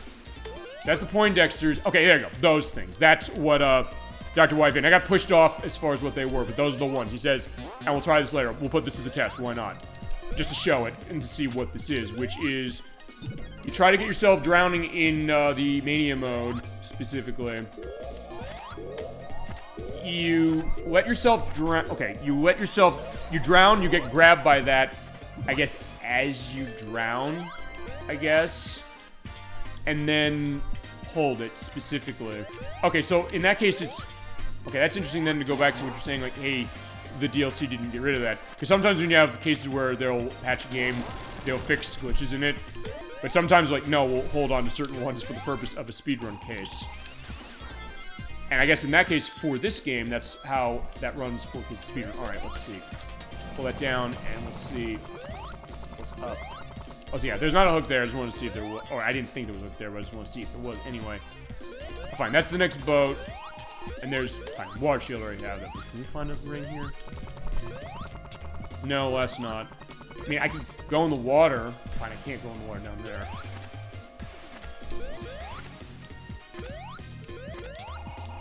Yeah, I think I'm maybe up high enough. It's kind of hard to explain. Well, I get that. I mean... And I get... Trust me, I understand that specifically. But, hey, doing the best you can. I'll see what I can do as far as that. Fine, let's get our dash across. We'll try it out. I mean, fine. I'll also say this. That fine, when I edit this in a couple days, I'll also find a video specifically of that, showing how that works. If I can't do it as far as live on show, I will show how that works specifically. And we'll see how that goes. And actually, in that, yeah, video will show it best. Yeah, got it. So, as I said, I'll see what I can do as far as it now. If I can't, I'll put a video that way, so at least they'll have that aspect to show it and see how that work. If easily, how can you do it yourself? Because fine, that's the other thing, which is that there's sometimes we'll play games that show like, hey, we'll know little things that you can do that maybe you didn't know it had. As yeah, I'm floating in the bubbles, going back to the Game Gear Sonic games. As you see, you have Robotnik there for a reason. We'll see in just a second, and fine. Let's swap it up. Okay, so we got Ray and we got Tails. Those made the challenge of Hydro Hundro, where you do the stage and glitch 100 times in a row. I guess it takes a while to complete. Okay, so all right, it's almost like a reverse case as far as something like that. Okay, I like that. So fine. There's Ray. He's teasing not getting out of this alive. And also, it's worth pointing out in the Encore mode, for some reason, when you're in drowning case, you get the Sonic CD sound of drowning, not the drowning music. Although if you go in Mania mode, you get that still. All right. So fine. Remember the Hydro City Act 2 boss from Sonic? Oh wait a second. How'd he come in from Sonic 3? It's that. So like that boss, you basically hit the A button to do the suck up of the jet and hit Robotnik when he comes down. Hit down, drop the bombs down, and he has his bombs. You can defuse them that way, but also get a case of don't get hit by the bomb that way. Otherwise, you're gonna get yourself hurt. As long as you drop him down that way, you should be set. And they feasibly give him air bubbles. Not that he's ever gonna use them because he's scuba gear, so he's gonna be fine. In that case, he's gonna live. Fine. Robotnik always keeps ticking, and even the times he's died in this franchise isn't counted, which are Side of the Hedgehog as far as the non-canonical endings, and, well, he died in the Archie comics. Although, honestly, I don't know if the Archie comics then said, hey, they pulled back from that. That was issue 50 of the Archie comics he died in. But that was years ago, and I don't know how the Archie comics go to that now, and I'm trying to remember, are they still going? I think they are, but... that being said, I know that was the case of it, but fine. Even the cases where usually he's gone, he's not gone. Fine, we had that as far as Sonic 06. Well, actually, oh, and Sonic 06 he died. Right, he died in Sonic 06 as well. But because of time travel, that game, it didn't matter. Usually the whole game didn't matter as far as that, because the whole game went that way. Although, and I will, at some point, we will show Sonic 06, and I have it on 360, so we're pointing out, I have the, I downloaded the DLC before they turned off the Xbox 360 store a few weeks ago. I said, I gotta get the DLC for this game, so we show this eventually for a program. And I'll have the Delisted Xbox Live show we're doing in November as far as our Thanksgiving smorgasbord. We have some nice stuff for sure in that. Alright, so back at Special Stage 7. Once more, we'll see. Fine, I am definitely trying as hard as I can to get this. We will eventually get it. If it takes me beating the game and going through it again, fine, going through, Green Hill Zone again, we'll do it. That being said, I will also say that if that does happen, I will do that, and we'll go through Titanic Monarch Zone again to show the ending. Yeah, this one's not screwing around, although to be fair, I'm kind of getting reckless. And fine, Sonic, you can be reckless, but it's also something that, fine, maybe more reckless than usual. Although, fine, I'm not even necessarily going that fast. But fine, it's the idea of now it's like the recording case, like, fine. I was mostly doing better for a while, but then at this place, now I'm doing a little worse.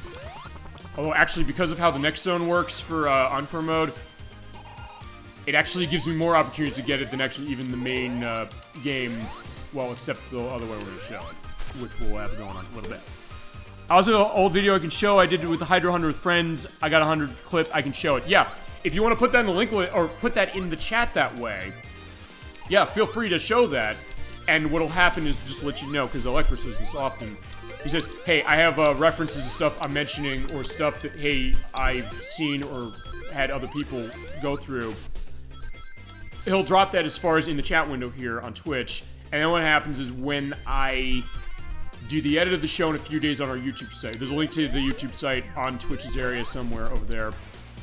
I will put it down there. So like, hey, you know, we talked about this, and I will also when I do the cases of the there's another one.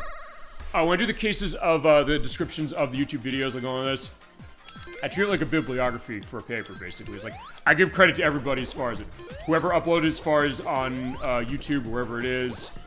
I give credit to that. I give credit to who gave in the chat for the purpose of that. Oh, you have it. Perfect. Okay, so there you go. That will go in the link list. Thank you for providing that. We'll go into that, and I will see as far as what I can do for showing part of it this way.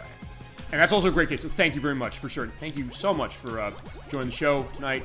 And hope you're having a good time. I do hope, if nothing else, above anything else, I do want to give you a good show. That, again, if you want to be active as far as in chat that way, as far as what you got, if you do that, if you just want to sit back and enjoy the show, maybe had a long week, well, do that, do that. It's your choice.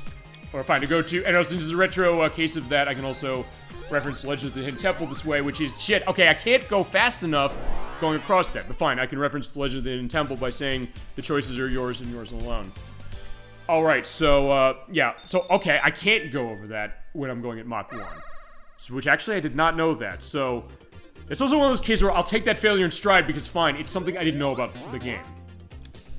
And sometimes there's weird glitches can sometimes happen too, so that's the case, like, fine.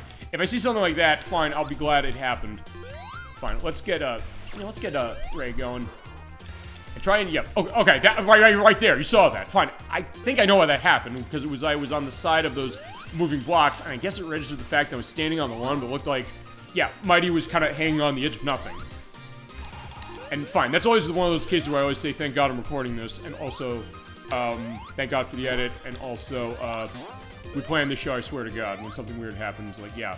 I totally plan that, although sometimes I do plan it, and, it happens, but other cases where it's like, yeah, where'd this come from? So that can always be the fun case. Sometimes the fun, I guess, Mike, if nothing else, this is a case of, what is the experience of a gaming streaming, even if you're like, hey, you're not doing this for money, fine, I'm not doing this for money, because, hey, you know, I have a day job that way, so it's like, fine, I wouldn't necessarily want to be in a case of that. It's like, hey, you know, I feel to be dictating on as far as that's like people want to see a certain game or something, or you have to satisfy advertisers or something. Like, fine, you know what? If someone in the chat comes in, it's like they want to see this obscure game that nobody's ever heard about. I say, yeah, we do it, and it would be a case like if we were advertisers, like people don't want to see that. I would say, fuck you, I want to show this. So at that point, I would say, fine. That's why we're an independent show. Like we get to do that kind of thing. We can do whatever we want, really, on this show. Except for, as I mentioned, fine, cases of nudity, but it's fine, I will censor out for, like, an off-screen case of that, and cases where it's feasibly illegal to show that, like with the guy game, I mentioned that last week, because there was a girl in that who sued the company that made that, because she said I was not of age when they did the original recordings for that. So in that case, I can't show it for that reason alone, specifically. It also costs a lot of money, and depending on who you ask as far as a lawyer, it might be illegal for you to own that. I think feasibly it would be, but... yeah, right there is not a hidden ring. It is that way for that. So it's like it's Sonic. And swap around. So Tails and Knuckles. So yeah, we're just, it's like a revolving door of Sonic's characters. Within like 5 seconds, we saw every single character of this game that's playable. In this case, fine. Tails going flying around. But there's Knuckles as well, so we'll see where Knuckles is going. Also, one thing I'll mention. Since running Encore mode, this is a little early to ask this. As we got Sonic and Tails now. Which boss do you want me to fight when we get to, Lava Reef Zone? Which is, 3 zones from now. Because when you're running Encore mode, you have a choice of which one you want to fight. I can fight either one. Which are, just go in their names. Yeah, because I haven't written down. The Heavy Rider with Motorbug Jimmy, or, the Heavy King. It's either your choice. And by the way, I didn't mention who the name of the boss beforehand. Fine, that was the, that was Dive Eggman that we fought before in Act 1. And we got the Wondermobile coming up in a little bit. Whoa! Yeah, in that case, I'm not running the screen, which you can do in Sonic 3 itself. Actually, a lot of the Sonic games as, yeah, there you go. There is, War Shield. Do you want to grab that? Yeah, enjoying this wonderful music. Oh my god, it's so good. And even the remix of the music we've heard before, like, it looks great. And even going through this level that I've went through multiple times in Sonic 3 and Sonic 3 and Knuckles, was noticing different things. I mean, because I'll tell you this. For years, I did not know that when you're under the water, it kind of shifts the perspective downwards to show, like, hey, you know, I'm going underneath that in the background. And then going over it, seeing like, hey, you know, it's kind of shifting. I'd like to see Jimmy. Yeah, absolutely. Because also, that's a tribute, of course, to the late Cody Lawrence. And that's the other thing. I definitely will give the credit to that. We did the first time we played it. We'll do that. But we'll show Heavy King as well, because when we go as Knuckles, we fight Heavy King. Weird case, actually, when it comes to that. Thank you for your choice. I will definitely adhere to that as we go. And that is... Okay, thank God I have that. So, yeah, the Turbo Spiker does that to me, and yeah, it's not doing anything. In that case, that feasibly saved me from getting hurt. Yeah, because I'll also say that whenever it comes to stuff with the game, I will also say with the chat, like, hey, you know, we have a choice of a game. I'll let you make a choice if you want to make a choice. And like, hey, you know, let's do something interesting that way. In fact, we actually played Shadow the Hedgehog that way. Oh, fine, we played it the first time that way. I played it. Electros gave me this idea. No, he did. Which was saying, hey, you know, let's show this off. And I said, you know what? They're 10 past that game. I think I asked chat him as well, but I said, hey, you know, what's the best way to play this? And think like, why don't you do, like, go through one play of the game fully, and then, there's a third one, awesome. And then, show final story. So I said, okay, let's do that. And then I basically said to chat, I said, what do you want to see me do? What's the choice you go? And actually, even though I have my issues with Shadow the Hedgehog, and that is an understatement, and even though I already played the best version, which is on Xbox, and I have a reason to come back to that to show the super hard mode, which I'll unlock off screen, and we'll come back and do that as another follow-up, just like we're doing with Sonic Mania tonight. I said, yeah, choose where you want to go. We chose where we wanted to go, and it actually made it really interesting as far as the way where our ending was, where we ended up, some of the discussions we went on, the fact that we basically went into both the internet levels while we're doing that. So in that case, I had a great time as far as what that was, and the idea, like, hey, you know what? Chat, you want a choice? Like, I'm letting you have the choice, and like, we'll see what goes on. And I've always have a great time doing that, especially stuff with choice to it. Like, I remember the Crochet Nerd 64 and I, we did the Dark Pictures anthology, The Man of Medan, and we're tentatively thinking of doing its sequel, Little Hope, in 2 months. He's gonna do something for the Halloween block we do in October of Halloween-themed games. But okay, hopefully I can get through this time. Whoa! And that is, it's a choice-based game. You never played that. And I said, let's have the chat make choices as far as it. We went through the idea of, like, hey, Julia and Brad. No, Brad's the brother, I think. Fine. Yeah, as far as, like, the idea, like, hey, she's gonna marry this guy, apparently, but you can make the choice, and, like, to chat, it's like, do you want him to marry? It's like, no. And there are, like, 5 other choices they had to make because of the fact that, fine, they said, we're not gonna have that go, and I jumped out, unfortunately. They think it hilarious saying, like, where this plot's gonna go, and because it's all about decisions, it made it so that, you know what, it made it really interesting kind of to go through it, see what ending we got, and where the plot went. And there's definitely other games that are selection-based like that one, Life is Strange when we get to that, and a lot of the Telltale stuff, which I will do the same thing for. But that idea, like, hey, and people say, like, that's kind of fun, the idea that, hey, you know, you could feasibly watch us here saying, like, we're just going to choose what it is, and finally feasibly say, like, oh, we'll make a choice. And I was like, well, we have a chat here. They chose on a Saturday night specifically, or whenever it is that we have show, to make the deliberate decision saying, I'm going to come to the show that maybe you haven't heard of, is not going to have multiple views. Fine, as I said, that's the other thing also I'll say is that this is not a widely watched show. I understand that because I'm doing it for fun. This is totally independent. Ouch. Getting hurt. But I just want to do it for fun. Whoever comes by, comes by. I just want to give them a good show. That's all I want as far as what it is. To have this nice, fun, relaxing time. That's the idea. Fine. If it gets stressful for certain things with game, yes. As far as other stuff, as far as interpersonal stuff, I will draw the line in that way as far as when it has to come to that. Mighty's probably going to drown. We'll see if I can feasibly save him, but fine. It doesn't matter. Unfortunately, sorry, Mighty, you're gone. But he'll be back, as far as it's soon enough. You're getting blown down the way. But I said, yeah, that's kind of the idea. Like, I just want to come to this and say, like, fine, we'll do what we want to do. I believe in the concept of the coterie audience, which is that, hey, people want to find this show. I want to give them a good enough show that they feasibly want to come back. That's above anything else. If you want to come back to the show, do. If you don't. I'm fine with that. But it's like, I'm going to give you the best damn show I can. So the idea, like, hey, whatever you're looking for, you came to the show for a reason. I want to make it so you didn't waste your time. That's above anything else. As, yeah, we're seeing the twist around of the Act 1 boss from Sonic 3. I was like, why am I blanking? It's Hydro City. Sonic 3, of course it's Sonic 3. In this case, the jump perspective is too high to feasibly jump out of that to avoid getting yourself hit by that. Robotnik's pattern of going around is random. And there you go. And Ray is standing on nothing. So if nothing else, like, yeah, value for your time. That's the idea. Like, I respect the idea of people coming in here making a decision that way, so I want to make it worth your time. But there you go. That is the transition they added. And we're going to Mirage Saloon. We did not actually see this as a zone. We didn't actually hear this music last time, because we went the Sonic and Tails way, which meant that instead of seeing this, I'm going to try and see if I can get Tails here. Okay, you can't. But I can get up here.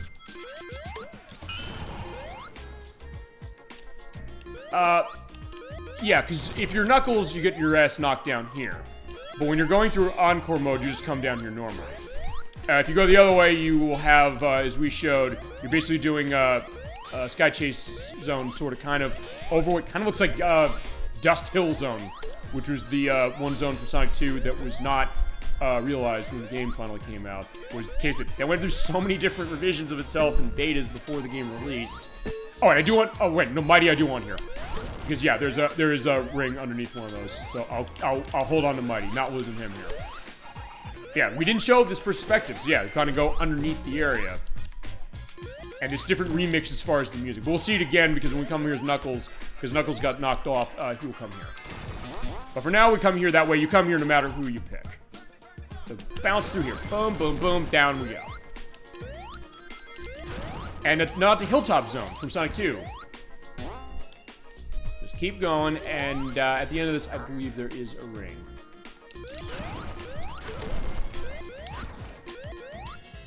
I do like that kind of, you were speaking chill that way as far as that with like the speedrunning community, but the idea is like, hey, the chill of this, as far as this remix of this track. That being said, I do want to see... fine, the only reason I'm seeing if I can go back is because I want to see if... hang on. If I needed to stay down in order to get that ring.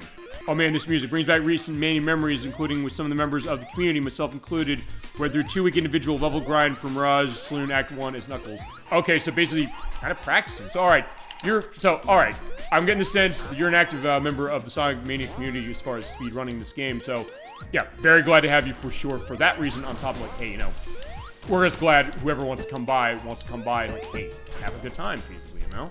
And bring that insight to the game that maybe I don't have. Fine, I don't have it to that degree, no question. I was listening to the exact song. Yeah, it is very nice, you know? And I think for this, our look at the game for this show so far, this is the only time we've heard it for now, but fine, we're giving it double duty because we're going to show it twice. It's really, really cool. I like the other remix. It's a little more, fine, there's more of a drive going faster as far as when you're in the plane, which makes sense. Or fine, in the tornado, as it is. But fine, it also is nice here, like, hey, you're going down here, and, wait a minute, where is it? We're almost there. I know it's down here. Maybe not, fine, it's not just Mania necessarily, really, but also classic Sonic speedrunning in general. Okay, but I get, fine, we said when we played this game first time for the show, hey, you know, this really, when you think about it, it is a classic Sonic game, even if it's a more modern look at itself as far as release order, because it has that feel of how classic Sonic is. It has the physics set that's kind of going more or less the same way that it did before. Maybe I'm not finding this ring. Maybe I went the wrong way. But the case that, yeah, it has this... I mean, this is really, I think, the one that kind of goes the most into itself, leaning into classic likeness. So I get the idea of... I mean, I consider classic Sonic game that way because of... Fine, it has that feel of itself, and it has some aspects that put it, I think, right next to those classic games. There's something said about that being a case of that, saying like, hey, you know, they came up with this idea as far as running this game, making it, and it stands up against that. Because that's, look, I'll say this about Sonic 4 Episode 1 and 2. I don't know if you like that game or not, chat, if you're fans of that game or not. Specifically, I like 2 more than 1.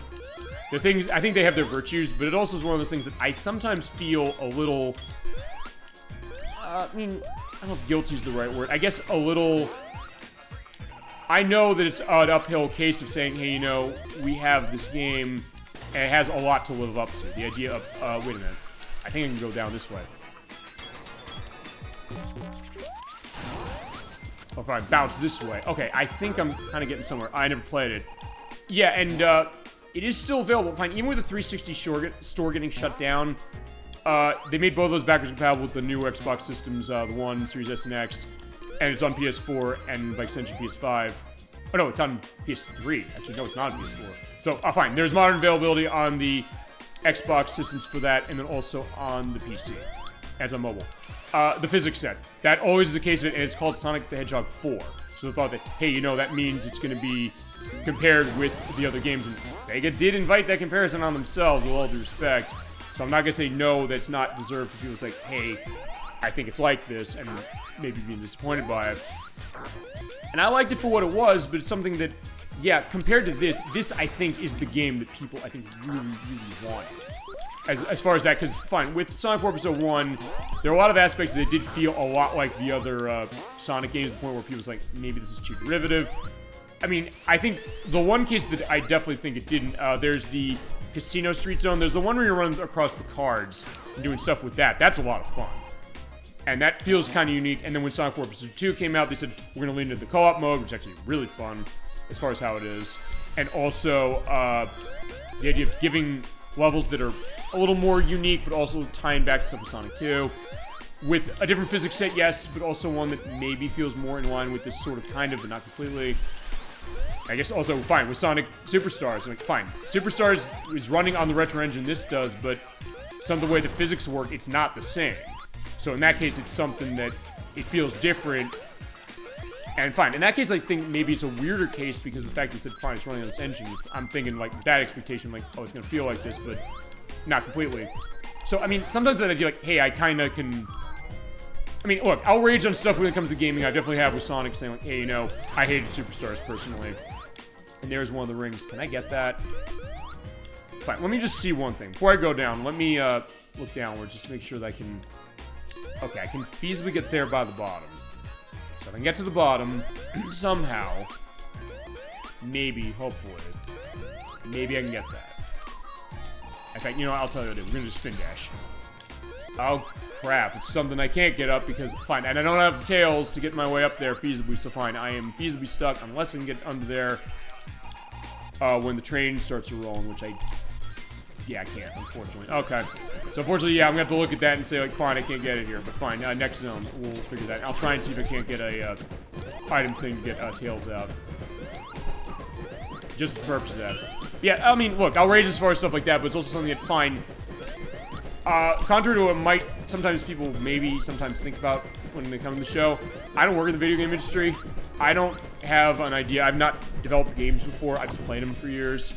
So look, my perspective as far as an idea of a game might be different. So I'm coming that way, from that perspective, as we're fighting the Uber Caterpillar, but actually he's like the Beadworm from Sonic Chaos from Game Gear and Sega Master System, which I actually played a couple weeks ago, actually.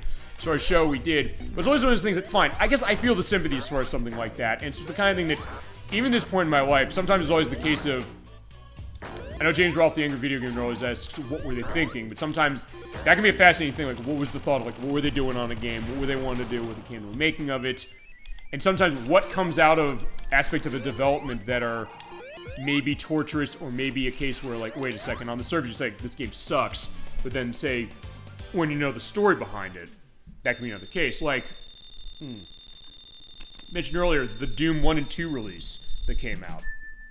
It's an awesome new version that's available now, and you might be able to have it free if you bought Doom 1 and maybe Doom 2 on any of the modern consoles it's on. Specifically, I realize, yeah, I have Doom 1 and 2 on Xbox One. I can get that new one as a freebie, and they tie it to your system account so you can get that.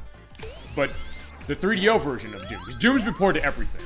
Fine, it's like for saying we did Mr. Driller about a couple months ago. He said specifically, they ported that to a home pregnancy test. He was not wrong. They did. They ported that to everything. They ported that to 3DO. The story behind that on 3DO, it's a horrible version on 3DO. But the thing about that game is that it was developed by Rebecca Heinemann, who has a massive background in gaming, especially in the 90s. I believe Killing Time was hers from 3DO. She developed that game on her own when she was in the perspective of the guy who was the head of the company who went out and, as far as the development company, who only made this one game. He went out and he promised all these massive things as far as, hey, it's going to be a bigger, better game than was on the PC. It's going to run better. It's going to have CG cutscene, or not CG cutscenes, FMV cutscenes with Doom Guy. They were going to be canonical to the franchise, and they actually were planning that. It's going to be this amazing thing. It's going to be looking better than it ever did, and it's going to come out this holiday. And then she asked, she's like, what are you doing to make this? Like, what are you talking about? Like, you have a plan as far as how to port this thing, right? And he's like, no, I don't really. And then she was basically the one who's like, you have to get this done by the end of the year, within like a few weeks. She said, okay, fine, I'll do it. But it's also the kind of thing she basically had to kind of lie to him to a certain extent to get a sense of, you know, being able to get this game across the line. Even the point where she basically contacted id and she said, hey, you know, I have this perspective of it. I don't know how the architecture of this console works. So the 3DO itself has an insanely complex architecture itself. She said, hey, you guys made the Jaguar version, which merely the Jaguar also is insanely hard architecture itself as far as programming. And I gotta find the stuff as far as rings in the character box to swap off. So she said, like, hey, what did you work on for this on that Jaguar version? They're like, this is what we got. And like, okay, you can work from this. And like, okay, sure, we'll do it. And she did it. The game runs awfully in terms of the frame rate and all that stuff. But it's also one of those things, when you think about what she had to do to get that game across the line against cases where she was not treated well. She's talked this perspective before. And the guy who ran that company has done horrible things to children, as it's been as far as illegal and, sexual things. Let's not lie here. Last I heard, I think he was up on trial for that. And other shows on YouTube, as far as they have that, they're under a monetized case. I know the Stop Skulls for Fighting channel went into that. He basically said, A, this is a trigger warning, and B, I can't specifically state that I feasibly want to murder this man if I ever got my hands on him like any reasonable person would for doing that to a child. It's like, we wouldn't eat for a week if I ever said something like that. You could almost see him saying that, specifically. It's like, hey, that's one of those cases where I'll go to that. Like, wait, no. That, I'm gonna say that. Like, wait a second. Who would feasibly defend that? Because it's illegal, unless you're in California. And I'm sorry I have to say that. But that being said, point is that, well, she was treated badly that way too, and saying, like, fine, you can look at the surface of that game and know that that game's awful, and it is, of course it is. The frame rate's terrible in terms of you have to basically squeeze the screen down very tiny in order to get to even be sort of kind of playable, sort of, but even then it isn't really. The controls are not good. It's feasibly seen as one of the worst ports of the game because of the case that A3DO feasibly should be able to run that game when you think about it, maybe compared to other less powerful systems that can run it like the 32X or the Super Nintendo, which is getting a new version of Doom, by the way, that's totally rebuilt. As far as it, to the point where even adding like a new controller option so you can basically have rumble on it on the Super Nintendo and basically fix it to enhance it, really. They just announced that a couple days ago at QuakeCon. But then when you know the story about that, I was like, fine, it's easy to sit back and look like that's an awful game. Like, okay, not wrong to say that. And then you look at, as far as the way that's being made, you realize, man, I have respect for Rebecca Heinemann on top of the other work she's done as far as gaming. But also the case that she had to work under those conditions under a horrific human being. As far as the case of that, as far as not even just as far as what he eventually got in cases of with himself, but also, or did specifically, and he did do it. He basically was, I think he's been convicted by now, I hope. But anyway, the thought that, hey, she said, hey, I went through this to go this, and said, like, I'm gonna put all of myself into this to make sure that I can get this cross the line, even against these horrible things, and then kind of basically looking back on it and sort of laughing, but also then, I guess, in a way, being kind of an inspiration, I guess, to other people in the sense that, hey, you know, well, the thought that, hey, you know, look, we have that aspect as far as when it comes to gaming this way, hey, there's the concept of like punch in gaming and things like that, what that's going to look like, and then I was in that case. I made it through. It helped me a lot as far as my own career. Also, my own career as, in her case, fine. In her case, she's come out, said this specifically. Fine, she's come out specifically. I'll put it that way. So that perspective of gaming, the perspective of development, what does that look like? And not even just the case like, hey, she's like, hey, I'm like, I want a freebie necessarily and something like that. Just in case like, fine, she put in a lot of hard work for a lot of the other stuff she's done, even stuff like Killing Time, which is another fascinating one. Even if it's not the best game you'll ever play, something that he has a lot of interesting ideas that game is doing, no question.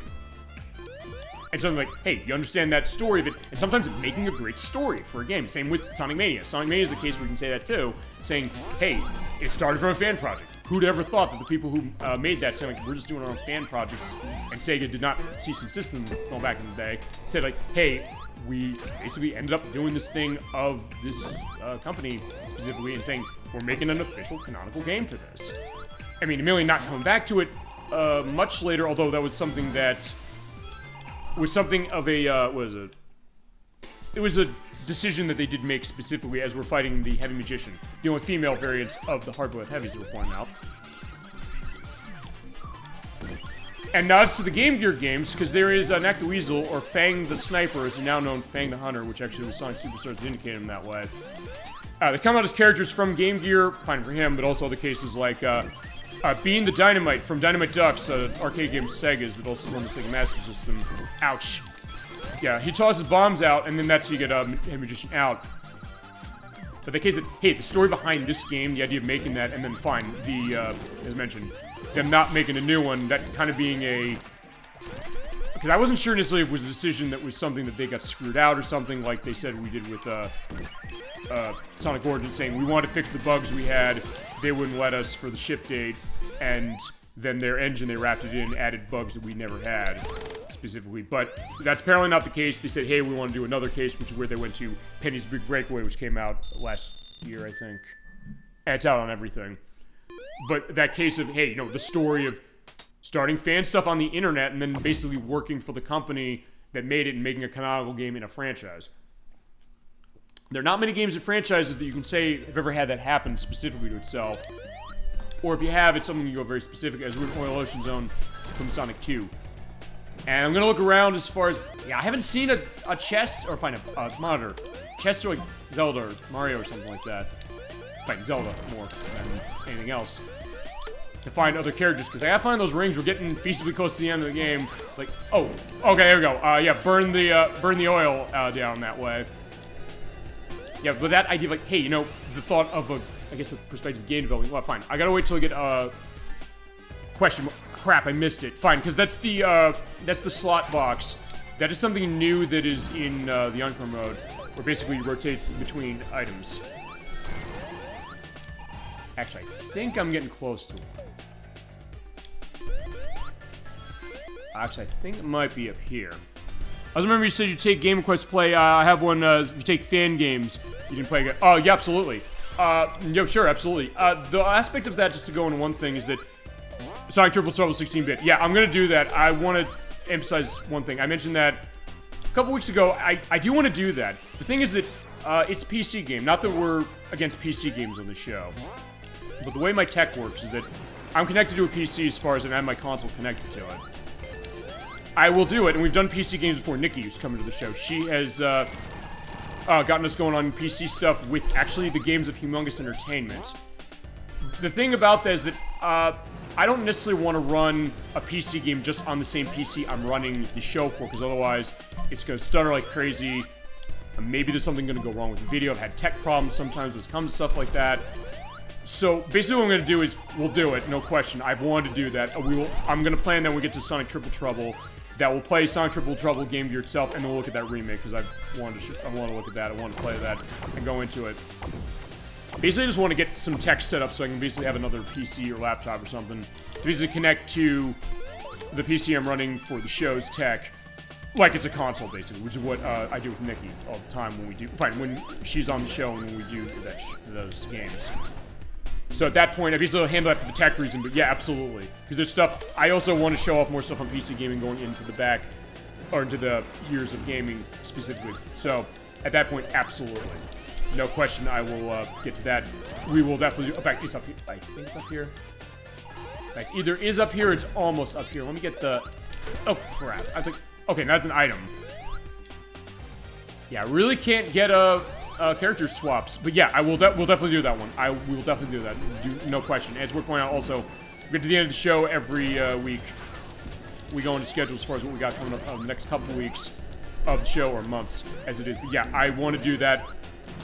I've been asked for that game multiple times as it is, and it's something that, yeah, as a huge fan of Sonic Triple Trouble on Game Gear, you'd think I'd play it by now, but haven't yet. But it's also one of those things that, yeah, I would like to give a window to that specifically, and that thought that, like this one, the case that people loving a game and saying, hey, we turned this into something that almost, fine, Sega is not, like, put as far as, like, a commercial product the way that they did with this, but then saying, hey, you know, we can have other stuff going, and damn, I am having really horrible luck getting rings. I mean, maybe we're gonna have to go through the case of, what is it, as we're fighting the, what is it?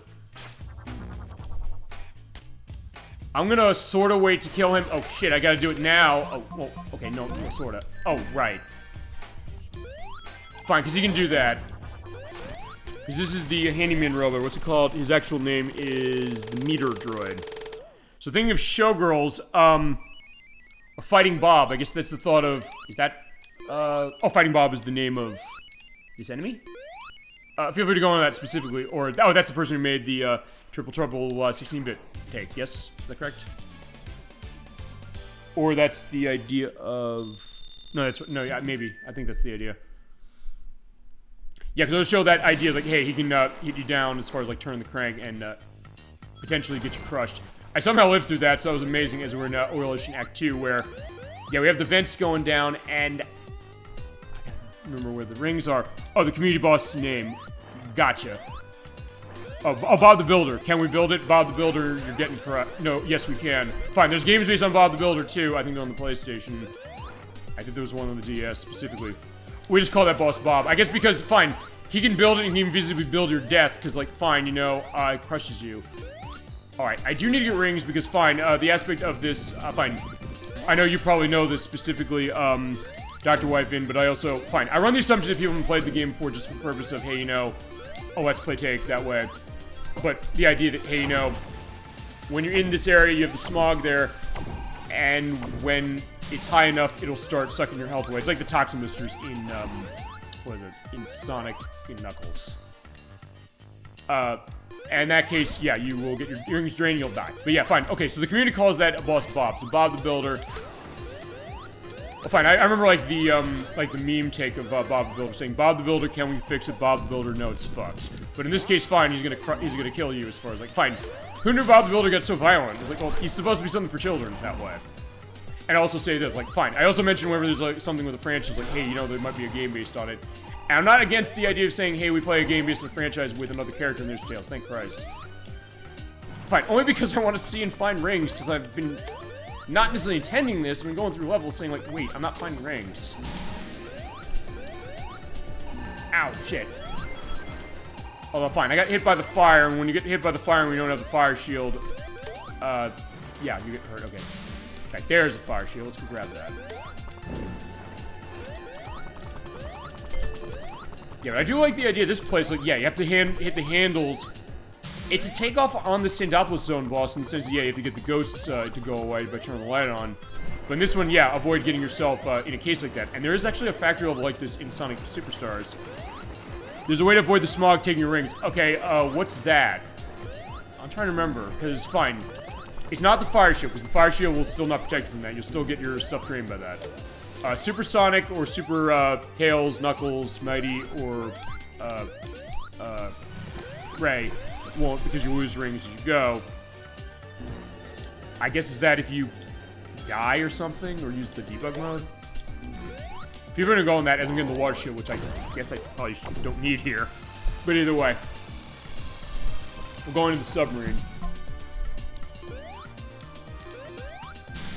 Yeah, alright, so fine. We're gonna fly around. I'm gonna see what I can do as far as that. Yeah, feel free to go on what that is, because I don't know if I know what it is. Fine, Sonic got crushed somehow. I don't know. How do you get crushed? But either way, that's the idea. Okay. Okay. Position yourself after beating the boss of Act 1, as we saw, Bob the Builder. Don't land in the oil, and don't activate the switch. Oh, so Okay, because you said earlier the idea of like a cutscene skip. Was that this one? Oh, actually, I think we're coming up to one of these things. Is that the one? Is that the one you're saying? Because fine, you can in Sonic and Knuckles you can avoid that too. Or fine, you can avoid that as Sonic and Tails, because if you somehow are able to get past the area where the canister has the ghosts in when you're playing as Sonic or Tails in that, and you don't hit it, and you can do it just barely. And if you go through the rest of the zone without hitting either a star post or a special stage, you can avoid the ghost entirely. Yeah, the fog effect still is there, but it doesn't take your rings away. Okay, so then what you're saying is that when you do that, basically the fact that the switch is hit is what turns it on. Okay, so that's interesting, because actually the cutscene skip is more of a boss triggers in Hydro City Act 1. Okay, gotcha. Okay, because, I mean, maybe I assumed this wrongly. Thank you for giving that information. Like, that's the idea. This is why we have the best challenge Twitch as well, ladies and gentlemen, because we have people in it like Dr. White Vin going to perspective saying, like, hey, here's how you do something. I have this background in speedrunning community, understanding some of these exploits in this game that I didn't know. I did not know that until you said it. I'm telling the truth that way. I never heard that until you mentioned saying, hey, you can avoid that. And people were like, wait, you can? So that's going to be a fascinating thing, saying, hey, the thought of that experience, you telling the story that way. If you skip the cutscene, it works the same, by the way, I think. And, yeah, I think we're almost near the end, but I want to see... Is there anything up here? Yeah, fine. Don't go in that, because that's near the end. But let's see. Is there maybe something I can find here? Or...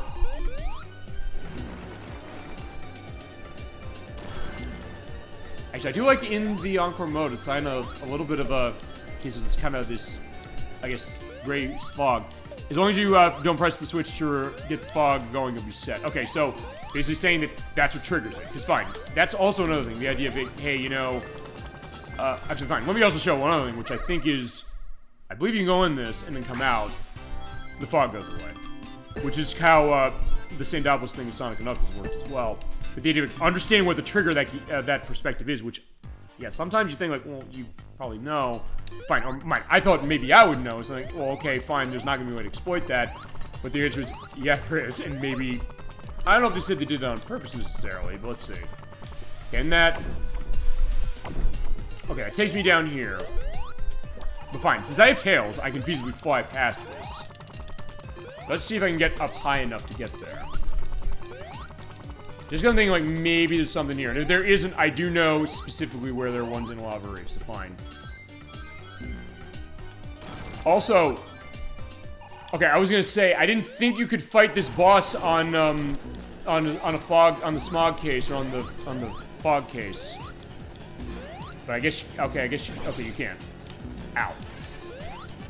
Also, they fixed the bug that this game had when it first came out, which is that when the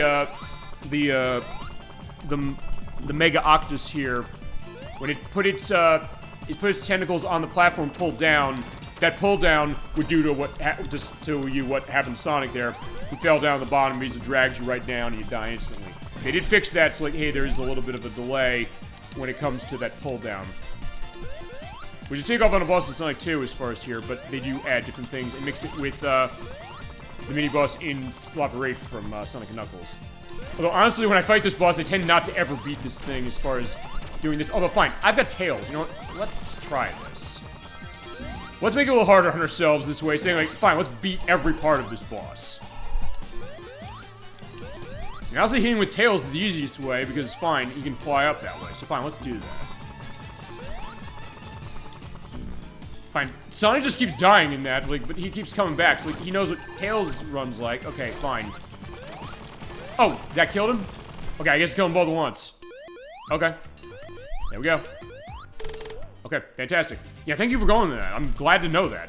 I mean, that's the other thing. I said it's adding to my knowledge too, but is it maybe in cases some things I might say you might know, or vice versa. But the idea is it's a communal and it's a I guess reciprocal concept, I think. Alright, let's go off. Yeah, we mentioned Lava Reach Zone. Here we are. It's in this game, too. And per your request, we will go and fight Heavy Rider and Motobug Jimmy when we get there. Yeah, this one's mostly the same in terms of how it looks as it was in the main game, except it just looks a little more red as far as what it is. And you have the stomping things from Sonic CD. Jump on these, they crush the spikes, and you can crush the Rexons from Hilltop Zone Sonic 2 with these things, you get an achievement for it. Okay, now, where the rings are, I do know where those are. I know that one is actually high up in the level. And since I have Tails here, I'm gonna take some time. Also look down there, because you do have the aspect of, like, going into the volcano. Which is a really great effect, and is something that you didn't really see as much when it was in Sonic and Knuckles. They're adding stuff in. Yeah, I'm not hitting these boxes. Yeah, I'm not gonna risk losing Tails. Not that I need Tails to get these things, but it's also something that I at least want to get that sense. Also, a fun thing you do in Lava Reef Villain Act 2, what's that? Time your button press on a specific point, so that it'll make the whole stage dark, so the crystals to have a rainbow effect looks really good. It does make the stage harder because it's dark. Okay, so let's see. Okay, so time button press on a specific point, huh? Is that when you leave Act 1? We'll see. I mean, yeah, because it does have that nice rainbow effect when we get to Act 2, which is a beautiful sight we're going to see, just in general for this. Yes, okay. Do you know when to press it? Feasibly. I'll try to do it if I can do it. Or if not, we can also put a video, of course, in as far as the link. I'll give it a try. I'll definitely see what I can do. No question. I love that idea. Like, hey, it also means that, fine, when I come on a show, like, look, I'm doing a game specifically, but I don't know what I'm going to get. I'm not going to be in a case of saying, hey, you know, I come to a show, like, fine, it's always going to be 100% expected. I'll say, like, hey, I'll do something, people come in, they might say something, and that kind of changes the trajectory of the program. And I love that idea, and that's why I keep doing it myself, because, like, hey, you know, I get the idea of never knowing what we expect. I love it. Okay. So it's when it goes dark. So fine. The way this boss works here is that it goes dark when you kill it, which is the driller droid, which we'll see later. Right before the screen goes dark from the transition, do you know if it's a specific button? You jump, or is it something else that's on? Because, fine, I'm running this through the Xbox Series X, fine, it's the Xbox One version. Right before the screen goes fully dark, as you mentioned, I guess just hit jump. So, okay, so it's basically frame perfect. Okay, well, I'll see what I can do. I mean, hey, if I can do it, I'll do it. I'll see what I can do. If not, I will put in something for it, but thank you for indicating that. So it's kind of exciting for me, so can I do this? And also, fine, because I'm running without a safety net this way, because it's a live program. I'm saying, hey, let's see what happens. Okay, so where the ring is. That's actually right up here. Yeah, so the right there where that ring is. Here it is. You know, let's bring Sonic in. We haven't done these with Sonic. Maybe that's gonna be the luck. If we can do this, I'll be glad to do it. I have a little more time, but not much more. Yeah, time's running out to get this last special stage. Basically, I went through 2 zones basically without ever seeing a 1, or getting a chance at 1. Oh, fine. That was my fault because I missed them, but that idea is like, yeah, and I did practice this specifically. Press start to skip the transition cutscene. Okay, gotcha. We'll give it a try. Yeah, and I'll look that again also when I'm right before we get to that boss, just so I'll get a sense of, okay, what do we do? And thank you. I really appreciate this. Yeah, it's something maybe I haven't seen. Like, hey, if I can pull it off, like, I'll see. I'm not gonna promise, but I was like, I'm gonna try. Trust me, I will try. That's what I always say. I always will put an effort into the show. I will always try for that. That's why I say, like, hey, you know, going back to some shows I did, I practiced 15 months to do Contra Hardcore. I knew I had to be ready for that, and then we did it, and it was very successful. As far as how it was, I felt good for that. My chat was happy as far as what it was, because it's like, hey, you know, you wanted to see this, and I'm like, uh-oh. Like, yeah, I'm seeing the mock go on, now I'm nervous. Oh, fine, there we go. Yeah, just stay on the road and go down the road. So where is he going? So he's going this way, and I have enough speed to make this.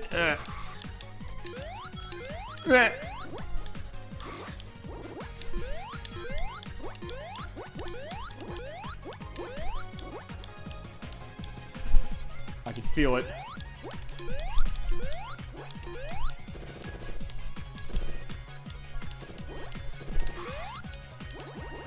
Ah!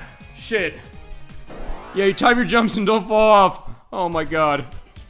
I almost had it. And that's always the worst part of it. You can do the same trick also in Titanic Mark Zone Act 2. Okay, so fine. Just to go on this. Press start to skip the transition cutscene. So if you hit start at the right time for that. So basically, right as it goes... what was it? Right as it goes dark after we beat Drillers right here. Jesus. Okay. So, there is one more as far as the ring here. I go down the low path. We're going down the low path because, yeah, I think that's where it is. I hope that's... No, it is. I practiced it a couple days ago. Yeah, but, that made me feel awful. It's like, hey, getting there. It's like, there's always that case, like, hey, you know, trying to get going. As far as almost there, and then you miss and, like, yeah. And fine. That's the other thing I guess I didn't mention specifically. What is the other aspect of what the show really is? Ow. It's the thought that, hey, it's almost like, you know, what happens when you're with friends or family, you know, playing a game on a weekend or something. Like, hey, you know, yeah, jump off. Okay, there we go. So I got Knuckles. Fine, Knuckles is here. The thought that, hey, you know, sitting around with friends, basically the idea is like, hey, you're on the couch with me, basically, as far as what that is. Everybody in chat is on the couch. Ouch. Fine. I don't care about the rings. It's like, fine, I don't care about these rings. Fine, nothing else, yeah. Well, they'll take our time. We'll try that. I'm looking forward to trying that.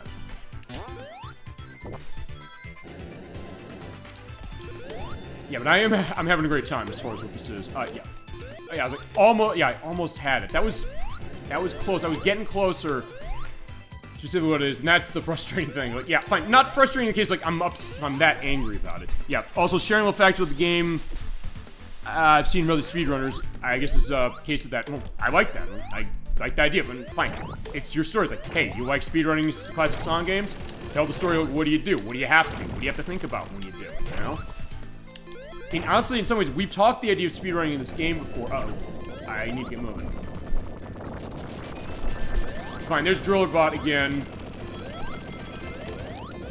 Yeah, so remember Hilltop Zone, Sonic 2, it's that.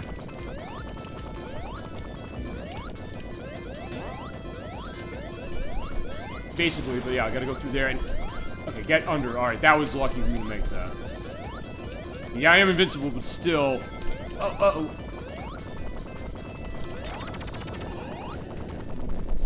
Oh, it's still coming up. Uh-oh.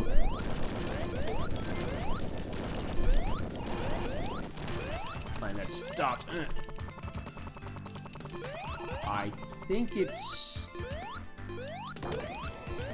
near the end. Basically, it's in that wall you were at right before the boss. Oh, whoa. I fell right through that. Okay. That being said, since that is over, the earthquake, I have some time to be able to look around and see where is it. Fine, just go down all the way to the bottom. Actually, I don't think I've ever been down here before. Let's see. Alright, fine. There's the Toxomister, that Toxomister specifically, as far as that. Uh-oh. Fine. Not that it matters. Like, yeah, just fly out of the way. We'll be fine. Okay, so let's see. I think... okay, no, I'm going the right way. Okay. I was like, I didn't get to the end by accident yet, did I? Alright, so just fly a little bit. We'll see something to this. Oh, that was lucky. Yeah, my tails just singed that thing without getting hit.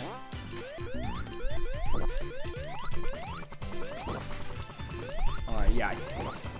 I hope... oh, wait a second. No, that's a shortcut out. Hold on, I want to look something. Okay, never mind. I was thinking something else. Okay, there. So... fine, go off that way. Let me look at this. Okay, so... just to be set on this. Press the start button, which is your pause button.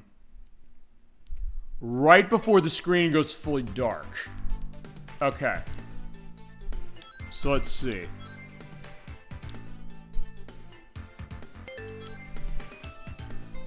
Yeah, let's do it. Okay. Also, this boss is a little harder here, by the way, because you don't have as many areas for him to drill into. Ow. Yeah, but yeah, there's a pulling from Mr. Cave a little bit because of the fact of how that is. So fine, let's see. Just get him drilling at least 3 times. In fact, I might spam the start button, see if that does anything. As far as this, specifically see if that goes.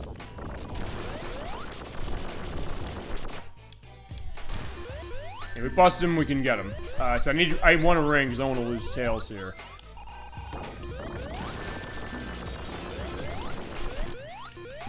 Ow.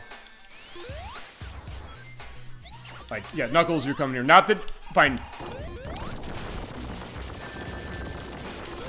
Okay, no, okay, fine. I did that out of fine, I'm just gonna spam the start button. Spam won't work. Oh, I see. When oh, like that. Okay. Okay. I don't know if I got it. I probably didn't. Fine, I was out of instinct. Like, wait, if it's spam it. So, okay, so you do have to hit it specifically. Okay, let's see. Okay, I hit start to skip it. Is it the cutscene? Oh. No, I didn't do it. Okay, so I think I hit it too early. It's fully dark. Okay, so I skipped it. Alright. That being said, I will see if I can do it again later, just to see. Maybe. I mean, since I'm gonna run through this with Knuckles anyway, I'll feasibly, at that point, I'll go, fine, I'll go super fast. But yeah, you're getting the case of what we're seeing here. Yeah, because what we didn't see is we didn't see ourselves rolling down. So, okay, so I did it too early. Gotcha. Alright, thank you. It'd also be something, if I can put an edit in feasibly for myself doing it off screen, I will do it off screen too, but it's also something that's fine. If I can do it live on show, I will do it live on show if I can. But actually, wait, I want to go up here. There's a great guitar going on Library Zone Act 2, and specifically takeoff on Hidden Palace Zone, which we'll be going to if we went another way, but we'll go this way. Right, it's up here. Ow, shit.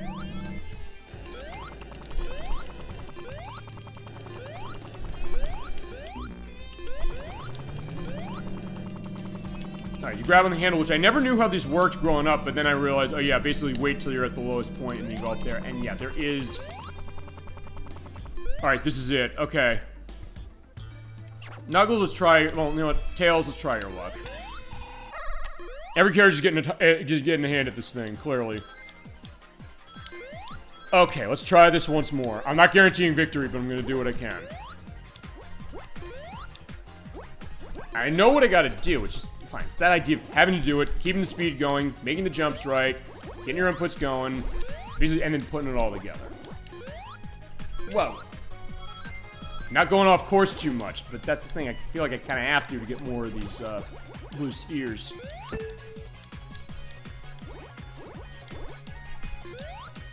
And well, in this case, although, fine. I'm gonna skip that, I'm gonna get the... Fine, I say... Oh, no, no! I don't want to go that way now! Shit, oh no, I'm not gonna be able to make this, am I? Okay, I can just make it at Mach 2. Okay, awesome. I was like, I didn't want to go that way now, but then I realized, wait a minute, I am going that way. No! No! I was like hitting the bomb. I was like, oh, I almost hit the bomb. Okay, good, I didn't hit it.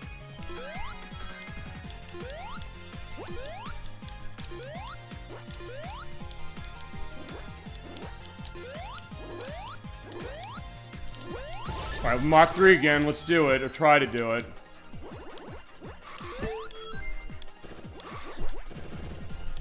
Okay, I didn't get this before, so get it now.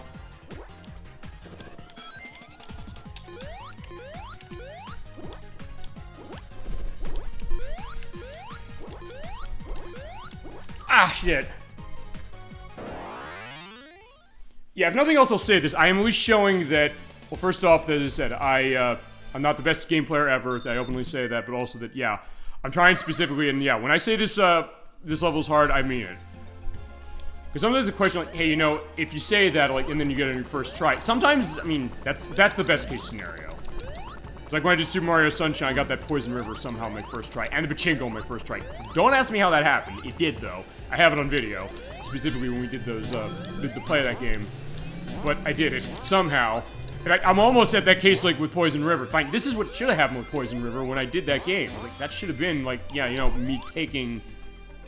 however many attempts, and I will also edit when I eventually get this, how many attempts do I actually have to do on that damn special stage. We'll get it somehow, I promise.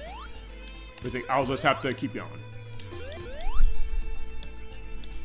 As far as where the next one is, I do know where the other one is. But you also said feasibly you can do that in Titanic Monarch as far as... Oh, I see where... Oh, I know what you're saying as far as that. Okay, so... I'll try it again there, because you're saying there's a variance of it being able to be done there. So I know exactly what you're talking about now, so I'll give that a shot there, too. Okay, so... Where it is, it's... I'll see it. As long as I'm going on the path this way, I'll let you run into it.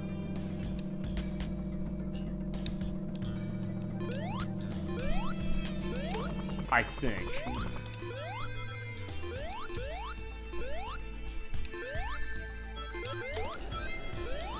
Ow. I was like, can I outrun that? No, I can't. Okay, here we go. Oh, yeah, by the way, I didn't mention the fact that you have... Going back to Sonic CD again, it's like Quartz Quadrant Zone, not least of which also because of the nice geodes around here, but also because of the conveyor belts. Okay, so what you want to do to get the special ring here, I know where this is. Go down here where the Rexon is and go on the wall over where he is. Yeah, he's pointing the way. Go down there and go through here, and you do have to go here because if you go falling up from the top, like we saw there, you go past this. So, fine, I'm gonna do the Poison River thing. Have a drink of water as far as it, because yeah, I have multiple water bottles because I'm talking a lot whilst playing. So I say, let's get this set. I do have to keep myself hydrated. That's always a skill I say, like, keep yourself hydrated, be ready when you do show. Let's do this.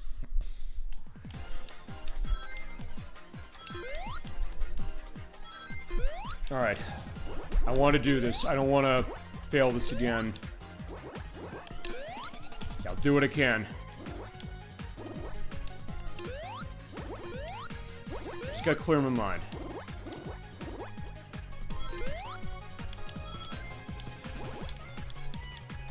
And you'll hear the buttons going on as far as the D-pad. Like, yeah, there you go. That's the experience too.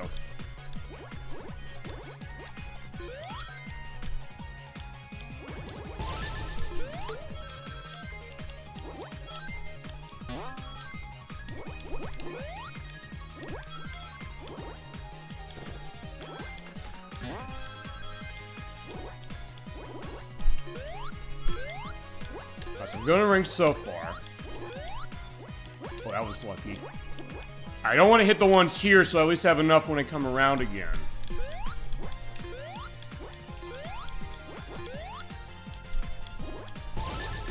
Here you go, 3.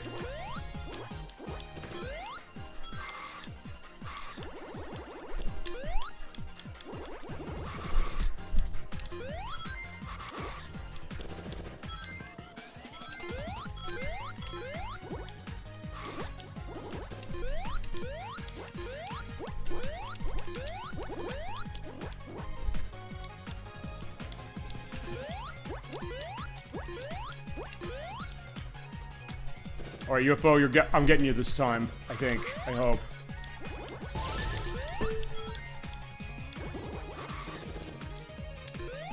That's screw it. I'm not getting you this way. I'm going this way. I know it's longer, but I'm going across.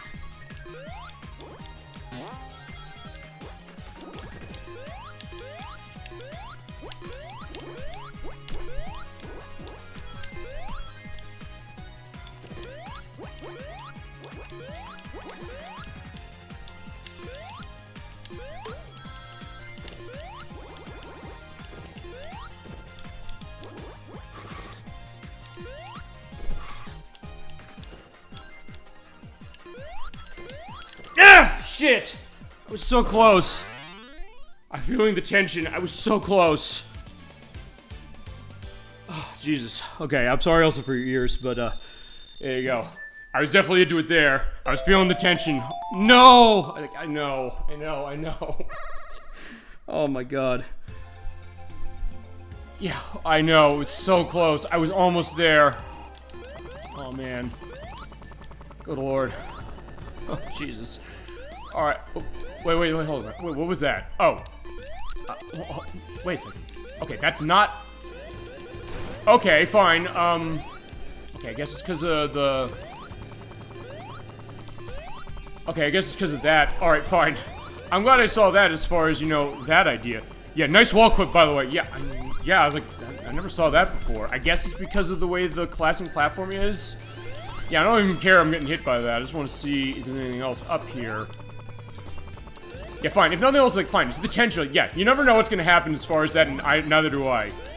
Okay, so fine. We're seeing that way. Alright, so... Fine, I'll have a bit of a relaxing case that way as we go, and... I don't know if there's another one here. Fine, there's ones in, Metallic Madness, and... Wait a second. How do I get past that? Oh. Wait, can I not get through that? Fine, Knuckles, let's go. Wait, am I supposed to not be able to get up that? Okay, I don't know, but fine, I'm going back. Okay, that's a switch I hit. No. Okay, so hang on, wait, where am I going? Nothing here, wait a second. Am I supposed to not be able to clip through that? Or bash through that? Fine, okay, let's go back. We didn't go back, but I was like, wait, that was weird. I mean, I don't think I have to be mighty to do that. Can you bash things going upwards, or downwards, but not upwards? Fine, we'll find our way as far as that, okay. Fine, we'll go back down the other way I came, so that'll be fine. Yeah, I don't know why I couldn't get through that, but okay. Fine, let's crush a Rexon to, you know, make things easier.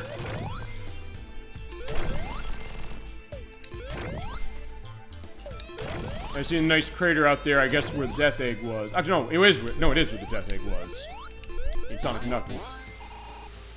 Okay, so now we'll get going. Okay. Oh, there's an ammo though. What's that? Combined ring. Alright, I'll take that.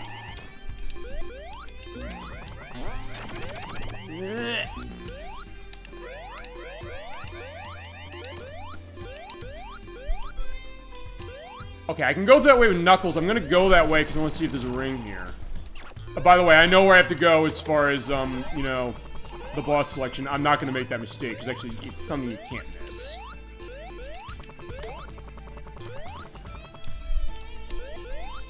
In fact, it's right here. Just to let you know, if you go to the left here, that will take you to where the Heavy King is. If you don't go to the left, you go this way, and you get the boss we're going to fight, which is going to be Heavy Rider and Motobug Jimmy, which I'm going to go into this briefly before we start this boss. So take your rests as far as that Tails just for a second, because I do want to get this out there. Just to, fine, remind again, because I mentioned this last time. I'll mention it again. This was intended as we're going to see Heavy Rider's riding on Motobug Jimmy. Motobug Jimmy, it's worth pointing out. It's talking about the fan community case and fan games of Sonic. There's this man named Cody Lawrence. In the Sonic community, he went by the name Polygon Jim. He did a lot of stuff with Sonic hacking. I know he did, I think, a lot of the Sonic hacking contests. He made a game called Motobug the Badnik in Sonic 1, which is a ROM hack of Sonic 1 that lets you play as Motobug, the first Badnik you see in the game, and in that zone. The thing is that this is a tribute to him because he was extremely young. He died in a very tragic car crash in 2013. He was only 21 years old. He was extremely young. And it was a tragic thing for sure, but as I think we're getting the sense of from Dr. Y. Vin tonight, and just in general for this show too, when it comes to our fallen brothers and sisters in the gaming community, or anywhere really, we're going to give the credit as far as what their contributions to gaming were, and the passions that they brought. And the people who made Sonic Mania, for sure, they knew that. I mean, Simon Tomley and Christian Whitehead probably knew him specifically because of the time they worked as far as making Sonic games themselves. So when they made this game, they said, fine, when it comes to the idea of Heavy Rider, he created a take of this character riding on Motobug Jimmy, who looks kind of more wigged out as far as how Motobug looks. Like that, there he is. He has like the crazy eyes that way and is hitting the mace ball out. Yeah, if I had Mighty here, this actually would be easy, because yeah, there'd be no issue whatsoever, just bouncing the mace ball without problem. We play the game normally as far as Sonic Mania as Sonic, Tails, Sonic, Tails, Ray, or Mighty through Mania mode, you get this boss. If you're playing as Knuckles, you do not get this boss, you get the Heavy King. We'll see him later. Yeah, eventually you go and you get that, yay! And you get, like, the nice turning as far as, like, the skidding from Sonic Spinball. And you got the blimp as far as, like, the jump noise, too. Hit him 8 times, but there you go. So Motobug, Jimmy dashes off. There you go. That is the tribute and is beautiful. And the kind of thing you feasibly wouldn't know if you didn't know the story, but also something that, yeah, when you really know that, like, yeah, that's absolutely lovely. Yeah, our hats is off to you, of course, to Cody Lawrence. And clearly the people who made this game believe in that too. Alright, so we're jumping on that. We're looking over another case of Sonic CD, Little Planet. I'm going to deep into this thing for Metallic Madness Zone Act 1, which has the Bad Future background in terms of its color palette. Which is really, really nice. But now I got to get through this and specifically hope that I can find a ring. Remember where one is, because I found one to the test. And you get the stuff going on in the soundtrack, which actually, I'll say this, going on my personal experience with Sonic Mania, this is something that I don't think anybody except me as feasibly has mentioned or has thought in their mind. This goes against the idea of why your story, my story, anybody's story on this game or any game really is basically a reflection of yourself in ways that might be something other people never thought, but that's why you share it.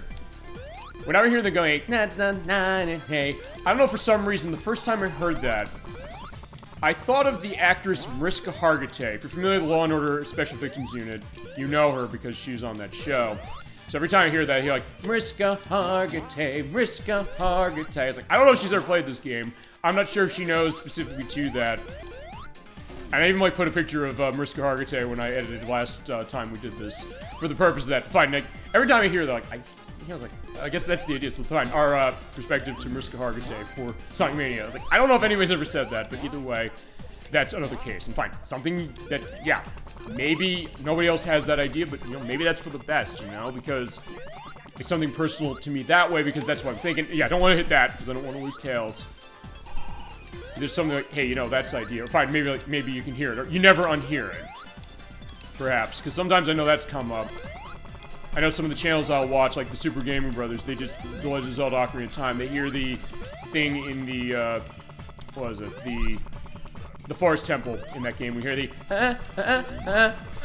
and they said, wait a minute, that's Pennywise's laugh from It, the 1990 miniseries that had Tim Curry in the role. Like, yeah, we can't unhear this now, specifically, but it's like, then you hear, like, yeah, you kind of get it. It's one of those things, you know? And who knows, maybe people out there have that idea of something like that, or they hear something else. Actually, when we get to Yoshi's story, that'll be an interesting story to go into, because when you get the transitions between stages, when it goes the people were asking, like, for years, what are the Yoshis saying? Is it supposed to be something that's meant to be said anything? I think there's like an issue of Nintendo Power where they asked, and it's like, what do you think they're saying? And they like had like tons of letters and saying like, it sounds like saying the airport. It sounds like he's saying the ending. Someone said it's like Ti amo, like the Italian statement of I love you. Which, given the idea of what Yoshi's story is about, that maybe makes sense, but I don't know if they've actually ever said that. Or in the case like, hey, it's one of those great things that, fine, no one is ever gonna know. It's like the meaning of Hotel California by the Eagles. Don Henley has specifically never said, what does this mean? He's never come out and specific, oh, this is what it intends to mean. So nobody knows. So feasibly one of the great secrets of pop culture, and there is a ring, yay! Like that, or what does Scarlett Johansson get whispered by Bill Murray in Lost in Translation, and what's in the briefcase in Pulp Fiction. Okay. This might end up like the Sonic CD play. Hate to spoil this if you didn't see it, or as far as this, or since that's something like, hey, coming to the show now, knowing this. Another try. When it came to Sonic CD, it's worth pointing out when I played it the first time, the last opportunity I had to get the last time stone, I got it at the very last minute. This is not the last minute to get this, but yeah, so as you're saying there, concentrate and get that emerald. I will concentrate. Okay. So I need to get myself set. You know what? Fine. Let's pull Knuckles out. Because fine. What do they say about Knuckles? Like, Sonic doesn't chuckle, except he just chuckled there, so that's not right. But he's saying, hey, you know, get into the fighting stance. Getting ready to go. Getting the punch. Okay. So, take a deep breath. Remember, I don't have time limit here. Mentally prepare. Hey, you have a chat on the side saying, look, they understand the struggle. It's one thing to say, hey, you know, I could do this better than you could, which I'm not going to doubt that. Feasibly, anybody in the chat could feasibly do this better than I could. But the idea of, like, understanding that. So, take a deep breath. Let's see what we can do. Knuckles, you ready? Let's go. Okay.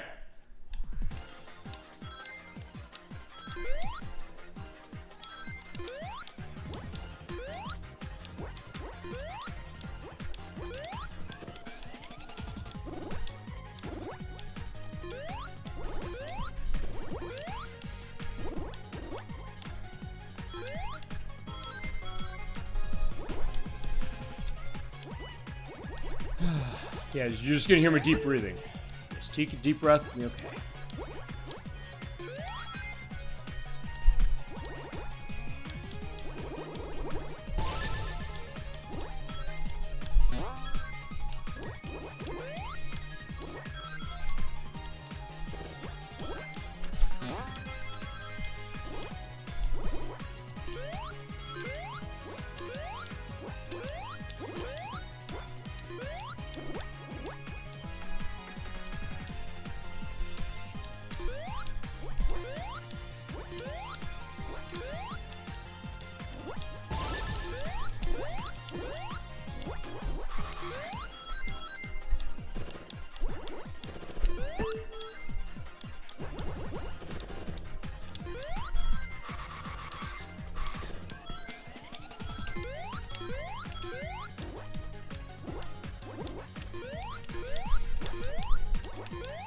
Shit. I was concentrating, but unfortunately I was too close to the edge.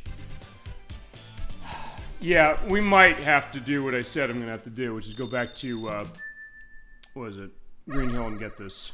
But if nothing else, if we don't, well, this is not the last opportunity, but if we do have to do that, we'll do it. If we don't, then great.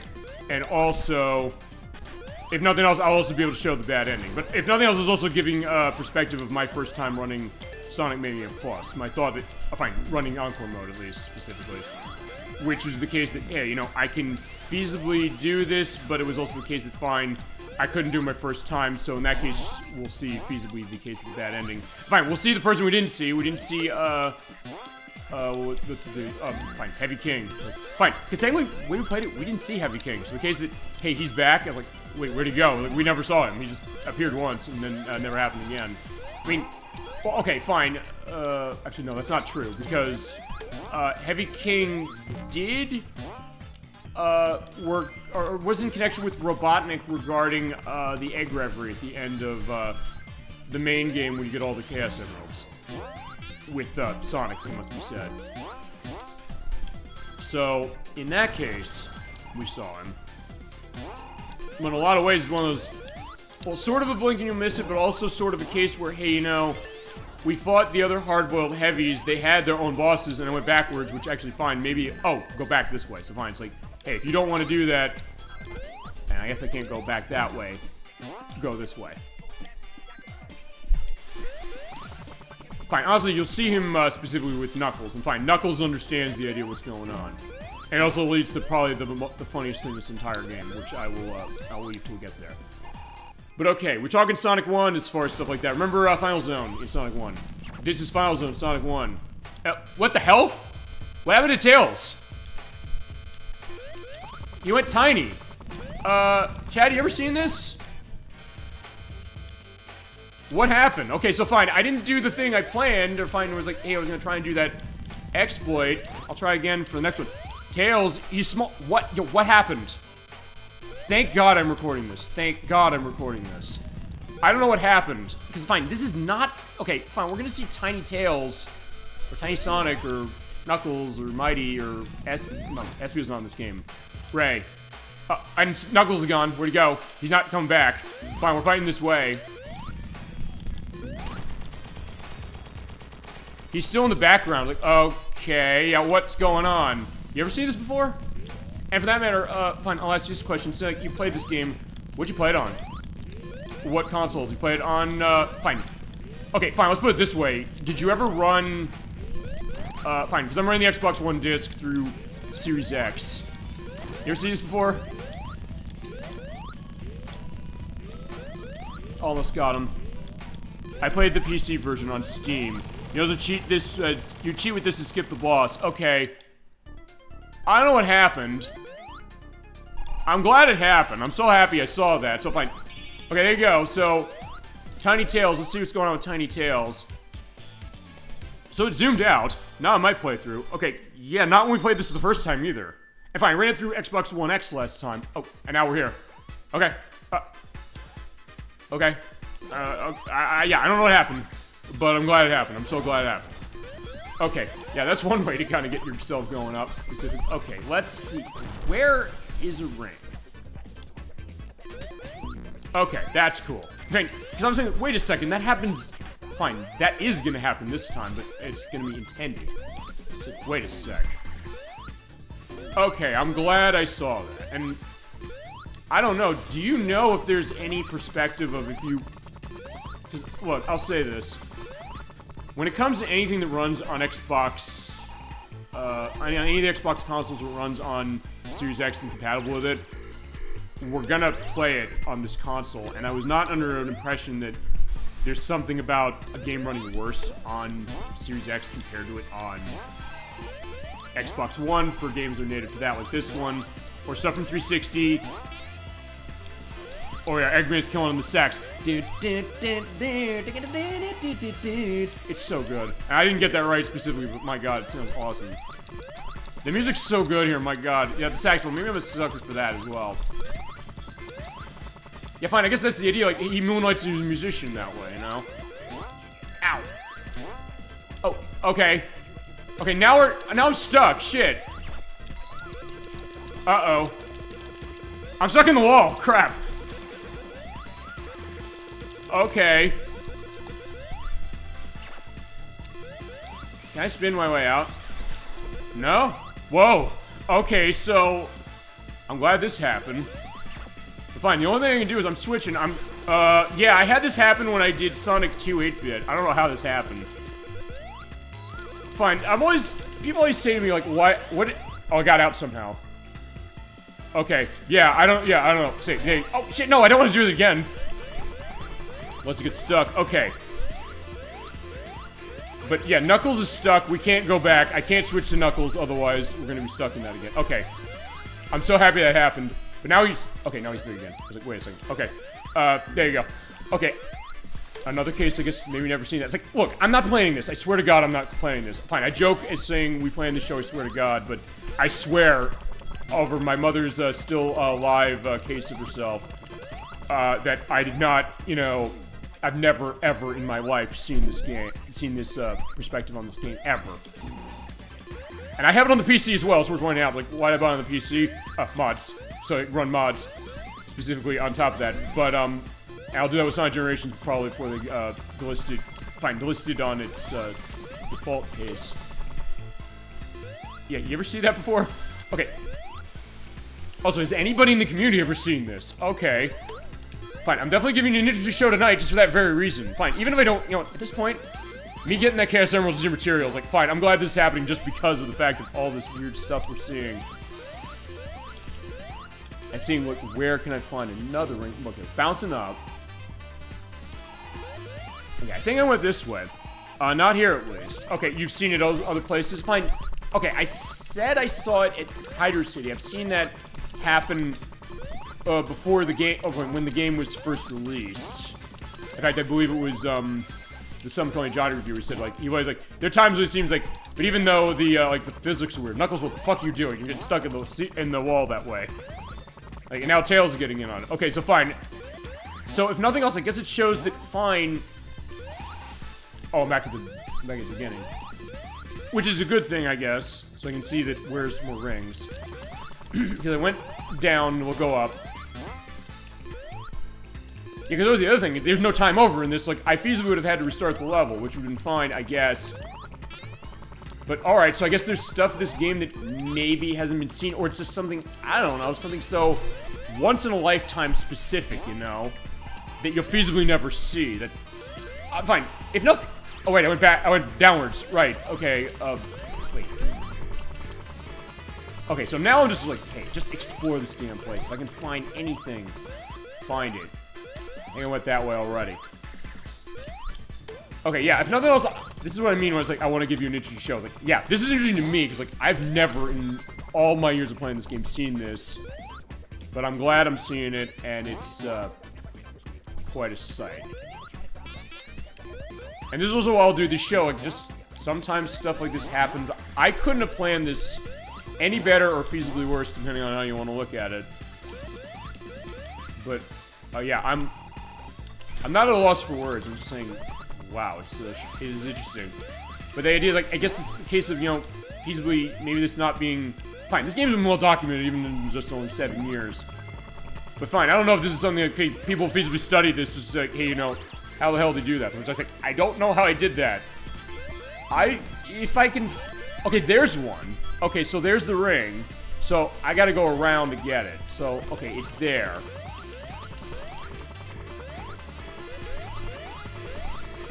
If I can get down there below, we can find it. So that's one. And if I have to find him in Titanic Monarch, I'll do it. Uh-oh. Can I... Okay, so can I even get... Oh, okay, I guess I can't go back. Honestly, I don't think I can. No, I can't. Crap. Alright. Ow.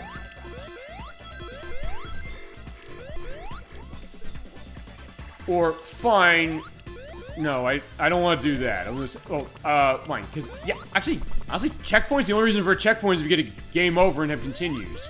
Which, okay, you know what? I could say I restart this and go do it, but fine, you know what? I'm gonna live with my fate that way.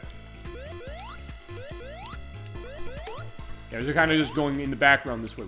Wow, okay. I'm not gonna swap... Well, I mean, I guess in this case... Alright, fine, fire shields. Wait, I do need to hit that again to go behind. Yeah, because that's usually how you go behind here, but... As far as in this level, but fine, we had that happen. Well, first on the boss here, where I had it happen early. Shit, no, crap, by Tails. Fine, we can get him back. At least just one. Fine. Fine, also the reason you want Tails here, also, there's the robotic box. I don't know why I didn't say this until now, but yeah, don't tater yourself hurt unless you're invincible. Yeah, the reason you want Tails is you want the easy way to get the achievement on the boss here, but, actually, you know what? Dr. White Vin is, Knuckles is dead now, too. Squished. Question, since you have background as far as the community understanding aspects of this tick, do you happen to know, I'm trying to remember what's, Full Metal Jacket. You know that achievement, the one where you have to get the silver medallions on all of the special stages? Do you know if they've since fixed that? Because on this console at least, you have to get... In order to get that, you have to get silver medallions on everything on the dot. You cannot have a single gold one. I actually restarted this game like 4 times after it came out, so I could get all silvers after I got all golds for that. Do you know if A, that's a factor on other consoles, and B, or on the PC, or B, if they fixed it in later revisions of this game? Because I don't know if they have. Look, if anyone's gonna know, I think you might, specifically. Don't feel bad if you don't. I'm just saying, if you do know, and you know, I'll be glad to hear it, but fine, let's get some characters back, because Knuckles, I don't know anything about it. Okay, so I think it might be something only with Xbox One, specifically. Because fine, this is not the only case where I know there's cases of achievements not working on this console. Well, fine, that does work, you can get it, it's just that you have to go a really roundabout way to get it. But I don't know when they patched it. I looked at the patch notes when they released Mania Plus, and also in, I guess, the time since. It's like, hey, this game has been documented with the patch notes, or did they fix it? It didn't say that they did. So I'm assuming they didn't on this system, but I don't know if it's factored on the other consoles, because a lot of people I know... the people I know who played this game, they have it either on the Switch... Actually, I think they have it on everything feasibly, collectively. Because I know Nocturne has on PlayStation 4. She hasn't gotten the achievement for this, specifically, or the trophy in that. I think I'm the only person of the people I know who has it on this console. I think I know people have it on the PC. I have it on the PC as well. Dr. Wyvin, you have it too on the PC. You play it on the PC specifically. And the Switch doesn't have achievements or trophies to it specifically. So it might just be an Xbox One case, perhaps. Oh, fine, it's like Mighty Number 9, where Mighty Number 9 is a case where there's an achievement on the Xbox One version that is broken, and they never fixed it. But the same achievement on the now unavailable Xbox 360 version does work for some reason. I will show that off in a couple of months for the Ballistic Xbox Live Showcase, because it was 99 cents before they got rid of it, even though I have it on Xbox One. Because and the reason I bought it on that is because, like, it was the one I could find specifically. And because when we get to play that game feasibly for full, I'm going to run it on Series X, because it does fix the frame rate. Yeah, frame rate is notoriously bad in that game. And this is absolutely the best way to play it, unless you're playing on PS4. Or play PS5 running the PS4 version, which basically would be the same. That's a case where, yeah, they never fixed that one. Although, fine, you just can't get that one. This one you can get this, you just have to make sure that you get them all silver on the dot. And fine, there was also another one that kind of came to, actually also on this system, Sonic related, which I know they did fix, which was in the Sega Genesis collection. Oh no, the Sega Genesis Classics collection, that was it. Sega Genesis collection on PS2 and PSP. That was the one that was on Xbox One, PS4, and Switch, and I think it was PC as well. As, yeah, Mighty's just spinning there, like, yeah, what's going on, Mighty? Fine, let's get him out. Wait, I can't get him out, he's just stuck. So, like, fine, he's just spinning like crazy, having a ball, so, like, fine, okay. He's stuck that way, so we're gonna have to leave him for the time being. So I'll just spin this way so I can get my way going. And he'll follow me out again. Alright, he's back, so hi, Mighty, good to see you. And that achievement, by the way, the one that was broken, I'm saying out of that collection, was actually one that's really easy, which is if you get... You have to get all 3 Chaos Emeralds on the first level of Sonic Spinball. But it didn't work for the first month and a half. So you go on that, it looked like 0% of players got this. But then they fixed it and you can get it.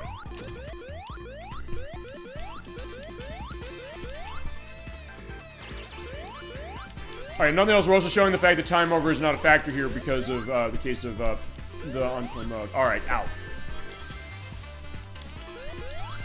Alright, so we are at the boss here. This is the... Fine, last zone was... They called it the Egg Pistons Mark II, as far as what that final zone boss is. This is the Gotcha Pandora. The achievement trophy here is you have to have all of the Gotcha toys out and have them all on the field at the same time. If you want to get it, play as Tails. Play as Tails here and fly in, and you'll be set to have them all out at once.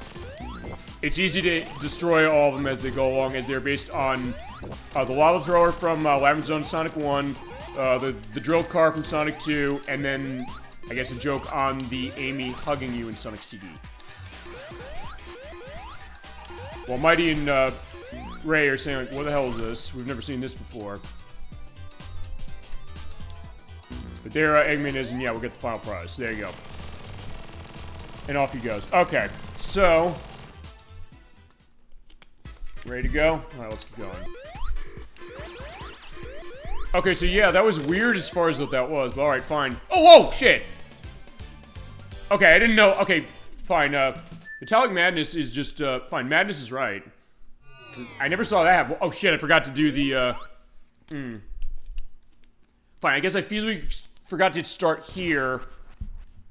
Or, fine, after the boss for, Titanic Monarch Zone. Which is... the Crimson Eye and the Phantom Egg. Okay. Final zone. Alright, Titanic Monarch. Going with the flags here. Kind of look like Vector Man a little bit in the sense of how they're flapping in the breeze. It's the transition for Act 2 that happens. Okay, that's what I thought. Because when I saw that going dark, I said, wait a second. I didn't miss it, did I? I was like, okay, fine. Then I know where that is. So I'll make sure to be on the ball for that one specifically, and we'll be ready. Okay. The elevator transition. Oh, when... Okay, elevator transition, is it when it goes up, or is it when it, Is it when it goes... You said it's when it goes dark, right? It's the same thing as the, Lava Reef one, sort of, kind of. And I ain't getting up there with, Ray and Mighty, sorry. Although, I probably should try and see if I can, because, yeah, I need to get that set. And yeah, you can get rings here. It's not like Sonic CD, where, you know, you can't get the special stage in the last zone in Sonic 1. And, well, sort of Sonic 2 if you count Death Egg. And Sonic 3 you can, and Sonic and Knuckles. You can Sonic and Knuckles sort of, fine, unless you count Doomsday Zone. I gotta know where they are as far as where the rings are. At the point, I'm like, hey, I probably should just speed run the damn thing, because at that point I'll be at 5 hours. Like, fine, you know what? We'll keep going. Why not? Oh, crap, I should have gotten that to swap character, but either way. Fine, alright, we'll do that special stage, going back. I'll have to go to, Green Hill for that one. I'm just gonna resign myself to it now.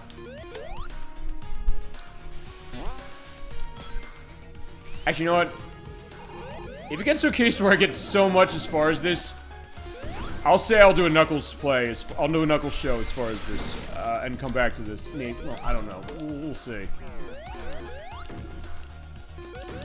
Because, look, I don't have to stop 5 hours. I'm just saying, hey, I'll get a sense of that. Because, fine, I start at 7 as far as the show. So, like, wait a second.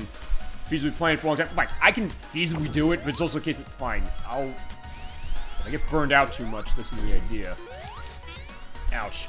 Oh, yeah, why am I not running Mighty here? Because then in that case... Except for the electricity upset.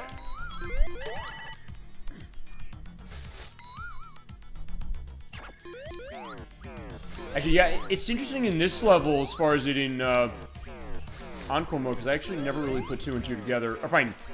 No, it's not that I didn't put 2 and 2 together. I don't remember what it looked like here. You actually do see kind of the city in the background, which, fine. I know it's there as far as the main game, but maybe a little more easy to see because of the way that's going. And the ball hogs in here. Also in Sonic 1, I guess to give a sense of the finality of this thing. Yeah, I'm not finding that secret ring. I'll see if I can find any. If I find them as I go, we'll try again. If not, I'm gonna have to resign myself saying, no, I don't have all of them. But we'll get all of them. We'll not end the show until I get that last one.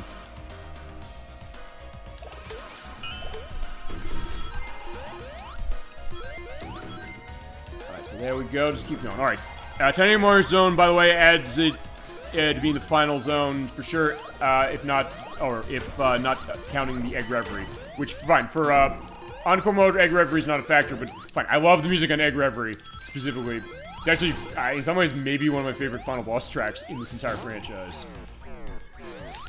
Talk about, rocking out with specific instruments like the saxophone for Metallic Madness Act 2. You definitely get that with the piano in that one. I love what they do with the piano as far as that one, for sure. But yeah, you're right. The sense of, like, yeah, you're getting towards the end, you're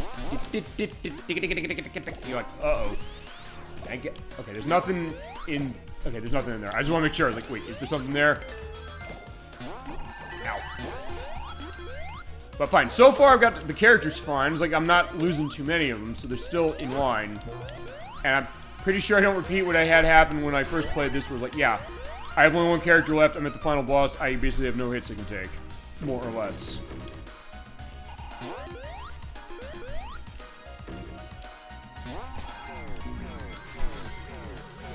There's an item up there. Actually, fine. We got a switch going on now. Okay, Sonic and Mighty. Or Ray. Why I keep calling him Mighty. I don't know why I'm doing that. Lightning Shield. Actually, yeah, I haven't been down this way before, I don't think.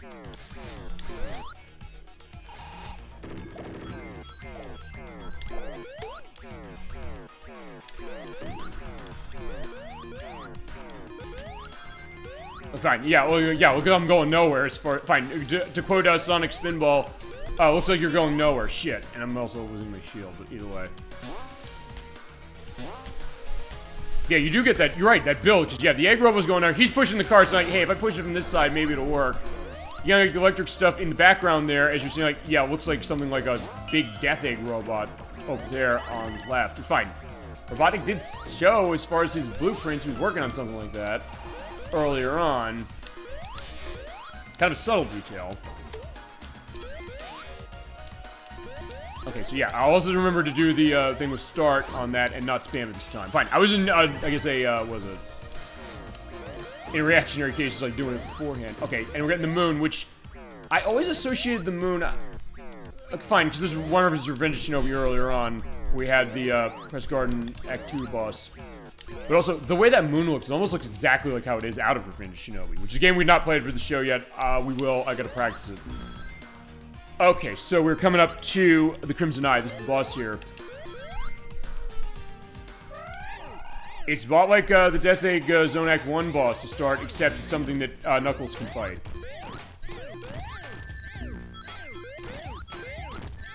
I find he's actually able to fight without, you know, using the reverse gravity thingy from the debug mode. That's the only way to beat that damn boss, really. You're going upwards, and that means, yeah, when the arrow goes up, your jump ability is inhibited. When it goes downwards, you have extra gravity. Yeah, as long as you stand right underneath him when he does that, you'll be set. But he keeps going up. He's not coming down. Yeah. Oh, fine. I can feasibly cheese this thing completely because... You know, why am I not doing that? Oh, okay. Actually, I can't. Well, not completely. You know what? Fine. Fine. Okay, now I'm doing it by accident because, like, wait, no, he switched direction. Okay, fine. Okay, I sort of can with Ray. A little bit. Oh, no, I can. Okay. Get a ring and stay alive.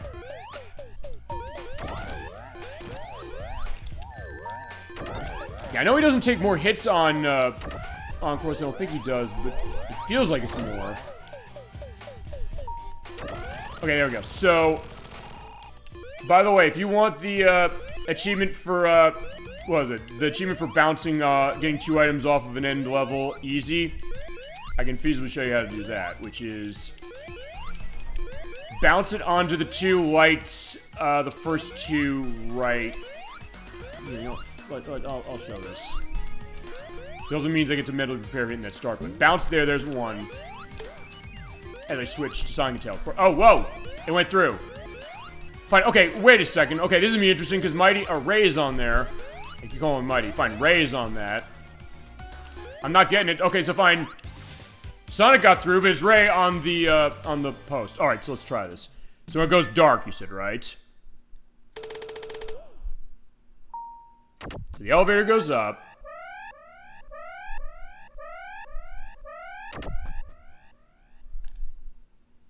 I don't know if that was too early. Yeah, it was too early. Okay. I'll have to feasibly have a video of it. Okay, so I was a little too early. So I guess it's right. Okay, so what you're saying then is basically has to be right as it does the transition. So it's basically frame specific, I guess, or frame preference. Which makes sense, because I guess then at that point, because it would feasibly pop this up, or would, I guess, transition out to the next area. I don't want to go here yet. If I can find another ring in here, I'm going to do it. And feasibly, I will repeat the Sonic CD play. Yeah, maybe. I don't know. I doubt it. Oh, wait a minute. I went this way already. It's a small window. Yeah. I can imagine that for sure. But that's an interesting thing. At least giving it a shot. It's fine. I never would have known this if you didn't stop by the show tonight. So for that, I'm grateful. But also the idea, like, hey, I like what you've been adding, and just in general, like, I'm glad you're enjoying the show. Above anything else, that's all I care about. You had a good time tonight. That's all that matters to me. I've done my job, and I had a good time as far as, you know, resting, relaxing, all that stuff. Because that's that idea, too. Alright, so... Yeah, a little more green as far as this place. Fine, I have tails. Like, what? Just use tails. Let's find what we can do here.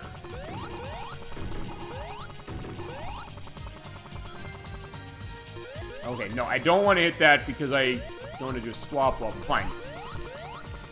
I guess this might have been where one was in the main game. Perhaps. But honestly, I don't remember where the rings are in this stage. In fact, I rarely find them, honestly, in Titanic Monarch. I think I found one of them by accident. Wait a second, you can get them here? I didn't know, actually, for quite a bit of time playing this, that you could actually get them here. I said, oh, they cut you off after Metallic Madness, but alas, they do not. Alright.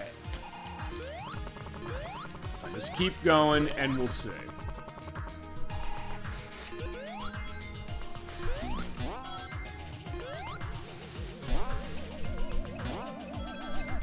Yeah, definitely get the finality going, avoiding those robots, because, yeah, if that wireframe thing gets around you completely, yeah, you're gonna be screwed. And I will avoid that happening. I'll try to anyway. Yeah, as long as you keep running and just get out of the distance, you'll be fine. Or if you kill him quick. Actually, I think those are enemies in Knuckles Chaotix, but they didn't do that in Knuckles Chaotix.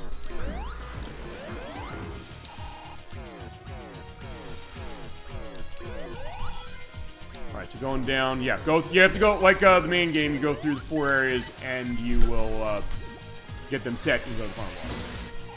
And this would be the final boss regardless of if you get all the Chaos Emeralds, so yeah, it's...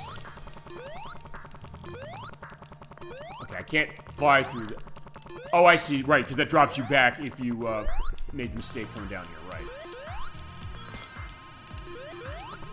With Tails, feasibly, this will be no problem, mostly, but yeah, in that case, you just have to go down. Whoa! I was saying, yeah, I feel like I can just fly down as Tails, like, fine. Okay, I can now, just wait to go on and just don't hit the platform on the way down. Oh, whoa! Yeah, always there, because, like, yeah, you have to land very specifically, you have to wait, and then you have to jump here.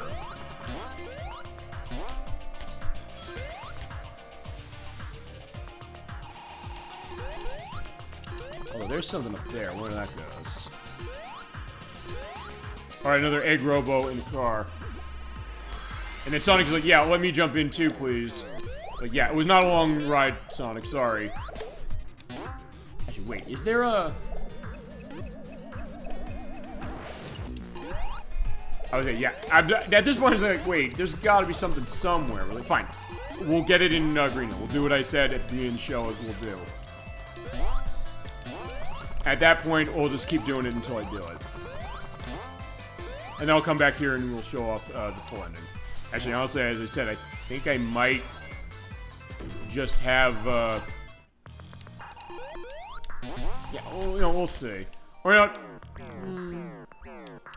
You know what? Actually, you know what? I think we'll do that. Instead of going a full run, I'll say this. I'll do this. I'll speed run, or try to speed run just off of nothing, the Knuckles portion. Oh, wait a minute. Oh, fine. I was gonna show the Knuckles and Knuckles thing. It's like, fine, whatever. We can do that another time.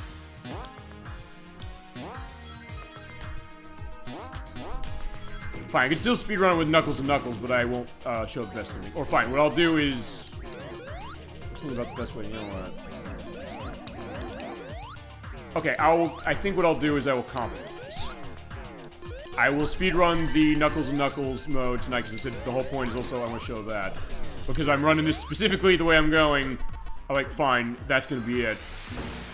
I'll do that, and when I edit, I will also put in what happens when, you get all the Chaos Emeralds running Knuckles and Knuckles mode. Because I did say I wanted to show that, and I think that would be a fair way to do it. And it is pertinent to what we're doing tonight as far as the idea, like, what's speedrun of this game looking like. Look, I'm not going to be nearly as good as you probably are, specifically that way. Okay, you have it right here, by the way, as far as the link. And if you look at 3813, or 3833 of this link here, you see when you press the button to do the dark transition. Thank you. I thank you so much for showing the idea of what that is. It's fine. Ray's back. Thank you so much for providing that to give a sense. So if nothing else, we could see, like, hey, eventually you do this, and... Look, just because we played a game specifically, and I've done it twice so far, doesn't mean that I can't say, no, we don't do this again. I could justify returns to this game completely, whether it's with the guests or something, or under a different context, or if I show the PC version off or something. I don't know. So feasibly, it's a case where, fine, I could feasibly just come back to this game and say, like, fine, you know what? I just want to play this game because I want it, or something. I don't know. Thank you for giving that indication. The point is, like, I could feasibly get to the case of maybe showing that, or saying, like, hey, you know, do more stuff with speedruns just in general, just to say, like, hey, can we do it? And show that as a way. Especially if tech problems as far as show. I hope the hell I haven't had tech problems with, like, voice and things, but I haven't in a while, so... I'm thinking I haven't, but I'm gonna be kicking myself if I look now. I go, wait a minute. Voice is fuzzy. Although, generally speaking, it hasn't been recently, so hopefully it's okay.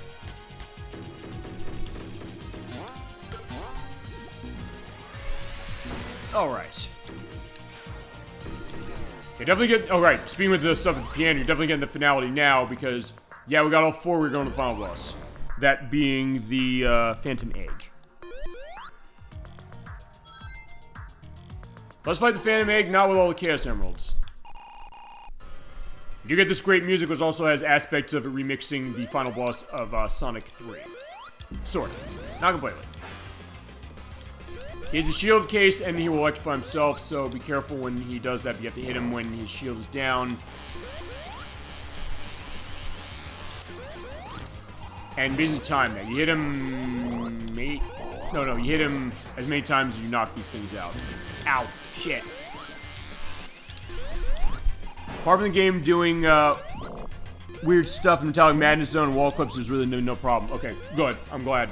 Because sometimes there's been cases where, hey, the audio in my case is going to be set. Fine, there's the heavy gunner again. He's back. He has a bazooka. Same deal as before. If you get the one that shoots back at him, it'll kill him. You can feasibly kill them all here, but I've actually never done it. And you don't necessarily have to, except for the fact that, hey, if you do it, you just don't have to go back to their section when you get those hands going, which you can't skip unless there's a way to skip them that I'm not aware of, which, knowing the aspects of this game, how much I've learned tonight as far as the speedrun community, aspects of glitches that even in cases the chat never having seen, I would maybe not put it past this thing. That maybe you can avoid the hands, but I don't know. Okay, there's Egg Shinobi or Heavy Shinobi. Wait a second. Wait, where'd my ring go? And how'd he die? Oh shit, I'm out of rings. And this is always the hard one because I gotta stay my ass away. Wait, just spin around. Oh! That was lucky. Fine, this is gonna get tense in another way too. Jump on him and bounce on him, get more hits. Yeah, I'm always nervous to hit that aspect of him. Fine, here I can do that. Oh, fine, Sonic, you do it. Fine, I'm getting Sonic to do my dirty work, so there you go.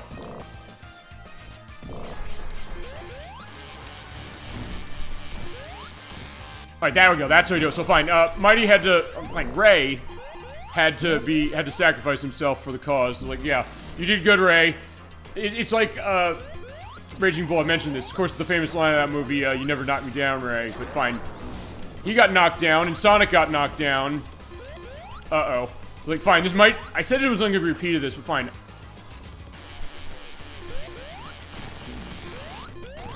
Okay, I only have one more left, so fine. I have 3 characters, so fine. Sonic and Ray had to go down as far as what it was. Oh!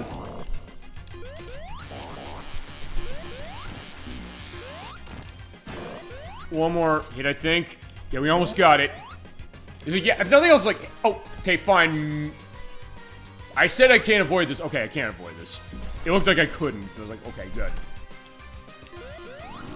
Actually, I've never seen this before. Shit, okay. I gotta be honest with you. All the years I've been playing this game, I've never seen this. Ever. Okay, I'm glad I'm showing this. Thank God I'm seeing it. I guess you hit the buttons to do that. Okay. Yeah, I've never seen that all my years of playing this game. I was wondering, wait, where's the 4th Hardboiled Heavy? We didn't see him. Where was he? Okay, there we go. We saw it. Thank God we saw that. I'm so happy we saw that because I was wondering, where the hell is this? Okay, there you go. We beat the game. Never saw that either. Okay, well, there you go. I'm glad we got to see it. So he's done, but fine. That Phantom Ruby, he's tiptoeing away. Like, where the fuck do you think you're going, dude? Fine, he's getting away. Okay, there is Heavy King. He got it, and that is our aspect of that ending. Congratulations, thank you. Well, almost, except not the case of, you know, 100% this thing. We're gonna skip the... Fine, we're gonna go quickly through the credits. Specifically, just because I want to see the try again thing. And then we're gonna go get that last Chaos Emerald. We are not finishing this game to get the last Chaos Emerald. We did also show the credits the first time we played it. Thank you, for sure. It's like... That was great as far as what it was, but yeah, we are not done because, yeah, we have some unfinished business to take care of. So if anything else, I am repeating my experience as mentioned as far as, like, hey, the special stations get really, really hard for the Encore perspective. But I saw, I guess, the race with, why am I blanking? Heavy Rider and the last aspect of Motobug Jimmy being a bike. Okay, so that's cool. I actually never saw that. That's actually pretty neat. I kind of liked seeing that, so I'm glad that's the idea. Like, hey, sometimes that happens as far as the show. Well, fine, we're going to have to try again as the game's going to show.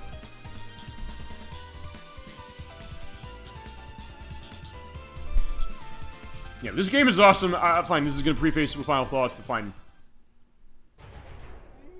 Yeah, that last Chaos Emerald, that red one. Okay, there you go. Yeah, yeah. Clearly, given what it was, like, yeah, you have to bring your A game on that, and I didn't completely. But here's the idea of how Encore mode went. Just the last one. So special stages, I spent 40 minutes on the special stages alone, and probably, fine, I'll be generous, 25 minutes of that was on the last one. Okay, so, if nothing else, when you do get a clearage, it's like before, just go wherever you want, and since I do have Mighty here, we're gonna be set. So just go back to Green Hill Zone with Mighty and Knuckles, so yeah, fine, there you go. And we're gonna do this. And then I'll do the aspect of, what else are we gonna do? Okay, so fine. So fine, Ray's back, so fine. The only person who's not here is Sonic. Or fine, character who's here is Sonic. So like, fine, Sonic's sidelined in his own game, specifically, as far as the Encore mode. Like, yeah, he's not here anymore. Sorry, Sonic. Whoa. That means I do want to have... Fine, yo, I do want Mighty here. Because then I can make the jump. Okay, no, now I can be Knuckles, because then I can glide. Whoa, shit! And you know what? Fine. At this point, I'm also going to do this. We're going to restart the level. Because the quickest way to get this is right here. We're just going to do that, and since I have the same characters, there's no lives, you restarting does not have any penalty. Actually, wait a second. Fine, the only penalty it has is that, fine, since I didn't have it saved, the fact that I got Ray back, and I got him back again, he just wasn't saved again. Okay, so fine, what we're going to do is, I'm going to try and do that again, but I'm going to... Wait, do I have... Oh, wait, there's the fire shield, so fine, let's get the fire shield, hit that, go this way, and then... Alright, so I have to go this way no matter what.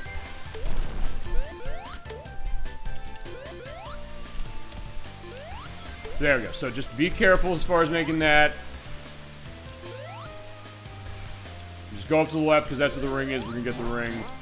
I'll keep doing this till we get it. So not as much pressure as far as it, but still, a case that, fine, we got to do this.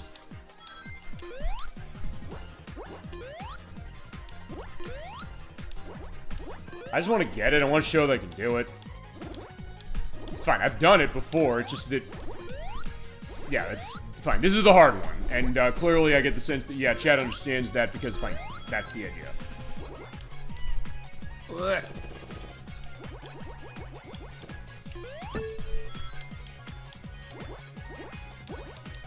I hope I get a first try here, only because, like, fine, the pressure's not on as much.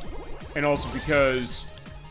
easily just want to, like, then blast through the rest of it as far as Knuckles and Knuckles. Just to get that idea, because, like, I like that idea. It's like, fine, you know what? I'll give you a speed run for your money. Or for your not money. You're not spending anything. This is, by the way, this is also not a paid show. This is basically just a, come here community case. It's like, hey, you want to see some of that? We'll do it. I do love doing the show, absolutely, no question. And shows like this, and really every show we tend to do, are the reason why. Okay, so let's get going. Shit, no! Like, I jumped too early. It's like, I was nervous about jumping early. And by the way, I don't think the height difference for Knuckles' jump is a factor in the special stages, unless it is. And if it is, I'll let it down below saying I'm wrong. Whoa!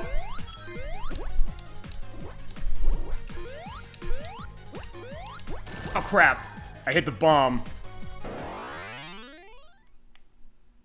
Alright, so yeah. So, yeah, some things never change as far as what it is. But, yeah, we're gonna get this thing. Although, fine, since I am... You know what, it's just... You know what, it's just gonna be faster. Also, actually, you know, actually, I didn't test this. Fine, because this is unsaved progress. I've never actually done this on a clear fault before this way. I want to see this. Is it even still there if I already tried it and failed? Because it's not when you play the game normally. Although, actually, the one way you can avoid that is if you hit the guide button and you close the game before you save it, or before, I guess, it auto-saves. Fine, let's try this again. If it isn't there, I'll quit out and I'll go in again, because then it'll be back.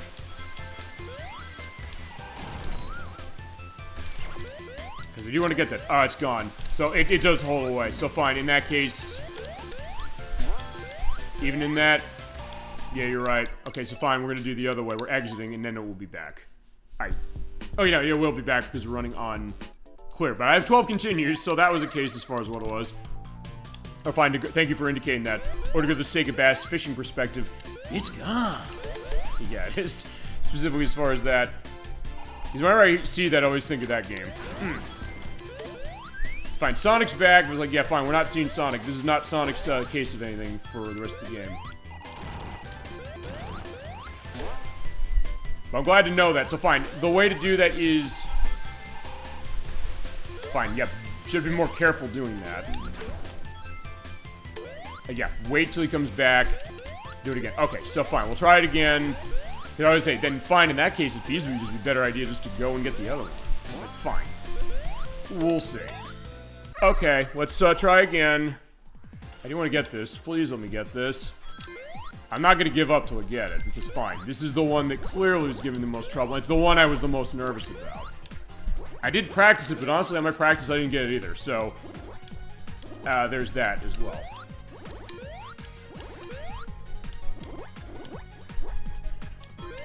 At this point, I think it's maybe more the principle of the thing, and also because I want to show that idea.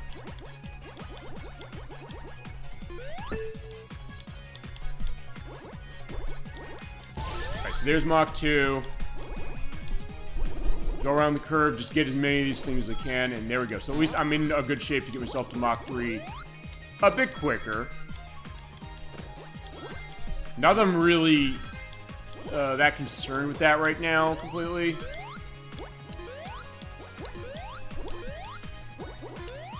But I have it now, so at least, yeah, we can start going down the way right now.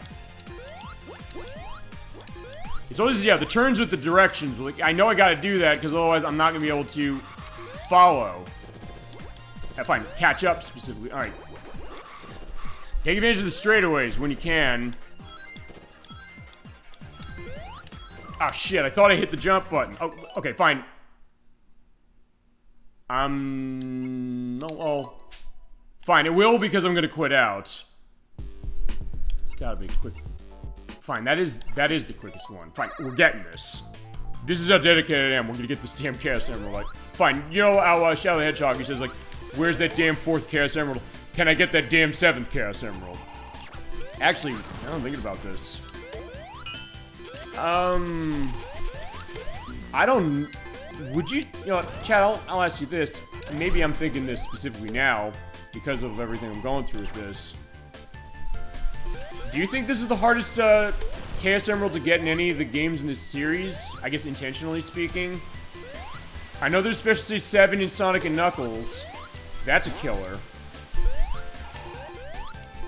There is, Fine. We say this about this game. This is not Sonic Pocket Adventure on Neo Geo Pocket Color, because what happens in that game is there are 7 Chaos Emeralds. You only have 7 chances to get them, so if you miss one of them, you can't get the Chaos Emeralds for the rest of the game. And that was the people who made Sonic Advance.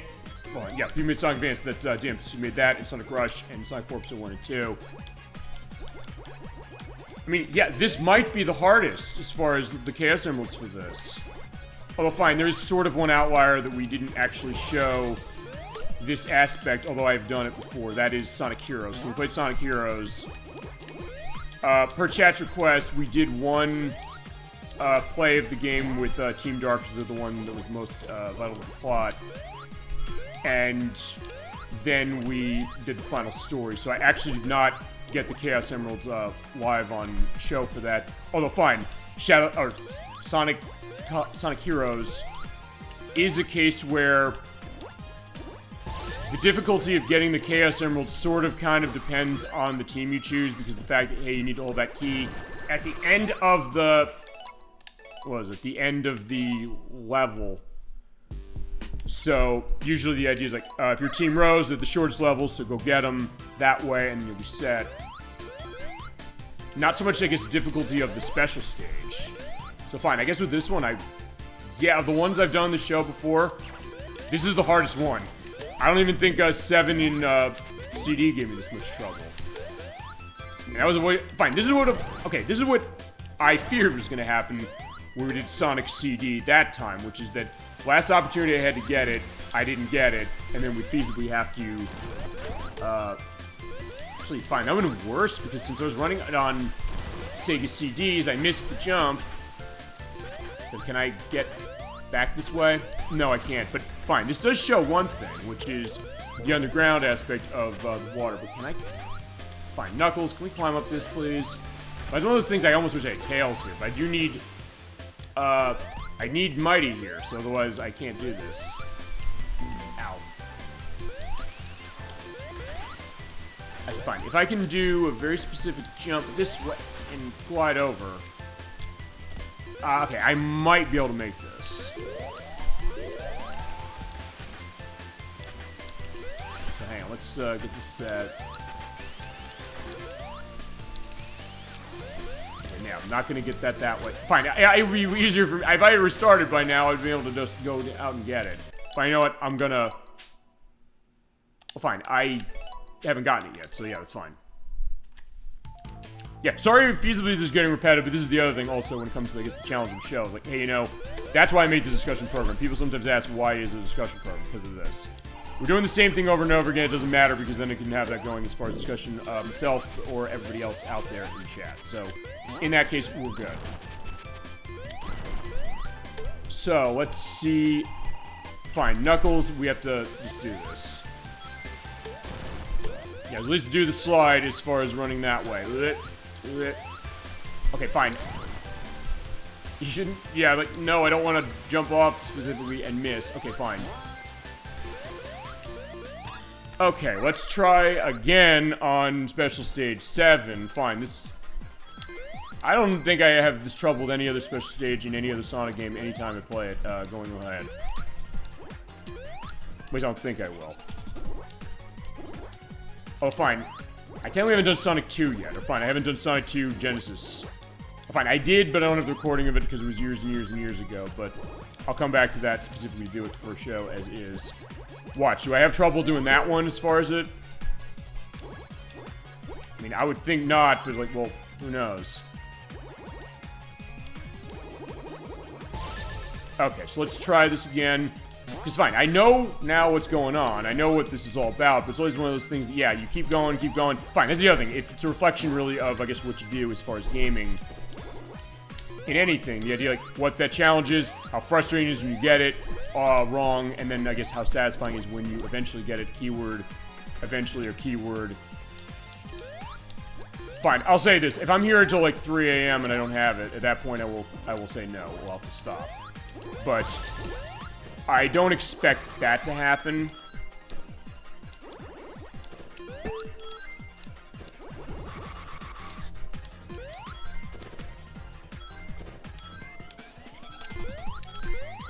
Okay, good. I just want to make sure, yeah, I was actually taking my jump inputs, which it is. It's not like there's a lag case on this console.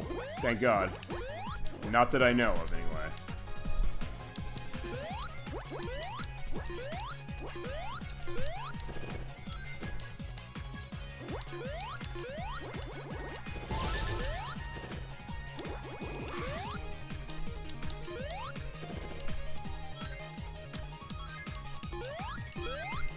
I'm seeing red for sure because of that, not just because of the Chaos Emerald, but because of everything going on.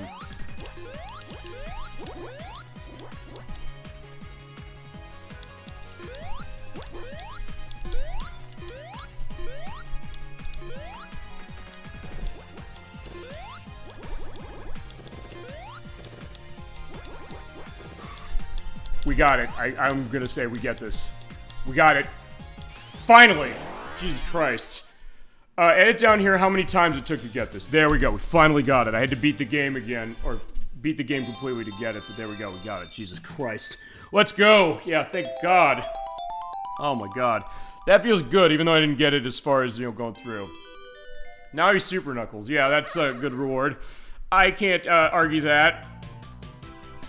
Fine, since we did do that now... Wait a minute, hold on. You know what? I don't trust that it took that, in all honesty. So you know what? We're going through Green Hill again. Jesus Christ! Thank God. See, I mean, eventually I did. It just took me like 4.5 hours. Oh, fine. Let's show what happens. Remember, because in Plus, when Plus came out, they give you the option to run it as far as turning it on whenever you want to, which is good because actually there is a bug in the game actually relating to Knuckles where, because you jump twice for it, you feasibly could have got yourself in trouble. Fine, now we're Super Tail, so we're alternating off between that. There we go. I just want to get this case going. At least we get to see that specifically. Like, okay, wow. And then we'll speed run Knuckles and Knuckles, because why not?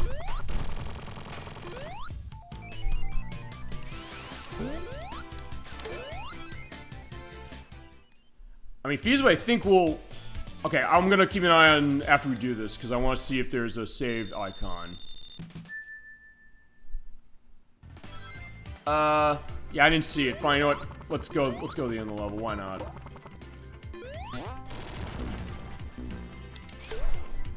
Actually, no. Well, hold on a second. Actually, I don't think I have a save file of Knuckles. I was just say, hey, I'll do the Knuckles thing with the Chaos Emerald set. I was like, well, no. I don't think I have a case of that. So fine, let's see.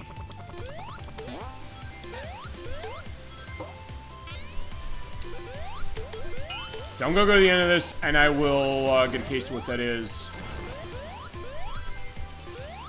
I will also feasibly edit in what the ending looks like as far as Encore. Don't worry, save. Oh, it did save. Okay, that's all I need to hear. Expert of Sonic fan community saying it saved. I believe it saved, and he's right, it saved. He, she, right, it saved.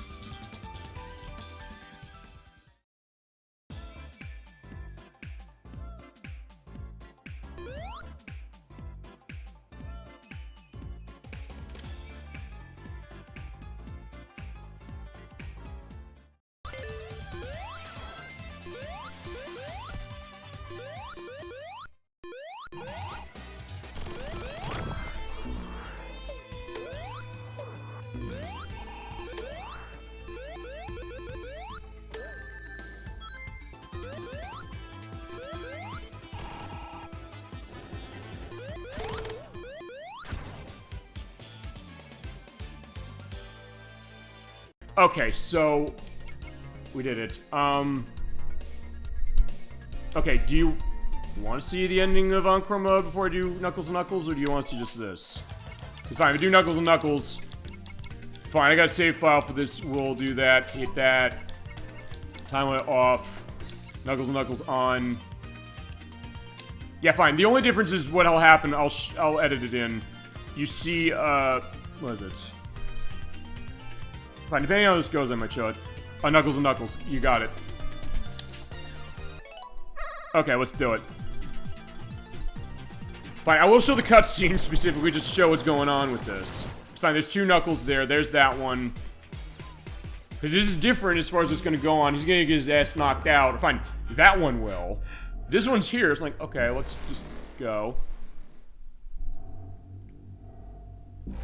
Alright, so time starts... now. Okay, fine, now. Yeah, we'll see what's going on. Yeah, I'm just running. Oh, first wait, did it stop? Yeah, I'm just doing this specifically off of nothing, so we'll see how fast I go. Not that I'm really in a good case of speed running. on this. Fine, this looks familiar. It's like we did this like 2 minutes ago. Oh, crap, wrong one. Is this sort of in the Encore case of itself, but sort of not. So fine, we're gonna go down this way. We'll see what's going on. This is not the optimal path. This is a case I have not practiced for this, so we're gonna see how this goes, how fast it goes running this, and we'll see. No, that way.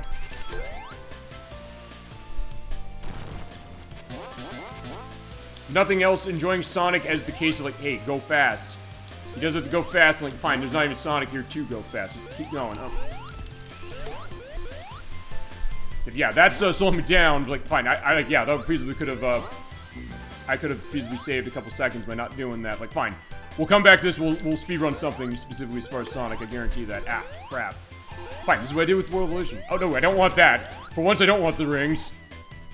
In this case, to do that, so I'm gonna do this and go and run and go. So it'd be funny to see how I can do this. And fine, I could utilize Knuckles, my other Knuckles, feasibly too. You know what? Do that. You know what? I was like, yeah, alternate Knuckles, can you help?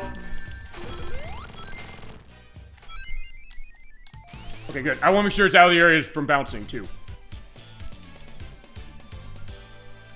Okay, so nothing else also feasibly can take two things. Actual time for game for that, and then level time. Okay, that's actually probably a good strategy as far as getting that running. Then going this way to go through the wall. And then jump here. Okay, so fine. I have some perspective on what this is, remembering aspects of how this game goes. Ow. But nothing else will also show what the difference is, by the way, of Knuckles' play is. Fine, you saw one of them, which is you start in the underground area of Emerald Hill, which actually, or no, Green Hill. There's aspects of Emerald Hill in this. I'm trying to remember if before the game was patched it showed that way. I don't remember if it did. I thought it did, but I don't know.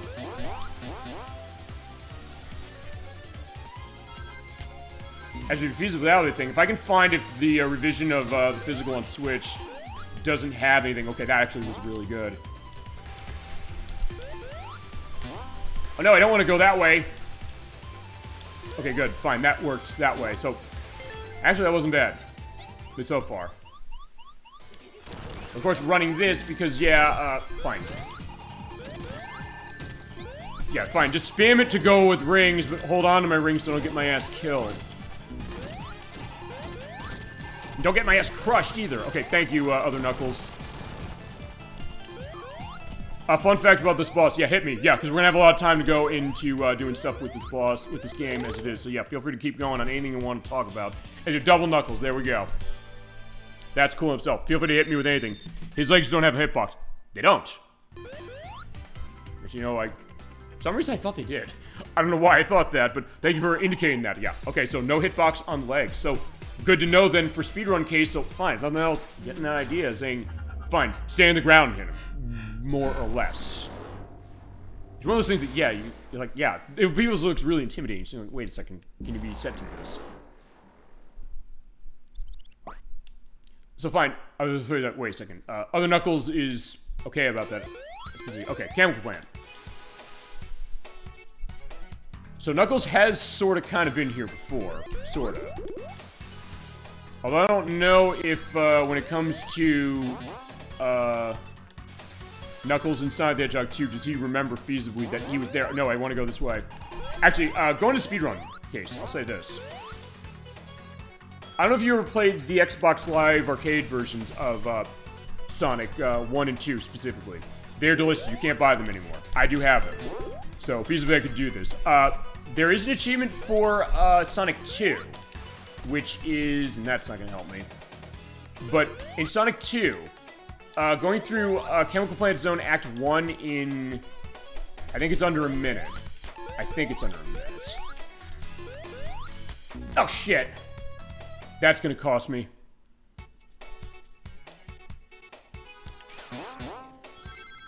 Although, fine. Yeah, do that. Like, that's the speedrun method right there. I keep forgetting that.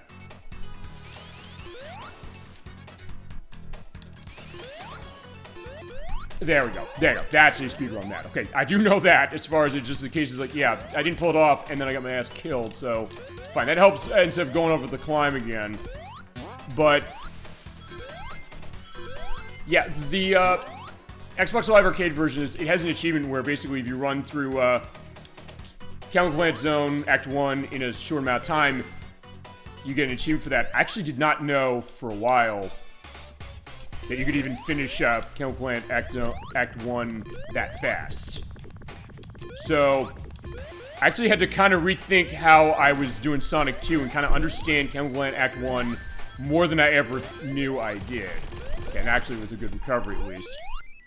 So, it was kind of like the first time I played Sonic 1 2. The first time I played Sonic 1 2 was the 3DS versions in 2016. Oh, the 3D Classics versions.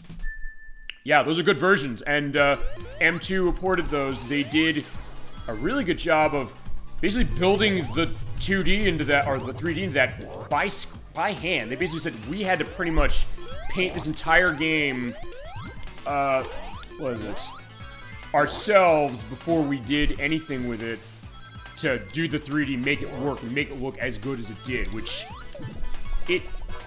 you would think, like, wait a second, how is that going to work on this console, or on that console that way, but as far as that game was in 2D that way, but it looked really cool, and they did a good job with it. Fine, I'm also, at another case, I'm putting myself at another risk, because, like, wait, if I keep dying again, without getting, lives and things, I'll feasibly get myself killed, or fine, points to give me lives. So there's that, but I had stuck in Labyrinth Zone, for like 3 or 4 months. No, I get that. People have, actually, in my experience when I played Sonic 1 to start, I was kind of the same way too. Actually, with Sonic 2, good thing I had myself die, I guess, over where I had here. Well, I need rings so I don't get myself killed there. That climb, actually, I couldn't get past that for a long time. So actually, I get the idea. So like, going through that, especially Labyrinth Zone, that way, like, hey, you're kind of going through there, especially Act 3. Yeah, that's tough stuff.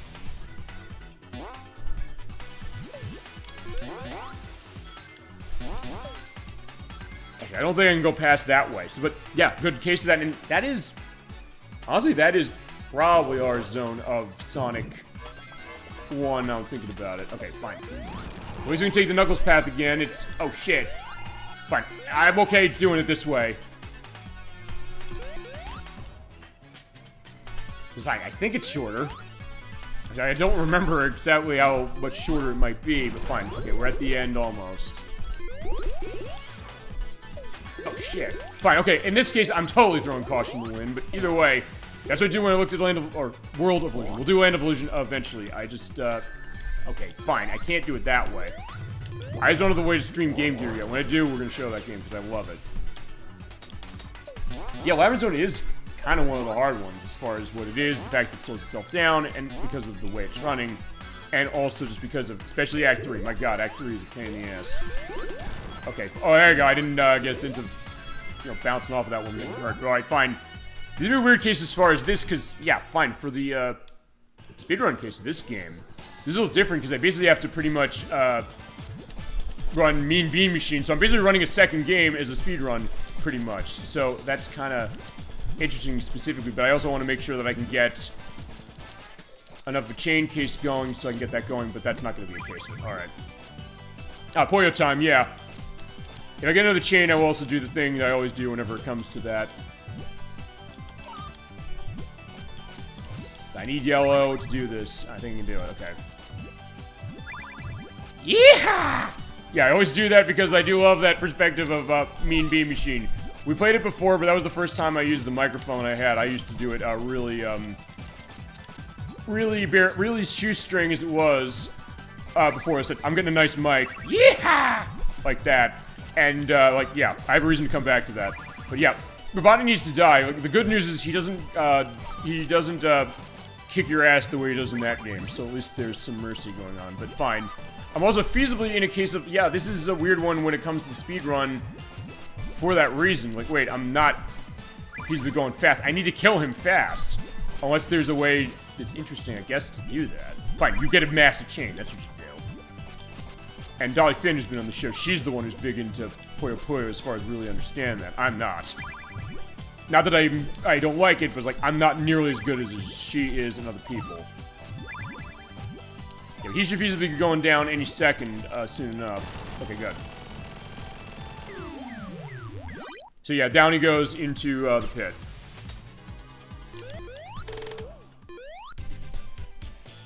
Oh yeah, so far so good, because like, yeah, fine. This is not going to be a world record speedrun, but I'm okay with that. But it's a nice change of pace. Okay, alright, that's probably the best way to go on that one, or fine. I should probably skip the cutscenes. Fine, if I'm gonna do that, I should skip the cutscenes, but fine, well, I need the life, so I'm stopping here. Yeah, by the way, that's what the life thing sounds like. We didn't see that in Encore mode, but now we have it. Ooh, speed shoes, awesome. No, okay, I'm going backwards. Ugh.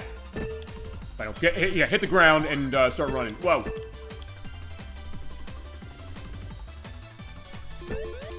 In this case, I know I basically want to take every path I can think of going downwards or upwards. Fine, I guess I gotta go downwards this way.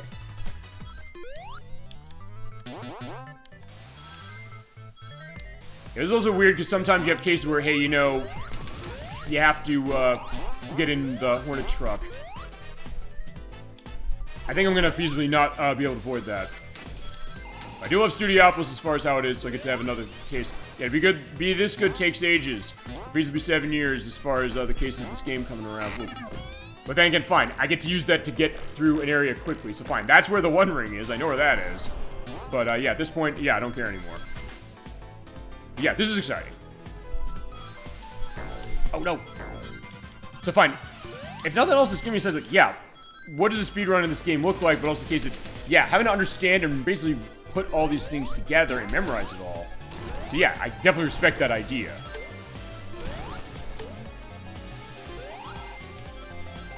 You do get the great stuff for the music, the thing going on here, the...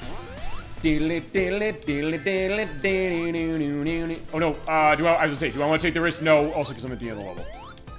Okay, that I remember, so it's like remembering where we are. So it's like, fine, here we are, it's up there, spin dash, grab it, and go. Alright, time for the boss here for Heavy Gunner. Oh, this one, I guess, fine, let's talk this way. I mean, the idea of when speedrunning, which is fine. Okay, there is one example we did speedrunning on the show that was actually not me. That was Gemini96 with EarthBound. He did it twice. He did it with glitched speedrun and non-glitched. And there's aspects of randomness for certain things when it comes to that game, when it comes to speedrunning for that. But I guess with this one, isn't it, I guess, sort of random how Heavy Gunner's shots come out. Like, does he put out... Ow. Does he put out the... Oh, shit. I don't want to be... No! Oh, that was lucky. Yeah, I'm not doing that next time. Yes, okay, I was gonna say, like, I don't think there's a way to manipulate that, is there? The way that the shot he shoots out. I wouldn't think. Part of it is RNG. Okay, so, in that case... So, feasibly, any case of a speedrun... This isn't like a stopping case, is it? Actually, what would you say is the case of speedrunning for this game where feasibly could be a breaking case? Like, yeah, any speedrun you have could feasibly be destroyed. Would it be here? Or would it be maybe somewhere else? Not that I know of. Okay. In terms of being able to, you know, manipulate this. Probably not. I think it's probably random. So if you get really lucky as far as it, I guess each time you'll be set, but if not, you will not be. But off he goes, and also off I go, saying that, well... Fine, that's the other thing, I was like, yeah, don't get the thing to bounce. So at that point, it's like, fine, thinking that way, it's that way. If you get the worst RNG here as far as the missile, then that could be this. Okay. So that wasn't too bad. Despite the fact that I almost got myself killed doing that. But, either way. Fine. Actually, doing Knuckles, this one's gonna be a bit harder for the boss here, because as we showed earlier, Knuckles does not jump high, so in that case, it actually makes this boss in case we have to feasibly fight legitimately. And at that point, it's random because of the fact that, hey, what Cluckoid's weather report's gonna be may change the factor of what you're gonna do. Okay, so actually in that way, correct me if it's not right. Honestly, Knuckles sounds like it might be the harder way to speedrun this game. Am Right about that? Only because of the fact that the way the bosses work against his skill set. But I do want to go this way. Yeah.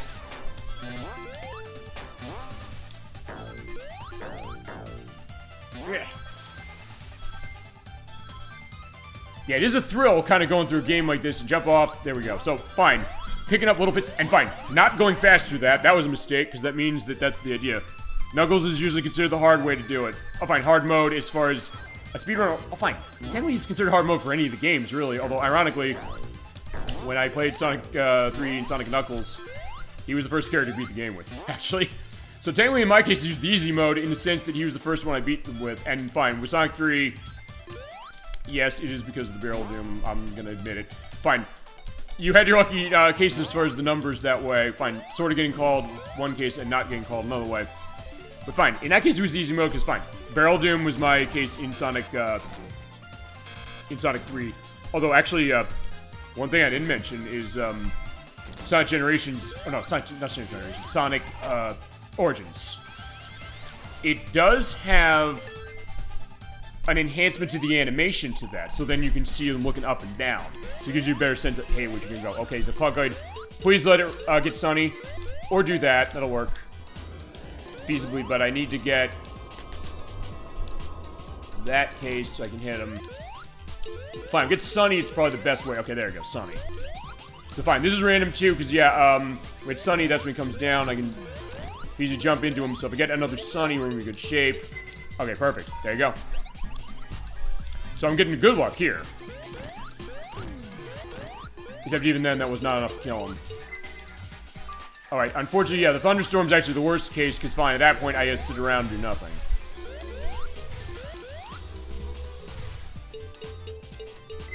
Alright, Windy. I'll take Windy again, feasibly if I can get my ass over here and grab on the bar. Oh, yeah. Okay, fine. I got him somehow. That was not the way I expected to do it, but alright, fine, I did it. I'll take that. Can I get the, button? Actually, yeah, I just grazed the button. I find out Knuckles 2 did that, specifically. Okay. Also, feasibly, I guess... I don't know if getting points is a case of that, although you can skip the point total. So I should just do that. Fine, skip the damn cutscenes. Fine, we're not skipping the damn cutscenes, because, why not? Actually, one of them's gonna be different, so at that point, that'll be the idea. Okay, so back to Flying Battery Go. Actually, yeah. Not even like 20 minutes, and we're at... Oh, okay, that's fine. I'll take that. Not that, though. In this case, knowing which one goes downwards, which is that one, and that one. And just because I need lives, get the life. No. Glide across, and... Okay, good. There you go. Baseball slide, and we're all set. Actually, that... Okay, that worked. No, I don't want to hit that. Fine. Go through the meshing, or fine. Slide through the meshing to try and get that going, and... So, at least my memory of... I'll say this as far as the idea of Sonic Mania running through reused zones. One thing for the purpose of a speedrun that makes it actually very effective is the case that, hey, you at least know every time you go, hey, there's some similarities to the levels for Act 1 at least, so in that case you can say, like, hey, you know, I'll go this way, and you don't have to really adjust too much if you know the game well. If there's any game I know well, it's Sonic 3 and Sonic and Knuckles and 1 and 2. Basically, any of the Genesis stuff, I know those games really, really well, and yeah, I'm just waiting because I want to... Yeah, oh shit, I forgot, I have this. I don't want that now.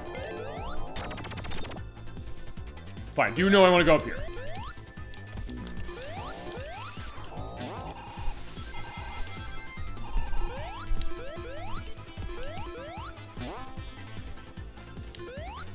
Fine, I know that's the way to do. Oh, actually, right, because we're doing boss here. Yeah, this is the Knuckles way, so this is good. It's gonna be harder anyway with Knuckles, just because of the way I have to be waiting. Fine, not even necessarily that it's harder for the boss, which it is. You're right, and you know you are right saying, hey, it's the hard mode because yeah, all the bosses are harder with Knuckles. But because I have to wait longer too. So fine, for the purpose of a speedrun and the purpose of anything, it's also a case of that as well. So just keep running.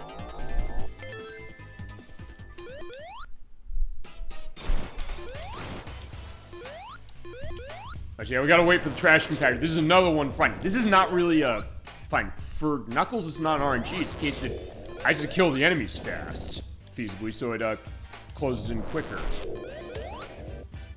I mean, I'm at least killing them like right when they appear, so there's that. And not taking damage. Fine. In that case, it's fine to take damage, you have to wait anyway. Fine, I keep doing that and taking damage as far as that, like, fine, whatever.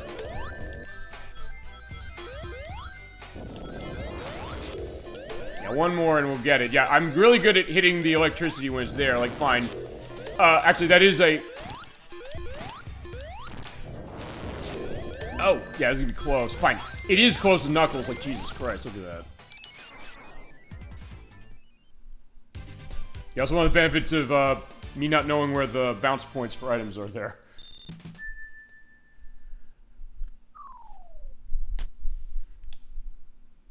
Alright, so yeah, we have both Knuckles. I guess they've...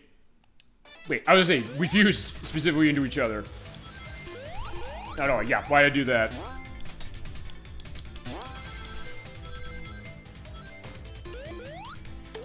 Honestly, though, I'll say this. This is a game I feasibly would want to try and... Fine, like any Sonic game, really. Try and get better to do that more efficiently. Fine. I'm only waiting because I don't want to get hit with a technical squeak. But also, hey, it gives you... If nothing else, it gives more life to a game like this. Like, yeah, feasibly, this game's fun's never going to end, really. For that very reason, on top of everything else we got.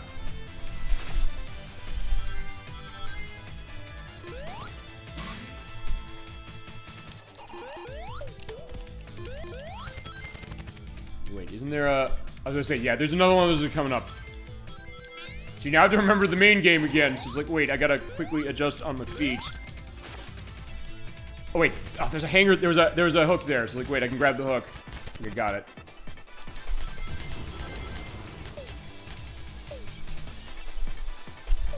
Ow. And there's a life, but I don't need it, and we're not gonna get it. I should have probably gotten that, star post, but fine. We can't go back for it now. It's too late for that. As you know, at this point, right, I can't climb up. Shit, I gotta wait. It's one of those things like, wait, I can take care of this. Wait, no, I can't. And I can go down here and go there. Perfect. Okay, now I'm in the mindset. But in this case, yeah, jump. Yeah, jump down there, hit the button, and okay, that actually was probably the best way through on that I could have figured. And there's checkpoint. Perfect. Unless if something goes disastrous on that, like, hey, I need to have that set. Whoa, crap. Like, yeah, if I could have gotten into that specifically, that would have been perfect. Ow. Okay, and I can't do that. I forgot about that, which is that I can't go over that way, but I don't think I have to go that way. I have to go this way. Well, okay, I do have to go that way to get this way.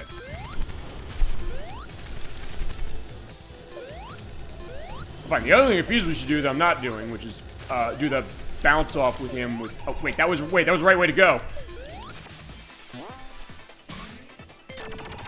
Actually, there is a way out this way, so I think I want to take this. Yeah, and not get that, but fine. Okay, that's where that is. Fine, I should be, you know, racing through that. Fine, I can sort of race through it now.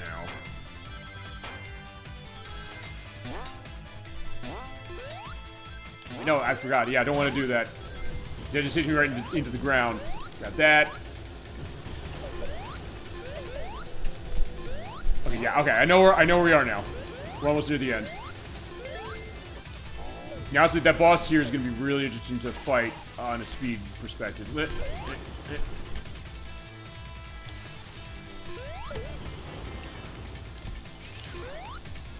And also pay attention to the wind or saying, like, fine, drop down, go there, and then we can get through that way. Okay, so yeah. Alright, so at least getting a sense of what I know I need to avoid, putting myself now in that mindset of, yeah, I'm speedrunning this TM game, I gotta be on the move. And don't go for the achievement, that's where the achievement is. Jump through these windows, you get an achievement for doing that. Fine, I don't need to go for it now because I already have it, but if I didn't, I would do that.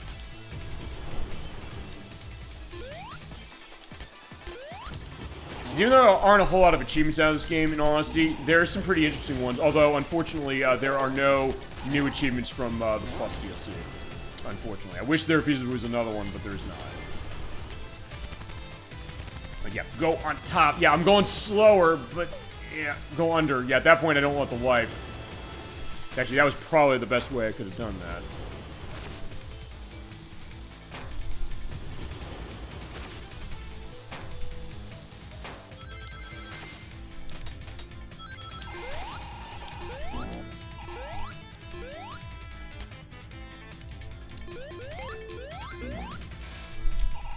Okay, so now fighting this thing again. This is gonna be interesting.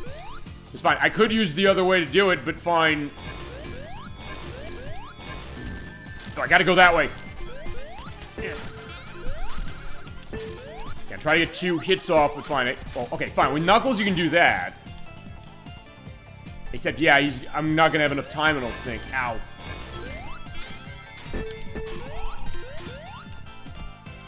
Okay, so fine, I'm gonna have to wait. Yeah, this feels like it's also something that feasibly can kill a run, in all honesty. Although, unless you do that, in which case that's the way to kind of redeem yourself. Ow. Ring. Yeah, I just need rings as far as this. I'll not take the hit. Or I will take the hit if it means that I can just get some rings. And I think it's always 3 hits when it comes to the bolts he does. Oh shit, no. That was close.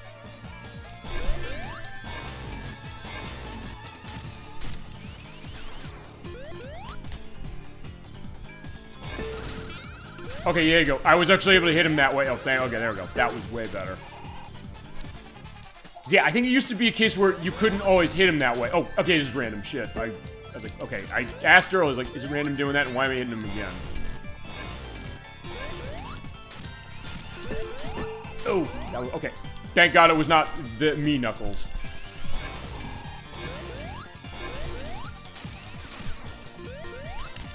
Okay, there we go. That was not bad, even given the idea of like how it went. Now this is going great. It was like fine. It went way better than I thought it would. Oh shit! Hit button.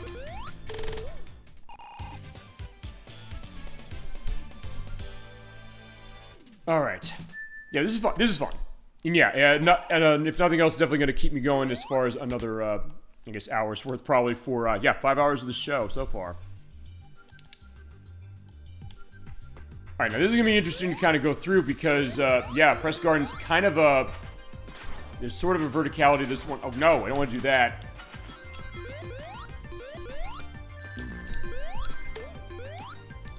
Sort of a verticality to itself, and also something that you kind of have to be aware of certain aspects of kind of, you know, avoiding, like, the conveyor belt thingies. Fine, not bouncing wrong the way I was before. That's like the worst thing that could happen here.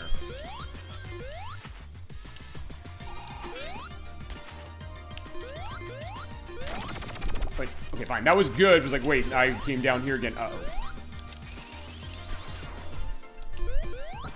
So if anything else is basically going to mean, can I redeem myself for certain aspects? Oh, crap, I forgot. I can't climb that part.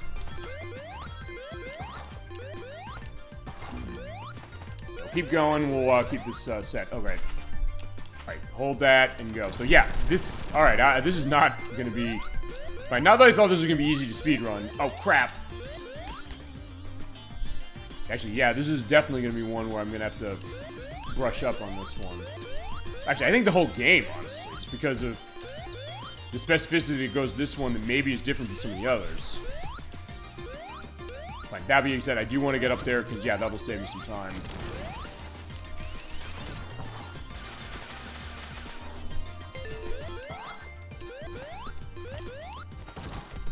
Wait, no, I do need to hit that so I can get that myself through here.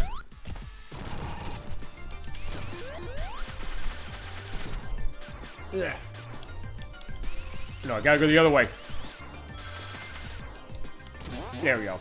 Because I'm not hitting the springs as much as I should. I mean, I'm seeing them, but it's also the case that I'm feasibly just going, and then like, wait, I will notice a second later. Wait a second, there's a spring there. And this one, this is gonna be an endless loop coming down, or wait a minute, no.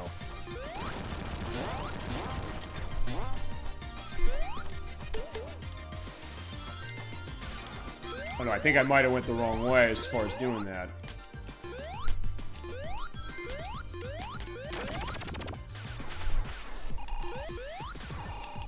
Oh, it's down. Alright, it's down the right. Forgot about that.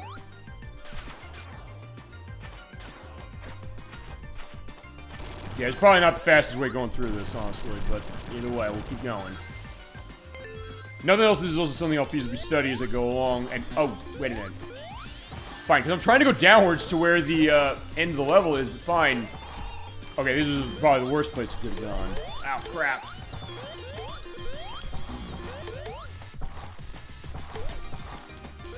So yeah, those, these stamp bunnies and things like that. Ow.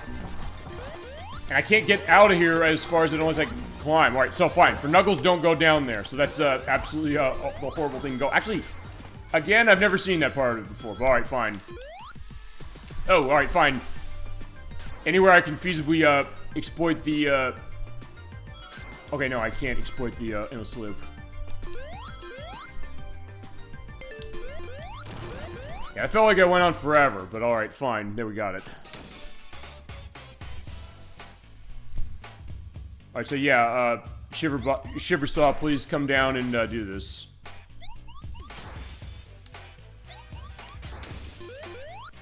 Ow. Fine, screw it. I'm not even caring anymore. Take hits as far as it, just do what you usually do. As far as Sonic, just keep hitting the boss until he dies. So get down here so I can hit you, please. Say screw it and just go there and got him. Alright, fine. Thank God.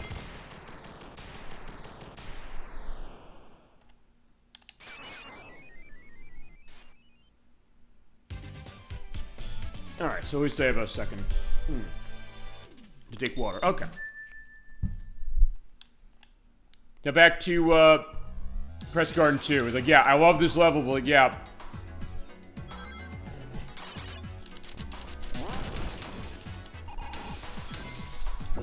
I'm gonna find where the, fire shield is. That'll actually help, but I don't remember off the top of my head where it is.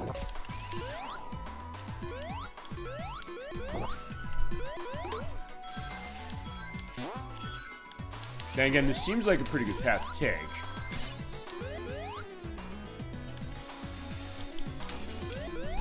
Well, sort of. Oh, there we go. Looked like it was, spin dashing on nothing.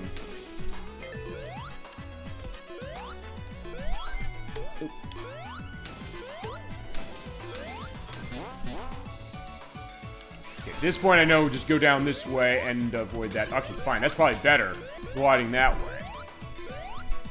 Actually, yeah, the path I got is not a bad one. Oh! I was like, wait. Fine, I got the invincibility. Yeah, if I only had the fire shield, I could go through that really nicely. But fine.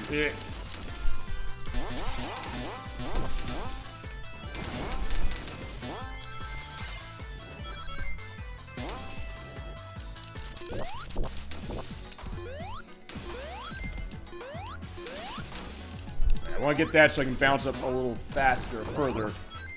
No. Ow. That's not... Is that a way through? No, I guess it's not a way through. I guess I gotta go down. Shit. Oh, alright, I have to go through the wood chipper. Wait, do I? Hang on. Crap. Yeah, I had a good path going, and then I think I lost it. I guess I gotta go back. I have to go up. Okay, fine. So I had to go back and then up. Oh. There we go. All right, it's up here. Got it. All right. Is it? Hang on. All right, I have to go through the wall and then go down and...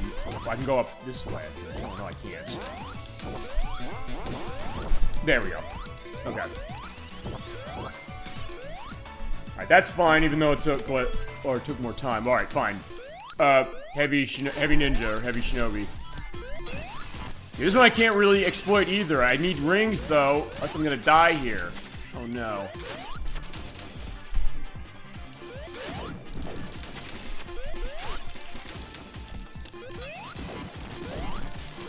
Alright, there you go. Actually, that went way better than I thought it was going to. I thought it was going to be dead there. Okay, actually, yeah, that was actually not a bad recovery. Given. I'll be curious what this is going to look like, and I'll also have edit when I get to the end of this saying, like, what was the time of that based upon how the video was, and then also based on what the game's going to say. I mean, we are at least going to a level that's conducive to running fast. Actually, yeah, this is actually going way better as far as it... But fine, knowing my luck when it comes to this stage is like, yeah, this is gonna be... No! I want to go the other way! But you know, I have to go this way, so never mind.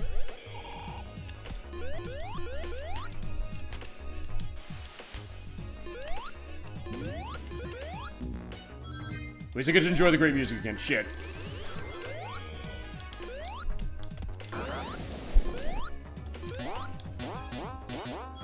Just remember what the pads are. Alright, there you go. Yeah, nothing else is putting me in that mindset. I'm liking this.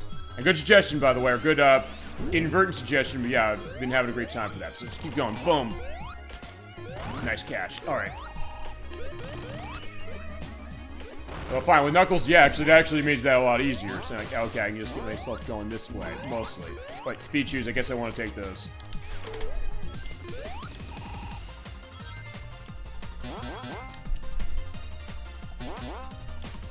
But I would want to go over here and put these things to use.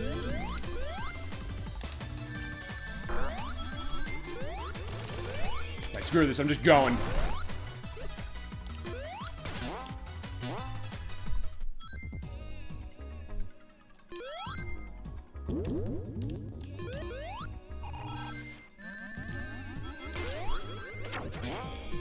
It's also one of those games I'm getting the sense like, hey, it's one of those I meant to do that kind of things. At least like, hey, if I go on the wrong way or something, I always say, hey, I went this way and meant to do it, and it helped me out eventually. In the end, boom. Oh no, I want to hit that, but I want to hit it from the other side so I can get myself going. That probably was not good. There we go. I said, now it's sending me back. Shit.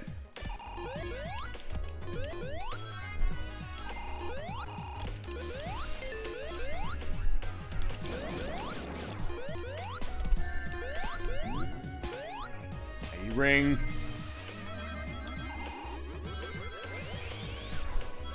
Okay, I think I'm almost at the end. You hired you too, we can't kill you now, we killed you before. In this case, just remember, jump down here. There we go, that I remember.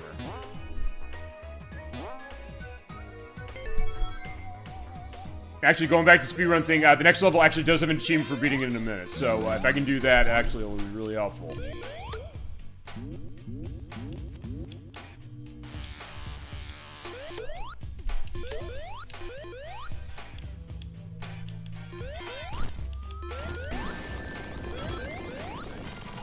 There you go. Nice, I got a life off of that. Okay, so yeah, Star Speedway is actually not going too badly. I guess it's in the name.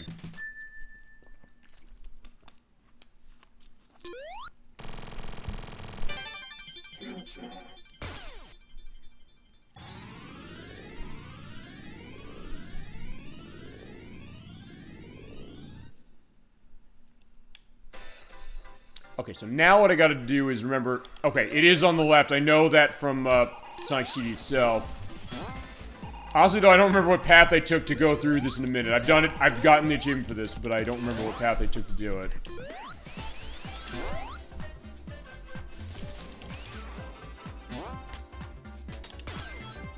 I think I went to bottom, if I remember correctly, but... Oh, shit.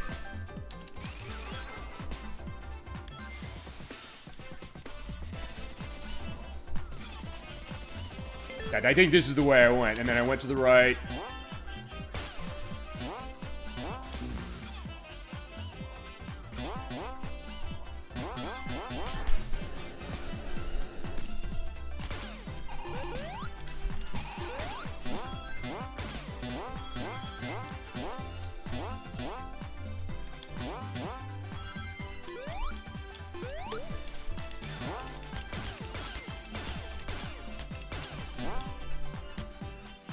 Okay, I didn't get the achievement for that. It is, the King of Speed is the name of it. You get a minute to get to where Metal Sonic is, but... I at least got kind of close, as far as... Yeah, because we're almost there. In fact, yeah, he's right here.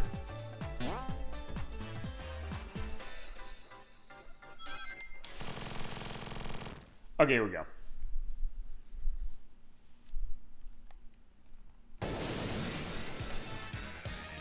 So yeah, Knuckles and Knuckles are saying like, yeah, remember this is Knuckles Chaotix? Yeah, I think we do. Time to get running.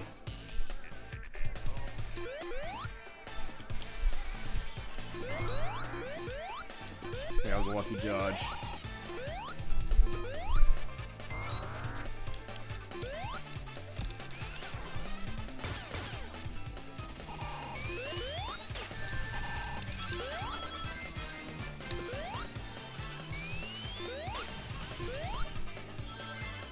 Okay, so yeah, if I can get through this part fast, that'll be okay. It's easier to do this than it is in, when it was on, before the game got patched. Ow, shit. Because as long as you hit him on the corner there, you get him.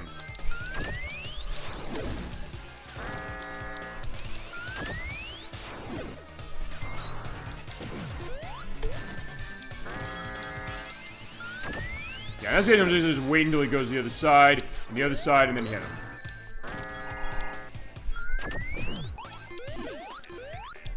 At that point, okay, yeah, he's at the edge of the screen, so that's fine.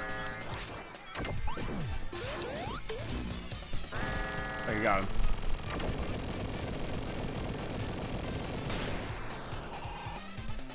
I do love the fact that it gets you running quickly there. Alright, but yeah, Metal Sonic Kai, this is gonna be the part I'm not sure about.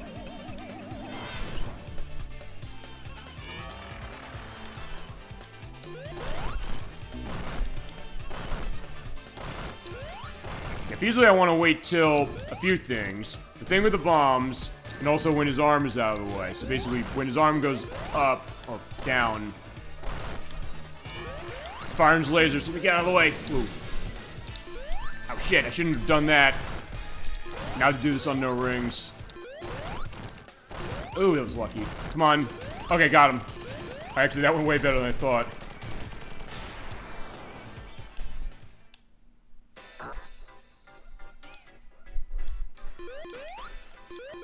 Okay, there we go. Not bad.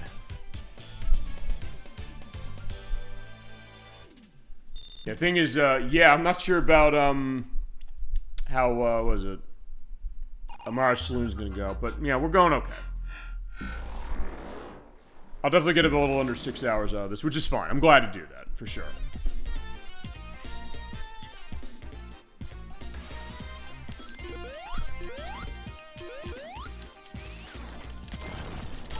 I think I go to the top, I think. No. Actually, well, sorta. If I was Sonic 3, I know exactly where I'm going for this, but for this one, I still have to figure... Ah, crap.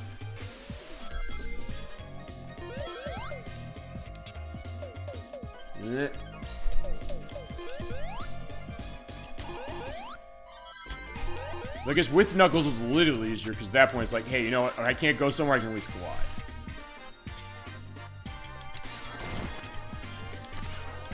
At this point, yeah, no more on the boat, but yeah, I probably shouldn't have done that. Ow.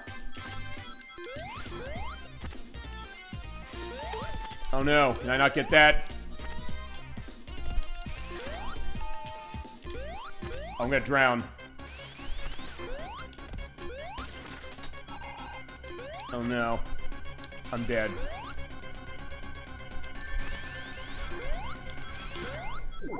Fine, unfortunately Knuckles drowned, so yeah, there you go. Oh. Oh, I saw the music start again. Oh crap, I'm at the beginning again. Alright, that didn't work out well. Actually, you know what? Fine, we'll go to the right. No, not that one. Pull that one.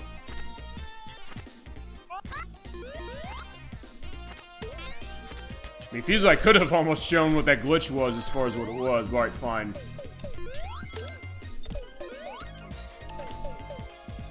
Up. Yeah, this is not... I'm gonna have to definitely understand how this one's gonna go. But yeah, why am I doing this again? Why did I not go and get some damn air? If I die again... Crap. Alright, fine. This is definitely killing my run. Oh, actually, I'll tell you what I'm gonna do. Just because I don't want this to go on any longer, we're going to get in the water shield over here. I should have just gotten it when I came in, but I decided not to. But now, drastic time to call for those drastic measures. In that case, I am going to jump up here. I think this might be a better case. As long as I can keep my ass out of the water, we'll be set.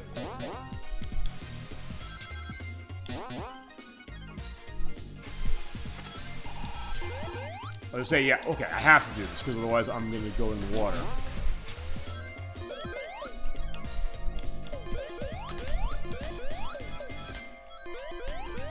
Okay, so far this has been the most disastrous, I'm not gonna lie. In fact, so much so I'm gonna climb up here and go through that area in the wall, because I think that might be... Wait, where is it? Did I go too high for it? Or maybe I did... Oh, no, I'm thinking ahead, I think.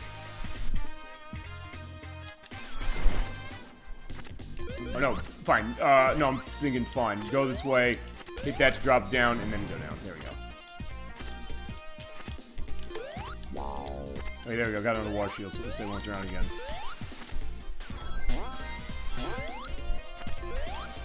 Yeah, I'm also feasibly going the other way as far as the stuff with the boats. Fine. I was like, yeah, I need to take the bubble then. At that point, fine, I'll take that. And yeah, just glide across this. Alright.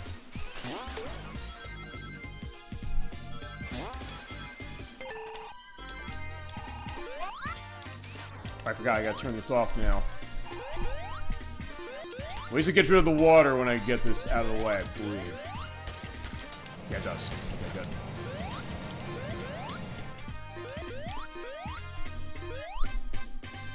I'm gonna need a good recovery on this boss, that's absolutely for sure.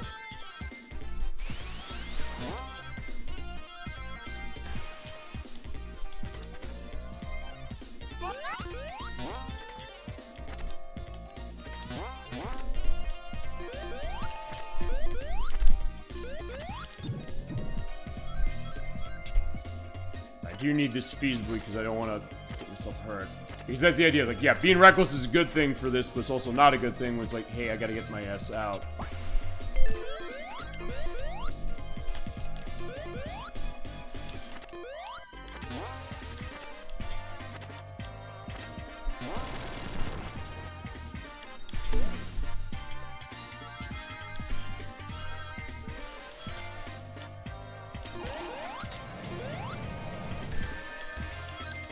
I don't think is the way I want to do that, but either way, I'll take it.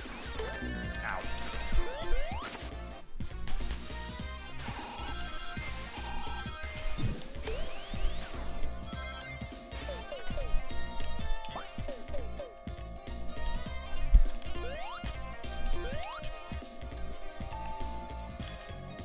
I do need to grab that so I can get some air and also get my way up here.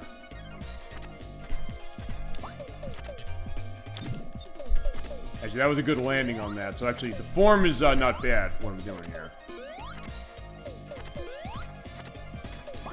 And the fact that I'm seeing that, I guess, is kind of a good thing.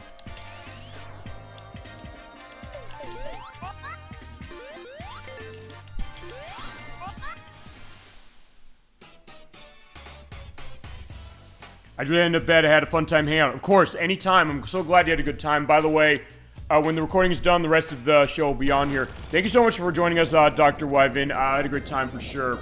As far as thank you for adding so much to it, making the show feasibly the case that I'm doing this right now. For the speedrun. I had a great time, and we'll be back next week, by the way, at 7 p.m. Eastern Standard Time.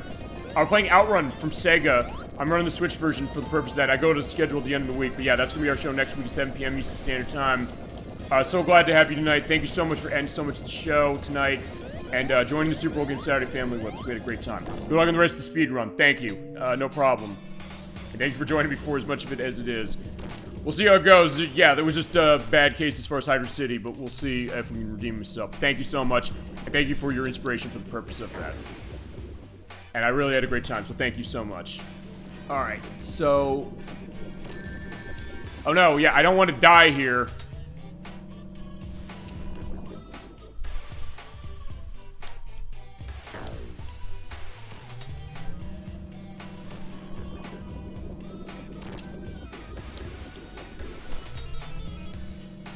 So far, that was lucky. Fine, at least he's not getting away from this one. Yeah, at this point, I need to be right on the edge of this thing in order to, you know, stop that. 5 minutes on the dot. Okay, that was actually cool to see, even though I was like, yeah, Hydra City Act 1 was a disaster, so we'll have to redeem myself with this one. And the boss I'm concerned about.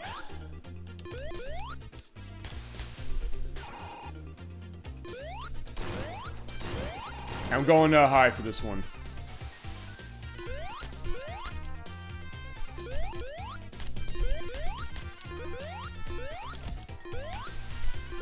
Let's keep going. Alright. Yeah, I'm having a great time for sure. And yeah, great idea as far as saying, like, let's talk speedrun case. Let's do it. Why not? Yeah, different way of showing Knuckles and Knuckles. And I mentioned I will edit in the ending, the full ending of Knuckles mode. I'll have some commentary on my end to go into it because I do want to at least give an indication for what actually you get when you get all the Chaos Emeralds. And since I'll have this save file running in case of what it is, I'll be able to just quickly go back to it, just get all the Chaos Emeralds, and then beat the game. No, I don't want to do that way. Uh-oh. And then also the Encore, you know, 100% case as far as having all the Chaos Emeralds. Yeah, that thing just took me forever to get that last one, but at least we got it finally. Okay.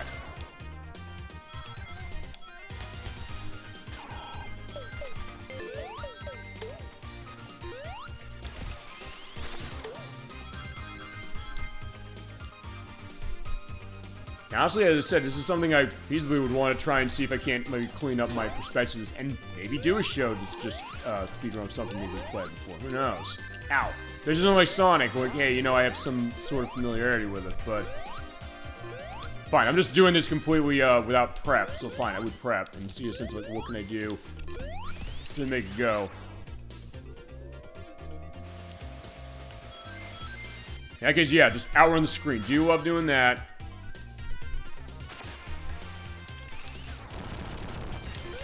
Alright, there we go. That was a nice catch in, so if nothing else.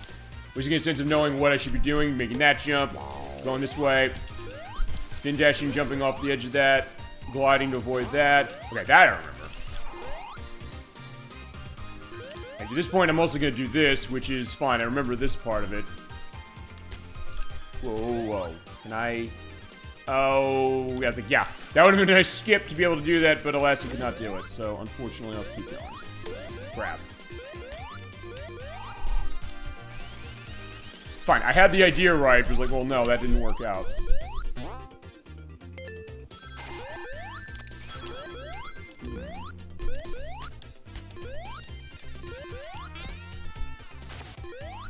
Ow.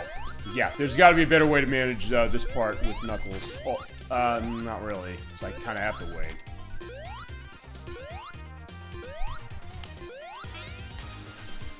Fine, if I could have made that jump to get over here and hit that, that would have been perfect. Fine, that being said, I'm going to take a little bit of a stop, even though I know this is going to cut my time. Actually, the way I'm doing that, that's cutting my time, too. You just hit that and hit left. That would have been the best option. Well, at least life, so I don't be in too much trouble. But yeah, I do want this War Shield. I do need it for this. So it probably is worth a stop.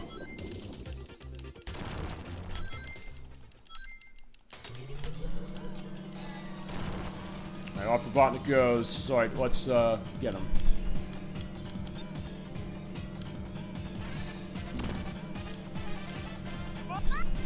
Alright, so yeah, other Knuckles, at least I'm giving him some air whilst I'm, you know, hogging it for myself. Bubble. Yeah, in this case, I don't know if you can speed this part up, because, yeah, where the bombs are going to be, I think that's mostly set. I think it is. But just making sure that every time you see one, you hit it right, and make sure you get him in the way. Okay, I somehow avoided not losing my War Shield there, which I always tend to lose it there. Whenever I play this game, that's always the place where I tend to lose it. Alright, actually, that would do really well.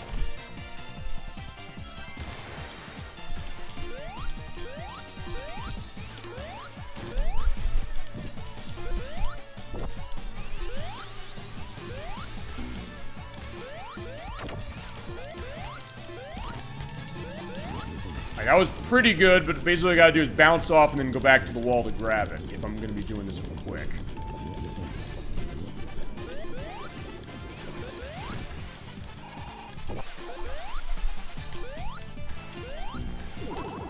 Let's see, fine, other Knuckles drowned, sorry. There we go, that's how you do it, perfect. There you go. That is your speedrun case as far as that with Knuckles, as is that. Perfect. Okay, and... There you go. I guess I'll keep... Yeah, I'll keep the cutscenes in to show them, number one. Number two, to show the fact of, hey, you know, how do you prepare for them? Also, because since we haven't shown Knuckles off yet, I think it makes sense to keep him in, especially for this next one. Because it explains why... is he not doing the Wing Fortress thing? Or the Barrage Saloon thing. Yeah, you get your ass knocked off by Heavy Magician, and he comes down here. Boom. You get that wonderful chill perspective of Mirage Saloon Act 1, because he actually has an Act 1 as far as opposed to running the way that Sonic Tails do. And every other character runs that way too. But this is designed specifically around Knuckles, so it makes sense as far as it. And you do get the great look of the case that it's starting morning, so like the other levels as far as that, you do get this case that, hey, you know, they're starting, you know, the time of day thing going on specifically, but I do need to go down. Right, you have to go down a lot. Okay, no, not there. Shit, alright, fine. Don't go down there. Yeah, honestly, I don't remember this level that much because I tend to play the game with Sonic, but it's also something that, fine. Wait, no, I think I have to go this way.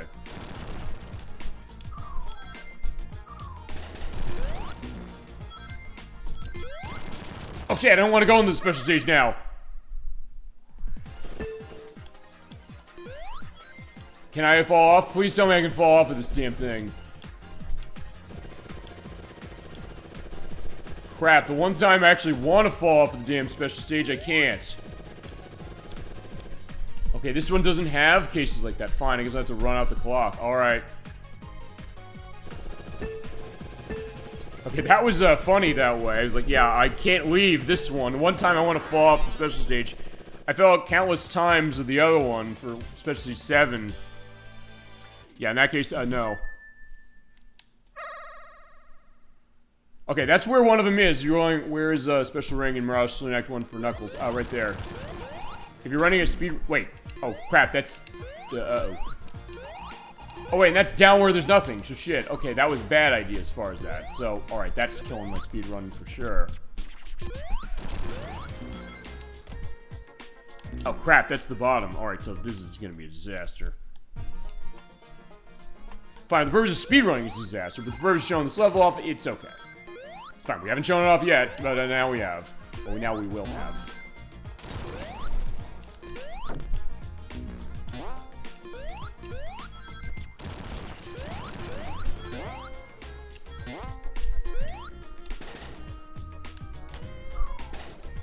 Because you generally have to go up. This is a more vertical level as far as this Knuckles. I was like, wait, don't I have to go down for certain things? I guess I got confused that way. Because you're kind of going up and down and all around to go the aspect of the Sonic Adventure. Okay, fine. Other Knuckles got up there to get that hook, and fine. Use the pinata balloons to get your way through. Okay, so yeah, we are getting somewhere, because yeah, as you see the level getting brighter in the background, that does mean you're getting closer towards where you need to go.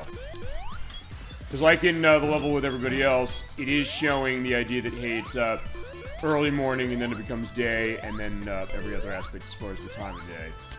Oh, right, I forgot. Also, you have these platforms, which they're basically cases where you have to kind of hang on them on the edge in order to use the case of Knuckles' glide and wall climb to make it to where you need to go and jump down here. Yeah, high Mushroom Hill Act 2, for sure, right there.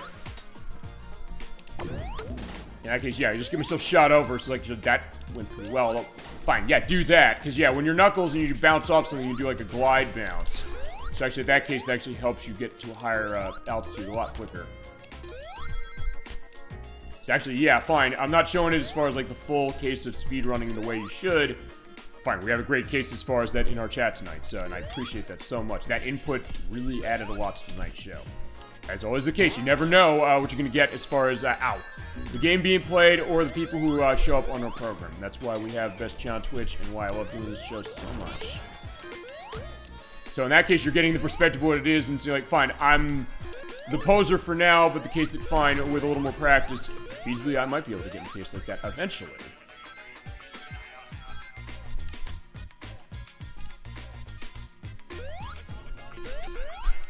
We're almost out of here, I think, though.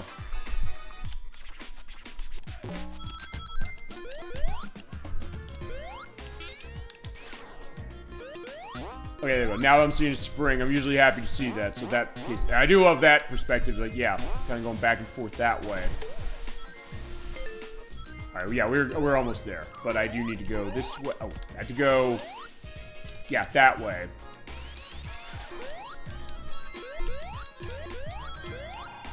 And then climb up here. There we go. Wait a sec, he's here. Oh, right, he is here. Right, I forgot. But also remember, because not Beadworm here, yeah, you're inhibited by the jump case, but fine. As long as you keep doing that, fine, he goes down. Actually, almost as fast as he did in, what was it? In, Sonic Chaos. Right, there you go, got it.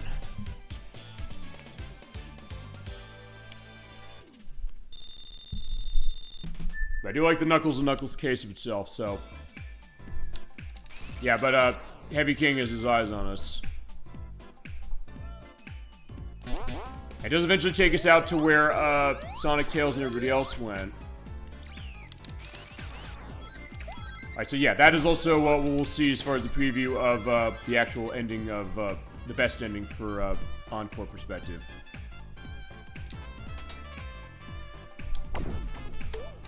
Actually, yeah, in this case, yeah, that was, actually, is very good going this way with Knuckles. And it is worth pointing out us showing this way because, yeah, when Mirage Saloon Act 2 was first shown off, when the game was first demoed and we knew they existed, they did show with Knuckles. But they didn't give an indication saying, hey, you know, there's something specific for him. Alright, bye-bye, Roller. Yeah, Rollers are red in this game, so, yeah, just get out of the way. Alright, we're almost near the end, though.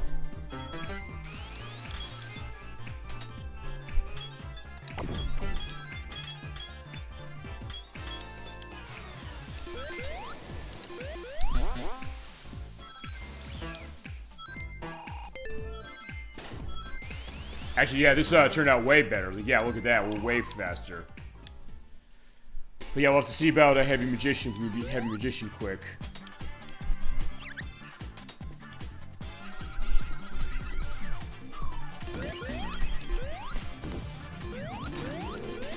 Yeah, same song and dance, though, as before as far as her. Just hit her when you can after knocking out the, fine, only one's from a Game Gear game. The other ones are not. Fine, I mentioned, Bean the Dynamite. Fine, Bark the Polar Bear was in, Time Fighters. And, oh shit, I'm gonna run out of rings.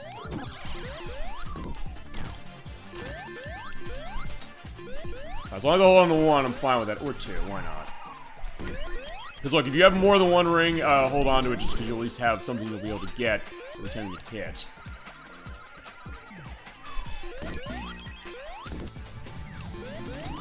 There, got her.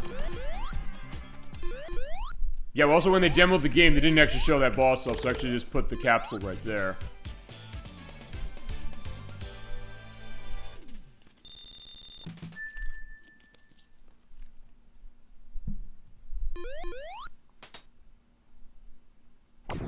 Actually, yeah, this is turning out to be, actually one of the longest shows I've done in a while. But I do feel in good case to do it, which is sometimes a case where maybe I don't. I mean, even when I did Top Gear 2 a couple weeks ago, I felt drained after the time I was doing for that one. But maybe it's also because I'm not as, in all honesty, I'm not as much of an expert at that game as this one, or as other people. Because apparently people want to see our play Top Gear 2. It actually is very widely watched on our YouTube site, and yeah, that was risky, but I lived. But, yeah, people want to see that. I'm like, yeah, I was very excited to see it. Like, wait, people really were watching this thing like crazy. I was like, okay, great. The idea, like, hey, if I can give a good show to everybody, that's all I want to do. And give the games you want to see, and we'll definitely do that. We'll definitely do, Sonic Triple Trouble 16-bit. I just have to figure, the text side of that thing. But then we'll do it right, I promise. And I want to show it, too. I want to play it specifically.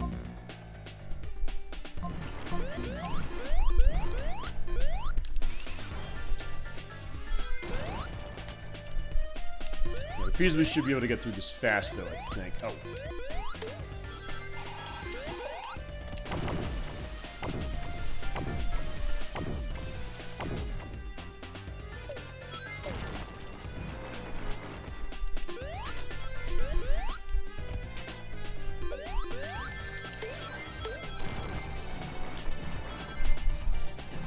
That being said, as I'm going through this, since it's going to be a longer show anyway, I think I may as well mention stuff on schedule. I'll do that early this time. As far as what it is, because, yeah, there's definitely a lot we got coming up. And a lot of other stuff we'll go into. So, yeah, next week's show, we're going to be 7 p.m. Eastern Standard Time, Saturday again, on August 17th. We'll be doing Outrun. We're running the Switch version. Electric wanted to see Outrun. I said, let's do that one, because it'll let us show... can I get my ass out of this quickly? Okay.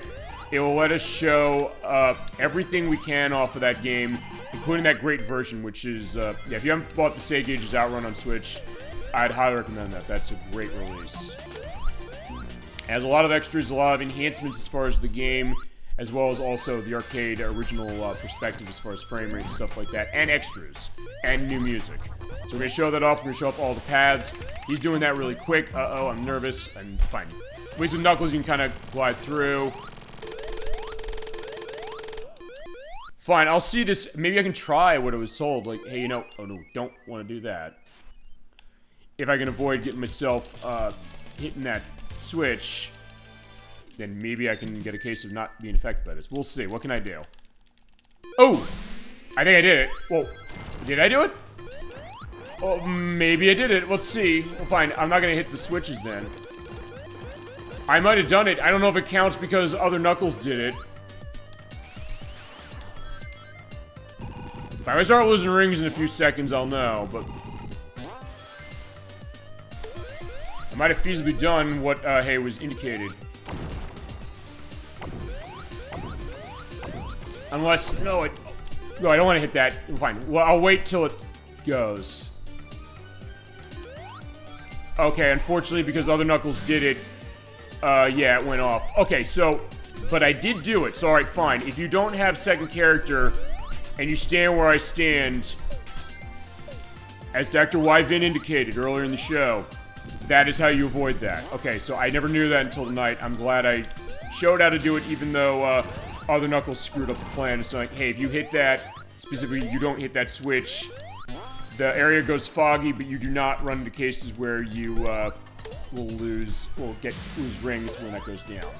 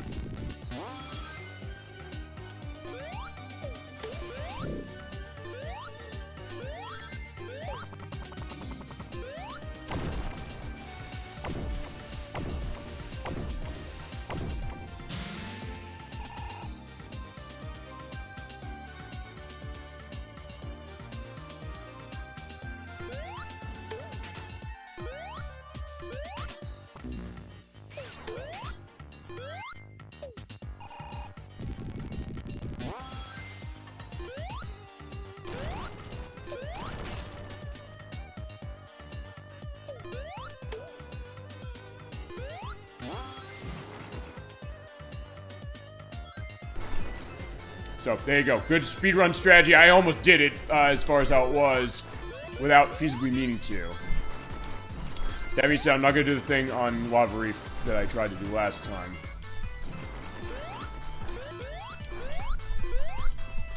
I do want to grab that, because, yeah, at this point, I gotta keep myself alive. Yeah, back to schedule then, in that case, because most of this is going to be the same as far as what we've got with the way the run of the game's going. Yeah, next week is Outrun. Week after that, Nocturne's coming back for part 4 of Crocodiles and Gabos. We're at the last world now. She might finish the game next time, feasibly.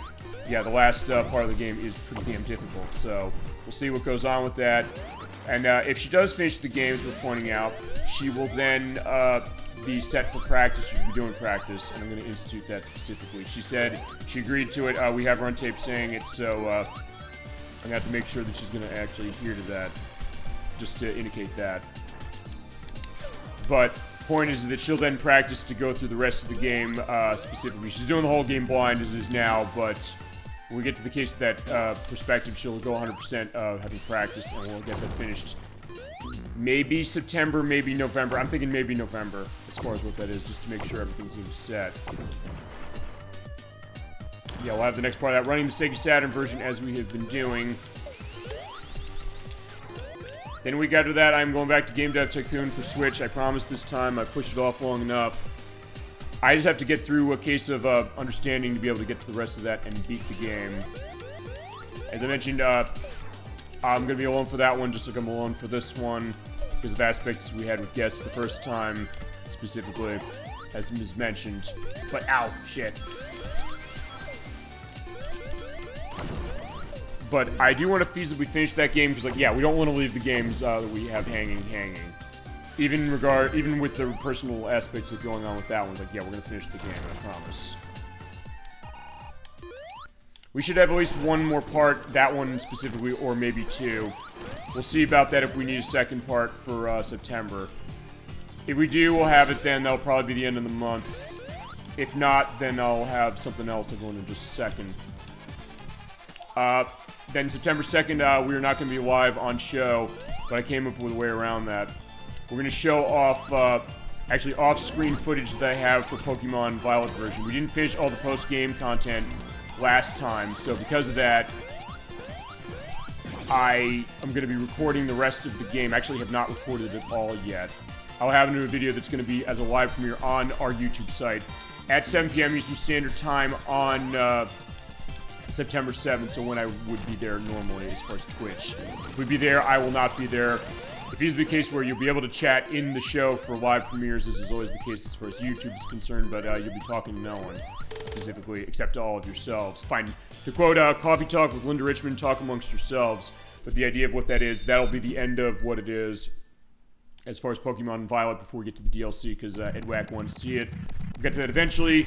As I said, I made a foolish, feasibly, maybe, bet, which is that if Sonic X Generations on the Switch ends up being a good port, which I don't think it is, I'll buy that game full price, specifically, as opposed to using play coins to not pay the full $35.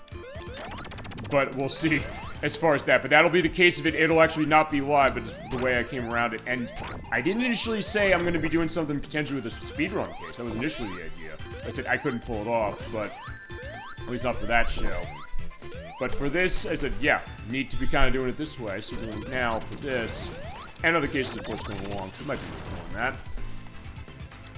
Our next live show, though, as far as after the Game Dev Tycoon show, that will be live. Everything else will, except for that September 7th case. September 14th, though, that's going to be another Sega racing game we've got coming in here. And yeah, Other Knuckles, stop going the other way. I'm trying to get the speed running. Because we're going to be having Super Hang-On. I'm going to be running it through Yakuza 6. I was going to say Yakuza 0. It is in Yakuza 0. I'm locking Yakuza 0. But Yakuza 6, the Song of Life, that's going to be the best way to run that game because it has options for running very easy, and medium perspectives of the game, so I can show off everything, all the paths and all that, all the courses going for that arcade bike racing game from Sega. I know Electrus wanted to see that as a viewer request for September. Week after that's going to be the next part of Proc, and then a week after that's going to be either the finale of Game Dev Tycoon, because we need 2 more parts, it'll be 2 parts only, I don't think we need 3. If we do, I'll figure what we're going to do about that. I'll easily put that off to next year if it has to come to that, but I don't think it's going to. If I only need 1 more part, as far as August 31st, I can finish that. And for the purpose of variety, specifically, I'd like to see if I can do this. I will show off the Nintendo GameCube preview disc. One of my coworkers gave me this very graciously, and he didn't want me to pay for this thing, which costs quite a bit of money. I was like, okay, fine. First off, he's going to be getting a nice Christmas birthday present, all that stuff, as is, because I'm very grateful. If there's not anything I am, for sure, it's like, when I get cases of stuff like that, I'm going to be doing that, but the first thing I'm going to do is we're going to show that as a show. So I'll show off everything that's in that, on that disc. As far as the playable demos, one is being a Sonic game, that being Sonic Adventure DX. But other stuff like Splinter Cell, Soul Calibur 2, Billy Hatch and the Giant Egg, and Beautiful Joe, along with other stuff that comes along with it. If we do get a case we're going to need another game dev Tycoon part, we'll do that instead, but I will have, in January specifically, I'll set aside a weekend to do that demo disc, because I think it's worth doing. There's definitely some neat stuff in it. So, that'll be the case. Then we get to October, we're going to have our Halloween block. For dates, I'll have to figure this. I want to talk to some people. I want to talk to Electros as well, because I want to say, hey, his birthday is the end of the month. His pick is Twisted Metal on PlayStation. And his idea, like, when does he want to be seen in the game? When does he want to show up for that? I'm not going to, you know, say, hey, you know, give up time with your friends and family for your birthday, because it's on the day this time, for the purpose of our show. But, like, yeah, he wants to see the game you selected as far as it asked us for. We do RV requests, as I mentioned, and I'll talk to him saying, what do you want as far as when it is. I'm thinking either September 19th, or if he wants to be on the day, September 26th. Oh no, October 26th. October 19th and 26th, sorry, my mistake. So, there's gonna be that. We'll have Scooby-Doo Mystery for the Super Nintendo, which I know Dolly Finn wanted to see because she wanted some representation of Scooby-Doo this holiday. As far as Halloween, like, yeah, fair enough to do that.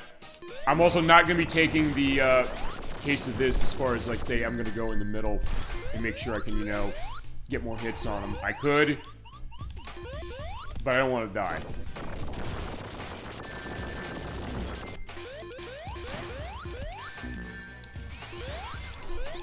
Fine, in this case now I'm gonna have to do it. Okay, fine, that's sort of the case. Not gonna at least hit this thing. Okay, fine, I'm wrong when I said, hey, you know, there's fewer things on, what is it? On the rock formations here for this boss, between Encore and regular. No, I'm wrong, there aren't.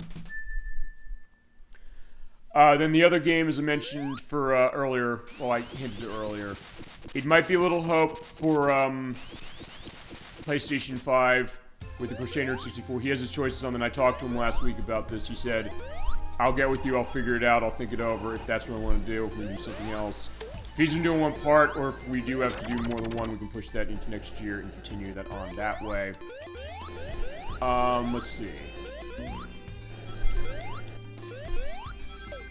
I'm trying to think also when it comes to the Halloween block stuff. Because, yeah, Crochet Nerd 64 is picked, Twisted Metal, Scooby-Doo Mystery, and...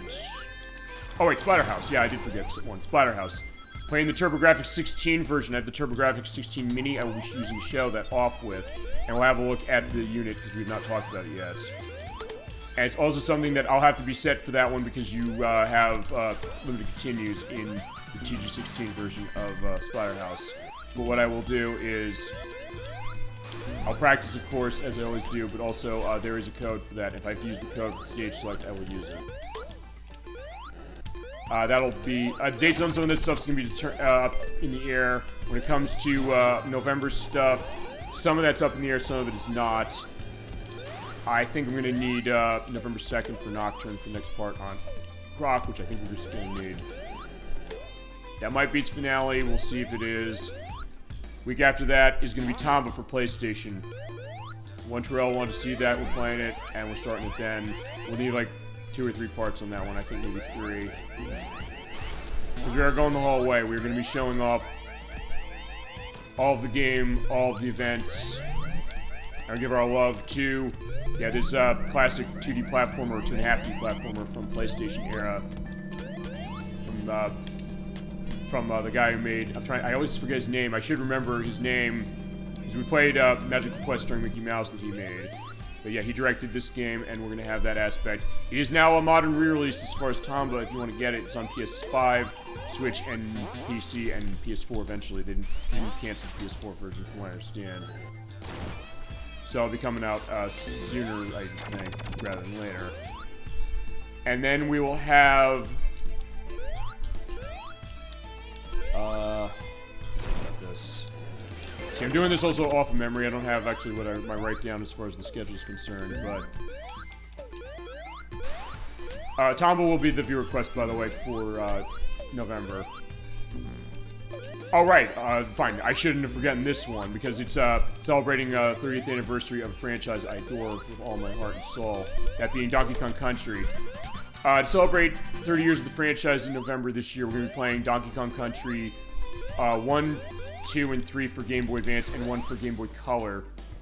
As a bit of a showcase, a bit of an overview, and I gotta go over this. So my attempts to try and speed things up made things go a little slower here. But, yeah, we're gonna show all those off. I'm looking forward to doing that.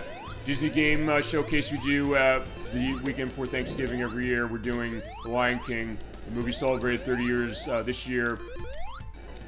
We're getting a prequel to the live-action remake that nobody liked from a couple years ago from the director Moonlight.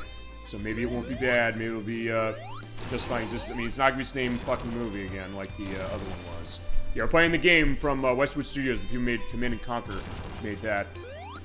We use the Disney Classic Games Collection on Switch to play it. He's be showing off all the versions, as you do need to go here with Knuckles in order to find Heavy King, and you have to glide across. And just to go into that, I think what I'm going to do is we're going to go over the rest of this schedule in a second, because this is a new boss. You basically have a glide here. You can feasibly get here without doing this on Encore mode. Worth pointing out. You can go here with anybody. But in Mania mode, you have to have Knuckles. And come to Hidden Palace Zone, which definitely looks pretty neat. Okay, now probably the biggest laugh of the game is going to be happening right here, is we have the Master Emerald, because it is here. But Heavy King is coming in, and he's saying, I want to take it. But Knuckles remembering, why not just grab that shit? But he was shocked almost to death last time, so it's like, yeah, people say Knuckles is stupid, and he's gotten stupider with every game. Sonic Mania basically made a massive fuck you to that. Thank God for that. By the way, it is also takeoff on the Mecha Sonic, Supersonic variants from Sonic Knuckles, where he uses the Master Emerald for his power, and he floats around. But yeah, if you just jump on him and hit him that way and avoid his stuff on the ground, you should be set. Also make sure when he's charging on the Emerald not to jump into him. But yeah, in that case, he's done. He's going away. And the Master Emerald is safe. He ain't leaving this time. There you go. That is the unique boss for Knuckles. And when I first saw that shock case, as far as that, I laughed out loud hard. I was like, that was awesome. As we're going to go to Metallic Madness, and then we will go to Titanic Monarch, and that'll be the end of the game. And the end of the show for tonight. We've definitely had a good time doing it, even though I was like, yeah, I'm going over 6 hours. Yeah, this is actually, I think, the longest show I've done myself in quite a while. But yeah, it called for it, and crap. So in that case, I'm glad it went the way it did. And then back to schedule, we're going to November 30th for our annual showcase show. We have listed Xbox Live Arcade Showcase, because yeah, the store shut down. It's a sad case, but I got tons of games to celebrate the idea of the legend of the Xbox Live Arcade still living on. And we're going to show off a bunch of those on November 30th. As far as time that's going to start, that I might put that one earlier. I might put that at like the 5 p.m. we did last year for the puzzle showcase. I'll see. It's going to be a bit of a question because we've got lots of games to go. It's not even going to be everything we've got because there's going to be reason to come back again to show off even more. That'll be our Delisted Xbox Live Showcase Volume 1. And we've got a bunch of games that I know a lot of people have been asking for. I also did, actually, I didn't say this, I will mention this specific. I do kind of want to show off those delisted Sonic ports, very briefly. And I made a mistake going down here, so that's actually not going to be good, unless I can, oh, that was lucky, shit. Alright, sorry, other Knuckles. I survived, and right now that's all that matters. Yeah, I'm looking forward to definitely doing that. Those are always my favorite shows to do every year as far as the idea of going through a bunch of different games, a bunch of different experiences, and the first time our genre show, or our annual showcase show for Thanksgiving is not going to be just on genre. It usually is, but for this year, like, yeah, we can't just do the one genre. It's got to be more than that, and it will be more than that. Then getting to December, the end of the year, we're going to have, if we need another crock part, Well, this is going to be a question. I might not be able to guarantee another part if we need it. But we'll see. If we don't need it, whenever that weekend's going to be, I will be doing the showcase of Super Mario Sunshine because we beat the game about a month ago. But it feels like it's been longer than just a month. But I will still see if we run into the weird glitch I had happen before where Tails got tiny here.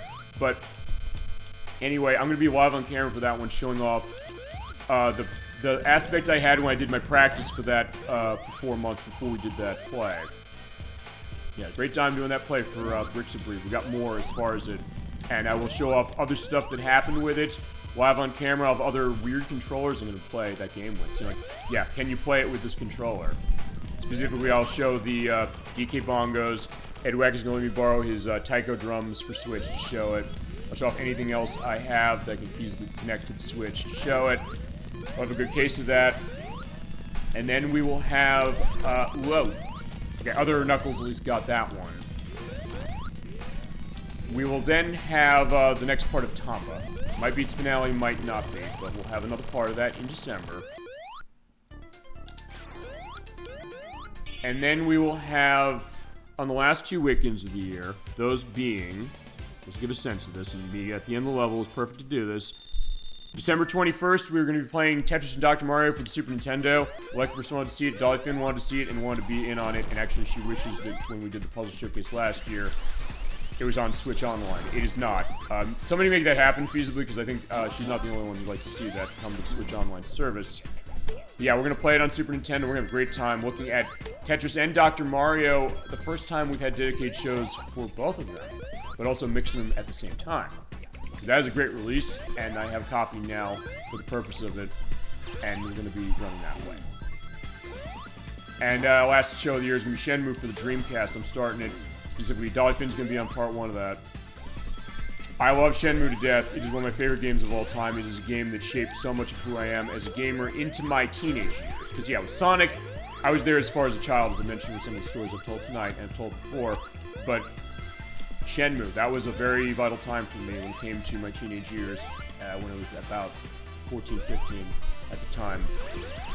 That was one of those games, it's like when Electro said about Kingdom Hearts, saying that game and Final Fantasy X were the 2 games that showed him that video games could really have a reach the same way that movies do. Not necessarily the idea that, hey, you know, there was anything necessarily wrong with other games like Sonic when they didn't do that, but because of the way tech was going and the idea of how these 3 games really were made, Kingdom Hearts, Final Fantasy X, and Shenmue, there are cases where, yeah, you definitely noticed that, and yeah, they made impressions on people. And Shenmue is my case, and we're going to start our play of that. We're also going to show off the video that was shown off of Shenmue before it came out. My first experience seeing that game. I'd never heard of this game before when I got my official Dreamcast magazine in the mail that month, showing the video of Shenmue, which I didn't even know how to pronounce at the time. When I saw that game, I said, I need to play this. And that was a Christmas gift that year as far as it, and that is a game that definitely shaped a lot of who I am, and I love that game so, so much. And I cannot wait to show it off as a full play. That's my gift to myself. But that's going to be the idea. And then in January, we'll still have Shenmue and Love, I guess, Tomba going on. And in January, we'll also have the start of Super Bowl Game Saturday, Second Chance. There's a new segment we're going to have for 2025 because we're at 5 years of the show next year. As we have, you know, the deadly Amy robot glomping onto me and potentially exploding. If you spin dash into her, fine. Knuckles doesn't know what that's all about. I was like, yeah, who's this Amy person? Fine. Okay, Knuckles does know who Amy is. That's not wrong. He does know. But just in case that, hey, he doesn't have the case of, you know, Amy wanting to be with him as opposed to Sonic. But yeah, we'll have feasibly Tomba. We'll definitely have Shenmue still going. Super Bowl Game Saturday, Second Chance is basically going to be, we're coming back to a game that we played before for a purpose. It could be a case of like a speedrun case like with Sonic Mania here. Or other stuff. One of those I know is going to be Mega Man 7 for the Super Nintendo. Because I first wanted to see that when we did the first time. But when we come back, Nocturne will be there for the purpose of that one. I will use the Wii Virtual Console to show that. because it's the closest approximation of the Super Nintendo game that is a lot of money now, and I do not own it on Super Nintendo physically. So at that point, that'll be the idea. And then other stuff you'll want to see as far as other things we got on tap for next year, as we are back in Titanic Monarch Zone one last time. We'll see how I can do as far as running the rest of this. I want to get to BlazBlue Calamity Trigger, because that's a game that I was asked for multiple years ago from Arc System Works. We're going to play it on the PlayStation 3. It is one that I want to get a sense of how do I want to scope that. I was going to figure out doing Shadow Hearts Covenant, which is for PlayStation 2, the sequel to Shadow Hearts. The Crochet Nerd 64 is going to be involved in that. Chasm 22 is also going to be involved in that, specifically, so we're going to figure that out. Also do the aspects of figuring out how we're going to get cases meeting up, how long we're going to run that game, because that game is really, really long. It's like 80 hours. So we're going as we go, but also have the variety going on the show, so if you don't just want to see Shadow Hearts Covenant, I'll have other stuff going amidst all that. And viewer requests, of course, and Super Game Saturday Second Chance, as it's going to be. And, I gotta figure when we're gonna do Kingdom Hearts Rechain of Memories. I know that's something I gotta figure. I gotta do a lot of practice figuring that, because we gotta play that game a couple times. I'll see if we can feasibly get to that one, because I do want to get to it. And that is the next Kingdom Hearts game I'm gonna play. We're not gonna skip it and go to Kingdom Hearts 2. It's fine. That would feasibly be my experience with Kingdom Hearts, saying I played the first one, I played the second one, and I didn't play Chain of Memories. I didn't know where we were with the plot. But for the purpose of this show, we're going in order on that one. And let's see. Other stuff specifically that I'm trying to think off the top of my head that I've wanted to get to, and other stuff that I know gets want to. One of those I know is going to be Smart Ball for the Super Nintendo. It's going to be Edwex's next game for the show. He's been insanely busy recently.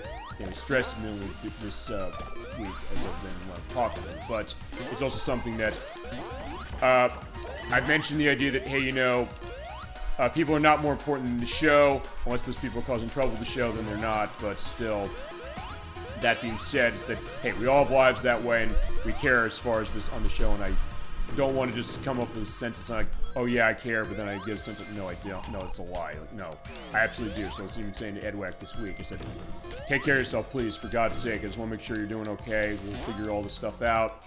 But he was like, yeah, thank you so much for being there for us. I'm fine. He's been there for me, as has Nikki, a lot of other people. People in our chat as well. I mean, Whiteverse and Dr. Wyvin, yeah, absolutely. He's a new member of the Super Bowl Game Saturday family, and that's the idea. We are, this is a family program in that way, because, yeah, we have that connection and our love of the game. That's what it is. It's love of the game. That is the idea of what Super Bowl Game Saturday really is at its core. And the fact that, fine, it is love of the game, is even though if you're not loving the game that you're playing, specifically, but, damn, I am loving Sonic Mania. And I am so happy to have been able to play this again. Even if it's turning out a little differently than I expected, but then again, that's also what I love. Like, hey, I'm okay with it not being exactly the way that I sometimes maybe thought, hey, we're going to have this for the purpose of running a game, but yeah, that's what makes it exciting.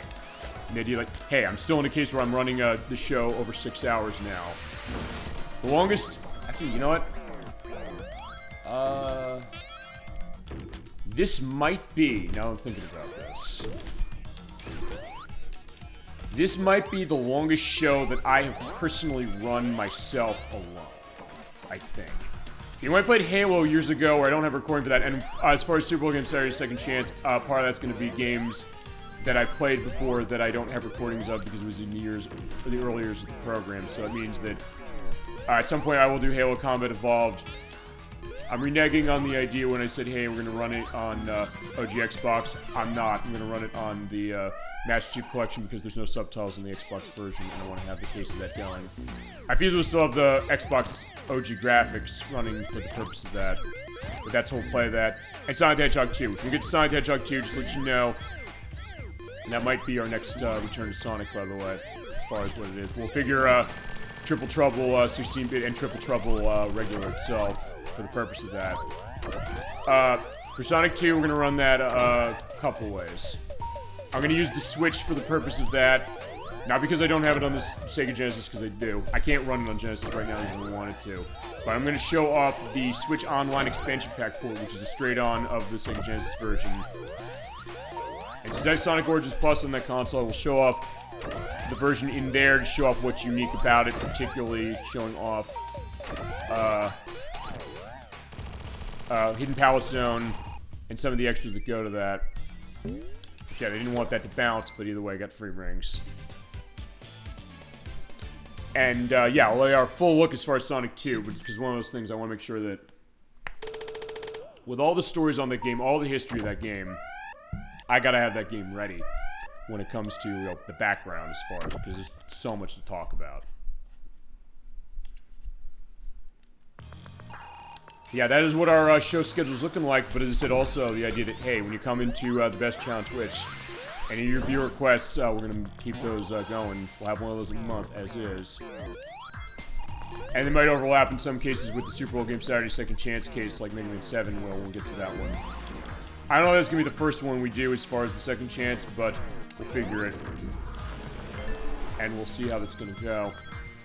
But the idea, yeah, keep them coming. We'll get to those games, but also the case that, look, I know that it's not, I'm not, saying, hey, I'm playing this for you, look how great I am this way. I'm saying, hey, we're playing this because I want to put this into the context of what you want to see and have your experience come by as far as your activity, It's fine. You can't be here playing the game with me, unfortunately. I wish I could have technology to make that happen. But I said, what's the next best case of this? It's this. It's a big request. They want to come by. They go on their experiences. They talk about certain things. They're on the couch with us. That's the idea of what Super Bowl Game Saturday is also all about. So yeah, if nothing else, you're really getting the sense of what do we do here and why do I keep doing this? Why is it just a case I do it for fun? I don't do it for money or pay. I mean, look, if I could feasibly get paid for doing this, that would be great. But it's like, I'm a realist that way, so I'm not going to expect that. And it's also something that, fine, I like it this way, feasibly. And it brings a lot of joy to my life, and hopefully I'm bringing a lot of joy to yours, feasibly. And I appreciate all your support for sure for this program and for everything. Which is why I keep doing it. Even though when we come off, I was like, fine, I'm at a cousin's wedding. I was like, fine, I'm not going to be in a case of saying, hey, I'm going to say, oh, by the way, you're getting married, sorry, I got to play a game for my chat that way. It's like, fine, my family's going to come first that way, but it's also something that, hey, my actual family and my Super Bowl Game Saturday family, they are not mutually exclusive concepts. They're absolutely cases where they're going to coexist, and they will keep coexisting for sure. As long as I live for this case, we'll keep going on this. I'm in this show for the long haul, and I love doing it. And honestly, when I started this, I didn't necessarily get a sense that it would ever turn into this, or that I would necessarily still love doing it. But I think I found out the way, how to keep loving it. And I... Do you want to go up here? Yeah, I do.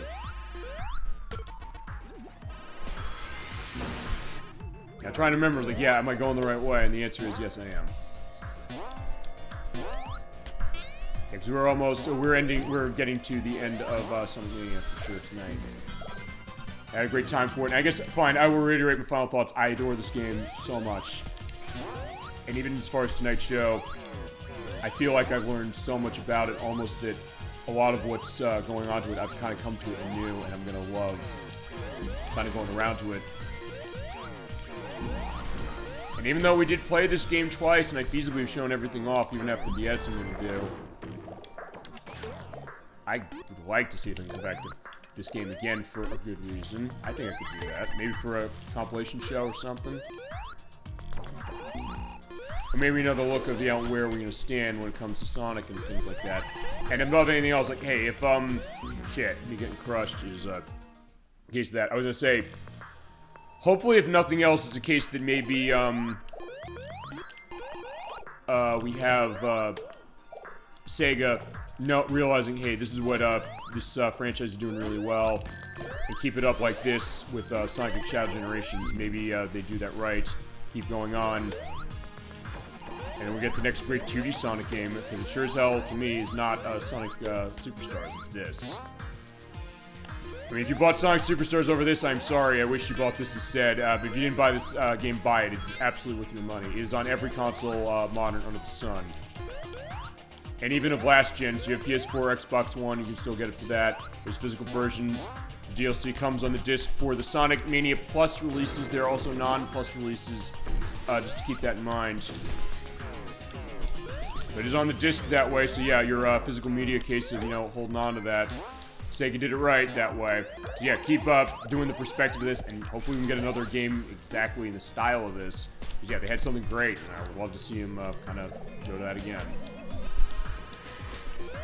Oh, fine, Sonic Superstars to turn out great. I feasibly wouldn't be saying that, but like, yeah, it didn't. So yeah, this is the 2D modern Sonic game. Even if you don't love Sonic that much, like you're sick of 3D, you're sick of Sonic, like, yeah, play this game, your mind will be changed instantly. Even as far as myself, I was like, hey, you know, I'm going through this and, you know, being down in some aspects of Sonic, certain things, but like, yeah, playing this game, yeah, it's completely changes my perspective and keeps me good, you know? I mean, to the point I'm sitting here playing this game for 6.5 hours straight. That, if nothing else, shows you how much I love this game. And as I said, not counting the shows I've had multiple parts on for Sonic. I think it's only Sonic Adventure now that I'm thinking about it. At least so far. This, I think, is the longest play of a Sonic game that I think we've had on the show. At this point, I still running the speedrun idea, but it's also something that, fine, maybe I'm not even thinking about it anymore.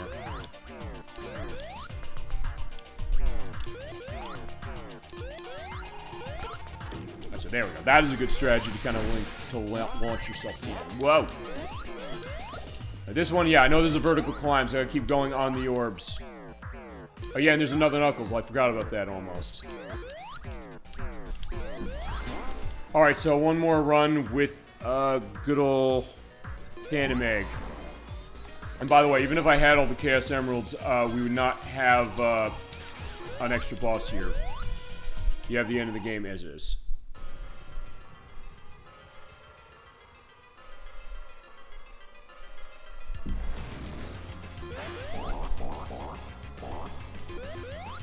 Alright, so actually, yeah, assuming I don't do totally horrific on this boss,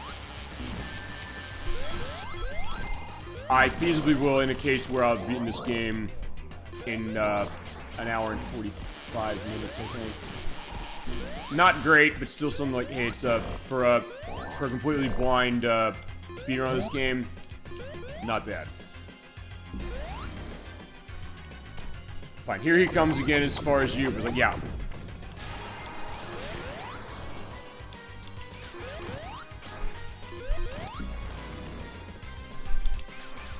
Yeah, go this way wherever the orbs are not, or find these.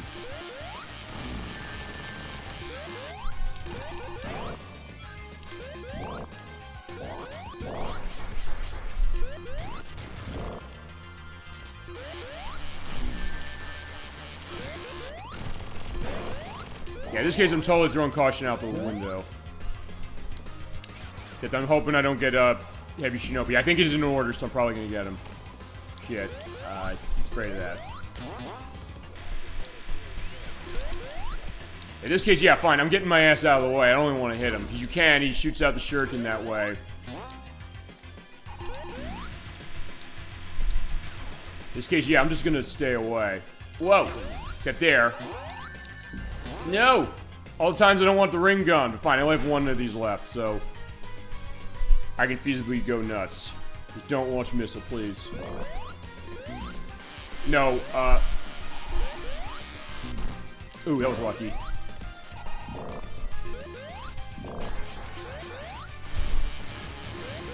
And time. So I was about, guesstimating on this one, an hour and 40 minutes, more or less. I'll have a full-time perspective out. There's 3 Knuckles there, by the way. You're not seeing that wrong. And I also edit about here what the actual ending with Knuckles looks like with 100%. Oh, never mind. You get it anyway. So fine, never mind. I'm not going to do that. Yeah, if you do beat Knuckles and Knuckles mode, you get Sonic and Tails over there, and he's reading the Sonic and Knuckles story to the tune of This Horizon from Knuckles Chaotix. So, okay, never mind. I get to show that way, specifically. And it's really cool to see that. And you do have to run Knuckles and Knuckles with Knuckles, specifically, to do this. I thought you needed to get all the Chaos Emeralds to do that, but apparently you don't. So fine, in that case, I will not be editing that in. It'll just be there. But we'll also show the idea of like what's going on with the try again. I will still edit in what's going on as far as the final boss case when it comes to Encore mode, just for the perspective of it. But there you go. All right, so that's Sonic Mania, ladies and gentlemen. If you've not played it, play it. Even if you don't like Sonic, or you're sick of Sonic, this game will change your perspective. That reminds me also one thing we're going to figure next year. Emetics, who I recommend this game to all the time. He's annoyed on Sonic, particularly 3D. He's like, yeah, they should kill this franchise already. But he's like, you gotta play this one, trust me. He loves the old Sonics on the Genesis. Like, he'd love this game, I guarantee him he'd love this. But him and I were working on doing Streets of Rage 3. We're not touching that until he's ready to do it. He's been busy as anything, but I said, when you're ready, we're gonna figure it and we're gonna do it, because I know he loves Streets of Rage 3. There's also a contingent on when we get back to Final Fight, because we're doing them alternately. So at that point, after we do Streets of Rage 3, we'll do Mighty Final Fight, and eventually Streets of Rage 4, and, I guess Final Fight Streetwise, but there you go. And you get the perspective of, Robotnik doing the laugh, going the I will try again. Feasibly, we will try again as far as, Sonic Mania and the return to that, I guess, but, yeah, there you go. Alright, fine. As far as the in-game time, it was under an hour and a half. Not at all a case of a speed run. But fine, we had a professional tonight as far as Dr. Whiteman. Appreciate that for sure. Thank you so much for that. And thank you so much to everybody for watching Super Bowl Game Saturday. I think we're going to end it here. But with that, have a great rest of your night, a great rest of your weekend, and a great week coming forward. I will see you next Saturday, August 17th at 7 p.m. Eastern Standard Time for Outrun, using the Sega Ages version for the Nintendo Switch. Till then, keep being awesome, have a wonderful night, stay speedy, my friends, and take care.